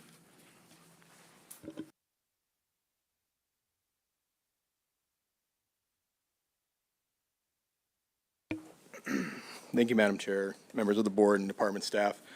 For the record, my name is Herb Mansavage. I chair the Matanuska Valley Advisory Committee. I'll be giving testimony on behalf of the committee.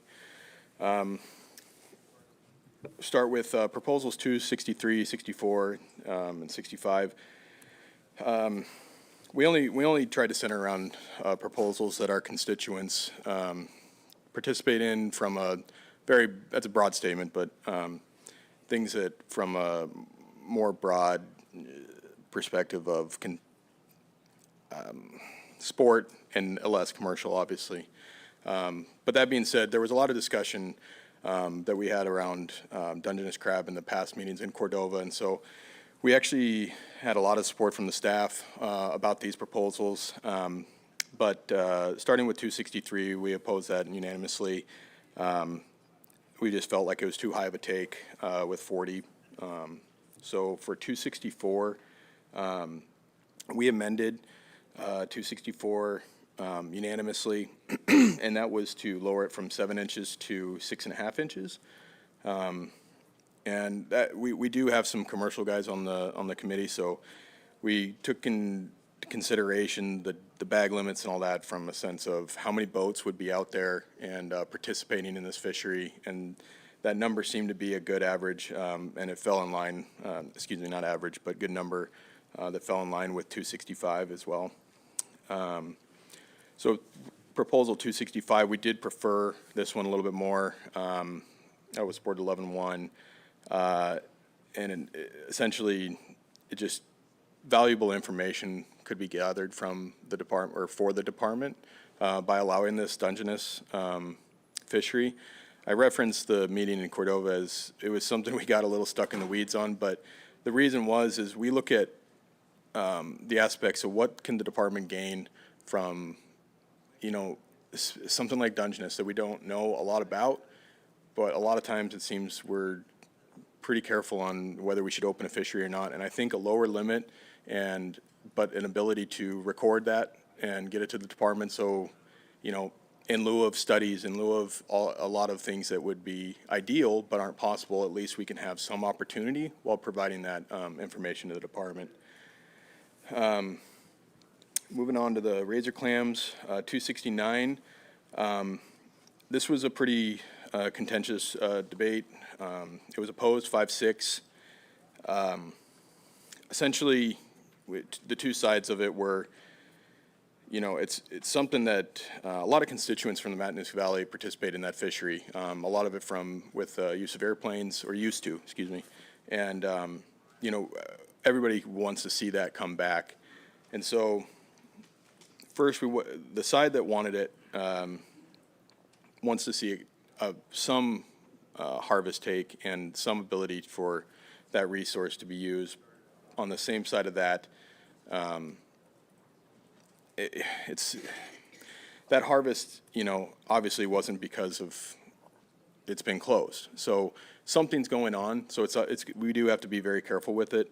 But that being said, we do get a lot of constituents asking that the book doesn't get any bigger, and so a lot of times that falls in line with registration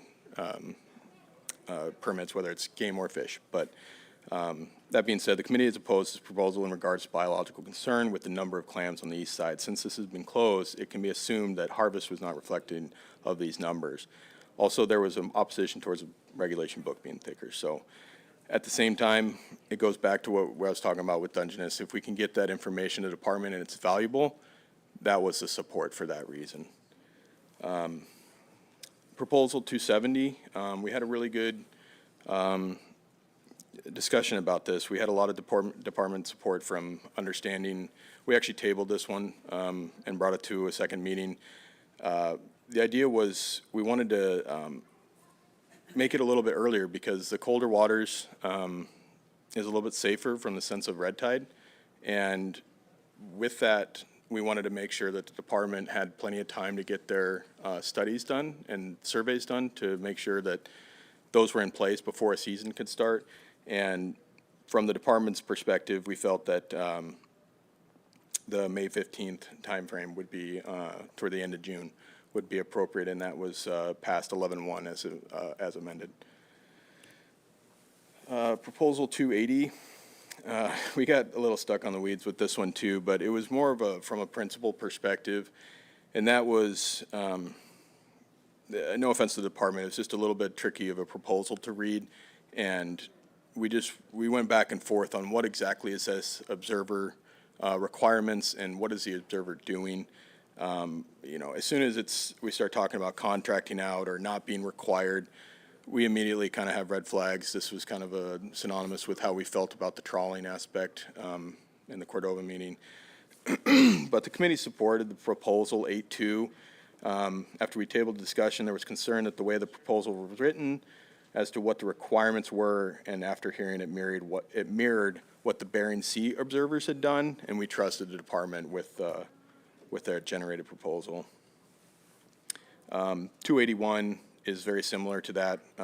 We just wanted to make sure, was there really something that statistics needed to be involved with the education needed for the requirements of that observer? It was an interesting discussion. It seemed like yes and no to some degree, but that observer does have to have some knowledge of what's going on the boat or on the vessel. 299, we were adamantly opposed, unanimously as well, 0-12. The committee did not support this as clear the department does already have an allocative plan in place, and that would only further and complicate the restrictions on non-commercial. We don't have a lot of constituency for the commercial side of things, but we do have a severe amount of constituency regarding the sport and the non-commercial. And so we believe that, you know, we understand there might be a proactive perspective that could be entertained from the board, but from our perspective, the allocation methods that are used right now are appropriate. Proposal 300 was opposed unanimously as well. The committee was opposed to the proposal as it would only restrict and complicate the management plan for non-commercial. This would limit the access for the fishery for non-commercial fishermen. You know, again, a lot of our constituents have smaller boats, and it's very recreative. And so this type of plan would make it very difficult for the average guy or woman to go out and just get shrimp. We didn't get too far into it, but it was a pretty just basic statement that it doesn't need to be complicated anymore for non-commercial. Proposal 305 was supported 11-1 as amended. This was back and forth as well. There was a little bit of anecdotal evidence of commercial vessels that were not shrimp commercial vessels that were able to carry more shrimp gear. And sometimes those vessels were observed coming back without that shrimp gear. And so the concern for abuse was pretty apparent. And while acknowledged anecdotally, we just wanted to still allow for non-commercial to be prepared for theft of gear or loss of gear in the sound. And so we came up with having 2 extra pots to the legal limit would be what we thought was fair to accommodate if somebody was out. You know, many of us are coming from the Matanuska Valley, Anchorage, and surrounding areas. Not many people want to go back all the way and grab 1 pot because they came back and they can only fish now 1 pot. So 2 would still be able to allow that ability while not creating abuse of power, and would be enforceable or more easily enforced by the troopers. And lastly, proposal 313. This is to add the set beach seine nets. Brian and Lisa Gabriel came up and gave a really good presentation, as you guys saw, to our committee. And you know, the Matanuska Valley is extremely concerned with the king salmon stock right now, as everybody is. With that said, we had a great discussion regarding it. We've commended them for putting together a lot of hard work and you know, something that seems possible. So we supported that 9-3. You know, I think it was pretty clear it would allow for a safer method for releasing kings. But also, you know, there's questions about whether it's appropriate now. If there is a king return, would that go away? You know, I think it's a great start, and that's how the committee felt and supported it. And that concludes my testimony. Well done, sir. Any questions from the board? All right, thanks, Herb, for your excellent report. That concludes my list, but I'm going to go back and take first calls from earlier today this time. So we're going to do some second calls for a handful of folks. And the second call is Kirk McGee. Is Kirk here?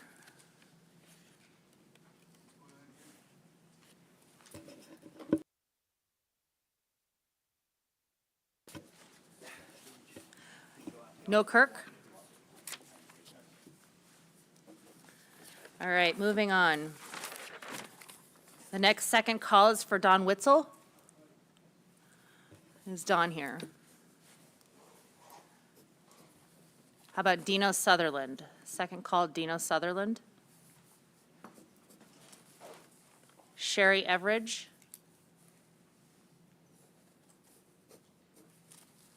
Jason Everidge. Oh, hi, Jason. Welcome.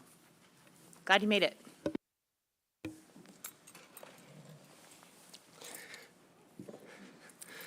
Thank you, Madam Chair and members of the board. I'm here representing myself, an Alaska resident, and wow, for all that stuff that you guys do, very impressive. But the main reason that I'm here is to communicate to the board, to you guys, that the only access that I have to the Prince William Sound shrimping or sport prawns is through commercial fishing fleets. And I'm so grateful for them. I don't have the knowledge, the equipment, or the boats to go out there and to enjoy some of the harvest, but because of the commercial fishing fleet, we've been able to enjoy that. And so I want to encourage the board to continue to take measures to ensure that the commercial fleet has the opportunity to provide the product for all of us Alaska residents that are just unable to obtain any prawns for ourselves. And I'm so grateful for that. So I am trying to be, I don't know, have a little bit more knowledge about the sustainability and all that. So I am investing in some time to learn more about that because it is very intriguing.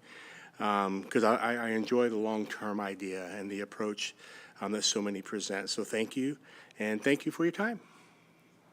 Thank you, Jason. I appreciate your perspective. Any questions? Thank you for being here today.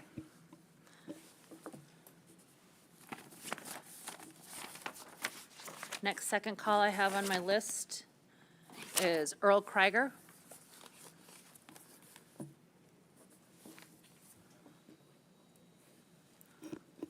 Welcome, Earl.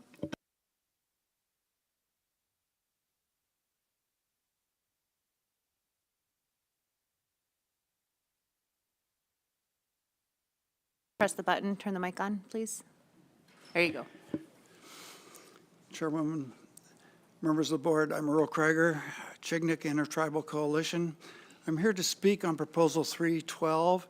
While this proposal addresses alternative harvest access, it does so under 5 AAC 21-382, Kenai River Late Run Stock of Concern Management Plan. There have been a number of very new EOs recently implemented, and this proposal is the only opportunity to address Chinook salmon protection for this stock of concern. This plan mostly describes protections to the terminal late run spring through September, period. Terminal run protections should not be the only concern. Outmigration of juvenile stocks coming out of Cook Inlet, turn right, go to Kodiak, the peninsula, the Bering Sea, to grow further.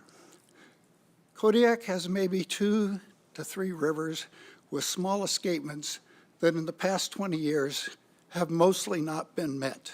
Certainly these rivers are not big enough to produce the 20 to 30,000 Chinook harvests that have been observed in a few years. The same may be said for Area M, where king salmon harvests as high as 51,000 Chinooks in one pen season occurred. Yet they have only 2 to 3 marginal king runs on the North Peninsula. Areas K and M have no restrictions like those placed on Chignik this year to restrict statistical areas where king salmon are mostly caught. ADF&G has nearly 50 years of statistical area data harvest data that they could use to place time and area restrictions to protect Chinook salmon. Chinook bycatch data from the Gulf of Alaska pollock fisheries show king salmon are largely non-local in the Gulf, but they are stocks that also are not reaching their own escapement. 75 to 80% are BC and lower 48 in origin. That leaves 20 to 25% Alaskan stocks, most of which are not reaching their escapement. We believe the board should consider requesting the commissioner to implement time and area restrictions similar to Area L in areas K and M to protect Chinook salmon. Thank you. Thank you, Earl. Questions from the board? Thank you for your testimony today. Axel Copen?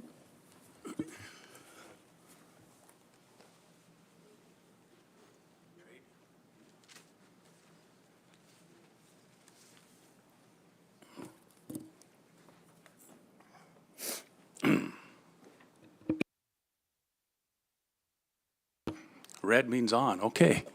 I should know this after all these years. I provided RC 28 as something for reference during this testimony. Anyway, Madam Chair, members of the board, my name is Axel Copen, and I'm here today at the request of the Chignik Intertribal Coalition. While we don't have a dog in the fight regarding Proposal 313, we commend the board for taking a long look at this proposal and exploring other options to maintain commercial fishing opportunities while conserving depressed king salmon stocks at the same time. But the real question in all of this, however, is how do we protect these stocks outside their terminal areas? As we all know, all salmon species spend very little of their time once they hit salt water in their terminal harvest areas. Non-retention is just a fancy word for Chinook chucking, and especially in the larger volume fisheries. And in the end, it doesn't give management any real idea of how many king salmon are being caught or how many actually survive this non-retention. It's basically a don't ask, don't tell policy. And instead, you can use historic data of where significant king salmon numbers are caught and when they are caught, and adjust fishing time in these areas at those times, and it's a far better way to manage king salmon harvest than just a blanket non-retention mandate. Non-retention is very dependent on individual behavior. as to how successful it is and how it's undertaken. I've seen some various ways it's been approached. Regardless, it's plain to see the efforts taken in the last several years to conserve king salmon haven't worked. Ayakulik hasn't made its minimum king salmon escapement goal in 14 of the last 19 years, and hasn't made it at all in the last 8 years, not since 2016.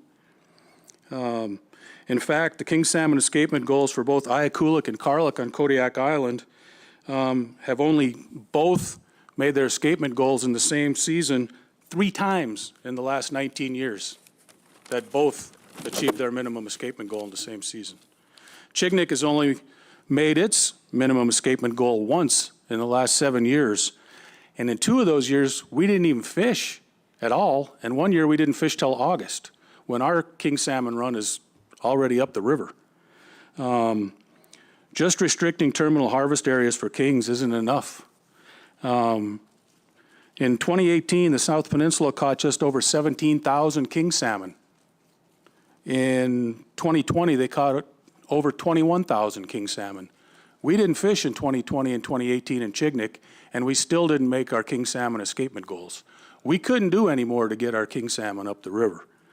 The department has the data broken down by stat areas and dates. You have a concluding sentence, please. Yeah. Briefly. Which can be used to institute more specific management in these commercial fisheries like Kodiak, Chignik, and Area M to protect the passage of kings at the times they move through these areas while still allowing commercial harvest. Thank you. Thanks, Axel. Any board questions? All right, thank you for your testimony today. Steve Ricci?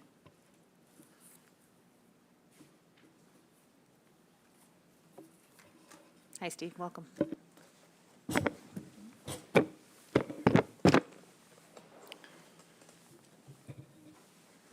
Okay, good afternoon, Madam Chair, members of the Board of Fisheries. My name is Steve Ricci. I am an Alaskan resident working for and representing the Bristol Bay Economic Development Corporation, better known as BBDC. My comments are in opposition of Proposal 277 as currently written. BBDC is one of 6 CDQ groups. The CDQ program derives revenue from federal fisheries like the golden crab fishery to support community and economic development in 65 Western Alaskan communities. This is one way Alaskans have direct ownership of the federal fisheries. Since its inception over 30 years ago, the program has provided hundreds of millions of dollars for critical community needs. CDQ also supports Alaskan residents in the state commercial fisheries and subsistence fisheries. Currently, about 40% of the harvesting quota in this fishery is controlled by the CDQ sector. That includes a 10% allocation through the program and 30% through additional investments in quota shares. CDQ groups have a significant interest in 3 of the 5 vessels harvesting this stock. CDQ groups have made substantial investments in the harvesting side of this fishery and in turn provide direct benefits to 30,000 Alaskan residents. The proposal intends to provide small vessel access to the golden crab fishery in state waters. As written, we are concerned that this fishery could lead to a much more significant reallocation from the rationalized fishery, jeopardizing CDQ investments and reducing the overall revenue distributed to Alaskans through this program. Every dollar generated in this fishery goes into our communities. We also feel that the proposal as written does little to ensure that the small community-based vessels will have adequate access over the long term. We also have concerns about the lack of a market for these crabs. The fishery, as it is currently proposed, the fishery would result in small periodic deliveries that processors may not be able to take on demand, increasing dead loss and reducing the overall value of this fishery. Reducing the overall GHL to a fraction of the current proposal would allow participants to explore this experimental fishery while markets are developed and gear is tested. Introducing an overall pot limit in the fishery may help protect small vessel interest. I would also suggest moving the start date to run concurrently with the federal fishery on August 1st. This could increase the market opportunities and fishing in more favorable weather. To be clear, we support small community-based vessel access to fisheries. At BBDC, We support local Bristol Bay fishermen with gear, permit, and vessel loans. We are concerned about jeopardizing these meaningful and highly functional programs for some unknown benefit in a highly experimental fishery. Thank you. Thanks, Steve. Any board questions? Thank you for your testimony today. Tony Zock.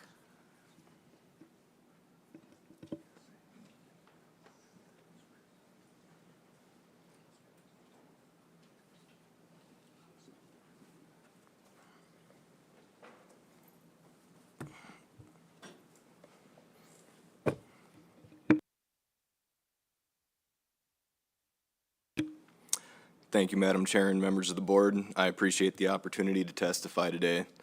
My name is Tony Zock. I live in Dillingham, Alaska, and I'm the Regional Fisheries Director for the Bristol Bay Economic Development Corporation, BBEDC. I'm also a Bristol Bay SetNet permit owner and commercial fisherman. I'm testifying today in opposition to Proposal 277 as written. BBEDC is one of 6 community development quota organizations established in 1992 through the Magnuson-Stevens Act. We serve Alaskan residents in 17 communities throughout Bristol Bay. We offer benefits to our communities like annual community block grants that promote sustainability and regional economic development, and offer programs to assist residents with entering the Bristol Bay salmon fishery. We also offer programs that upgrade or modernize fishing operations once they are established. We offer educational scholarships and funding for vocational training, and we have many more programs, and that's just BBEDC. There are 6 CDQ groups in total that offer benefits to 65 Western Alaskan communities and their residents. BBEDC is also a major funder of the Bristol Bay Science and Research Institute, which manages the Port Molar test fishery and many other important projects throughout Alaska. CDQ groups are nonprofit organizations that make their revenue from Bering Sea resources, one of which is golden king crab. This revenue is then distributed to tens of thousands of Alaskan residents through various programs.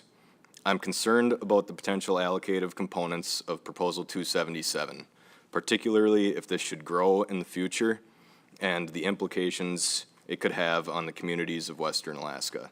That said, we think small boat fisheries like this are important, but that there are other avenues such as a commissioner's permit for an experimental fishery or possibly a chance to compromise on this proposal, as you've heard from previous testimony.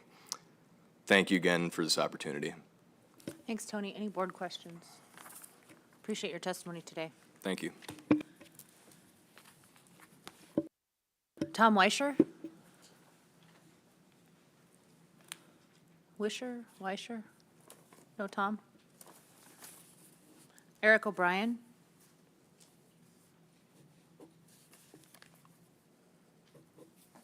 Darren Platt? Hey, Darren.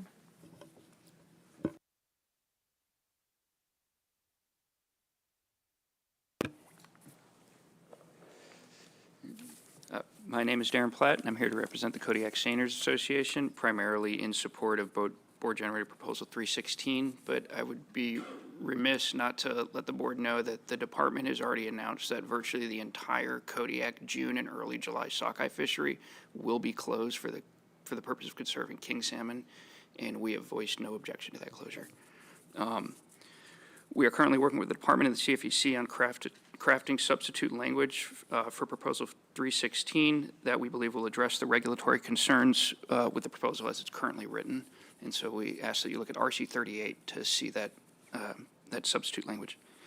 I'd also like to thank the board for considering this proposal. Many of us were disappointed when the board chose to take no action on a similar proposal at the Kodiak Finfish meeting due to regulatory uncertainty surrounding the suddenly competing authorities of the board and the CFEC. These were uncharted waters that are unique to this Kodiak fishery.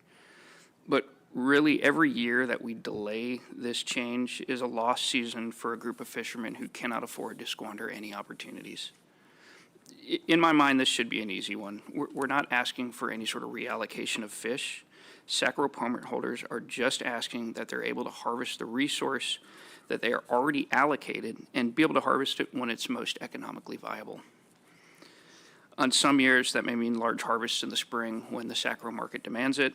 On other years, more fish may be caught in the fall, but please just let us respond to markets as they exist. rather than forcing the board or the department or the commission to speculate on how these fish need to be sold. Currently, Alaska has hundreds of millions of pounds of harvestable surplus of herring locked in an economically inefficient management structure because 35 years ago, sac-roe was the hot thing in the state. I wasn't around for that. I've seen the boats, they're still out there, that were built for this fishery. I hear stories from the old timers, and I've looked at the numbers, and it's obvious why so much attention was focused on the spring component of this fishery. But when the current management structure was formed, no one thought about a post-Japanese sac-roe gift box future for our resource. Once again, no one seemed concerned with how future fishermen would inherit this program, and so here we are, once again, locking an entire generation of fishermen out of a reasonable ability to make a living from a resource that is sitting on their doorstep and that has already been allocated to them. It is important to consider the magnitude of the herring resource statewide. Every penny of additional value that we can derive from our state's herring resources translates into millions of dollars added to our seafood economy. And I think Kodiak should be considered ground zero for Alaska's herring revitalization. We have a host of processors with a resident workforce and year-round high-volume production, and a fleet of small boats with young, ambitious skippers who would work 8 days a week and 13 months of the year if you would let them. So please just give us a chance to turn the fishery around. Thank you. Thanks, Darren. Any board questions? All right, thanks.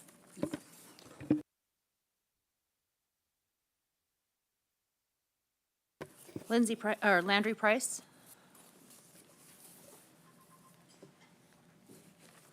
Welcome.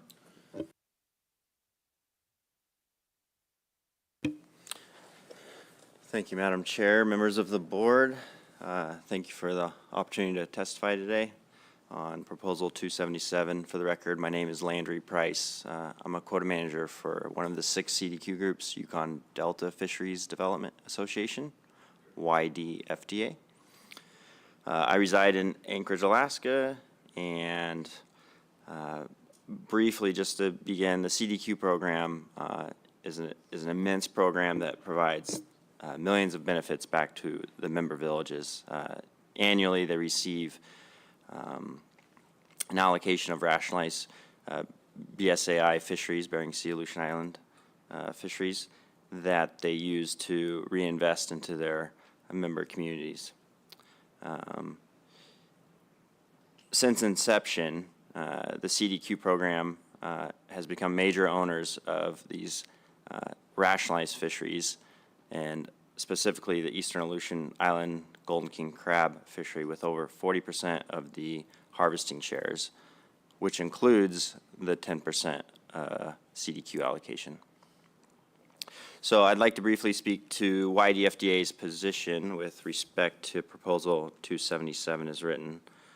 Foremost, YDFDA has great concern over the proposal, as this action could potentially have an adverse effect on its ability to return the much-needed benefits back to its in-region Western Alaska communities. Even though we do understand the importance of small boat fisheries for Alaskans. The main driver is that, as it is currently written, the 100,000 pounds will be derived from the ABC TAC buffer and could potentially be a reallocation away from the federal fishery that has historically been relied upon by the Alaska participants. With this being said, this needs to be considered in understanding the economic impacts of how this might affect the current historical participants moving forward. For example, at lower abundances, the buffer between the ABC and the TAC will begin to shrink, making it more likely that the proposal has a direct reallocation effect. In addition, the current cost recovery fishery harvest also comes out of the established buffer between the ABC and TAC. This exacerbates the potential impact at lower abundances that would be a direct reallocation of the resource. With this said, YDFDA reiterates that we understand the importance of small boat fisheries and would be open to modifications to the current proposal so that we can continue to continue to protect and rely on our long-standing CDQ ownership in the golden king crab fisheries. With that, I'll take any questions. Thank you. Thank you. Any questions? I don't see any. Thank you for your testimony today. Max Much? Is Max here?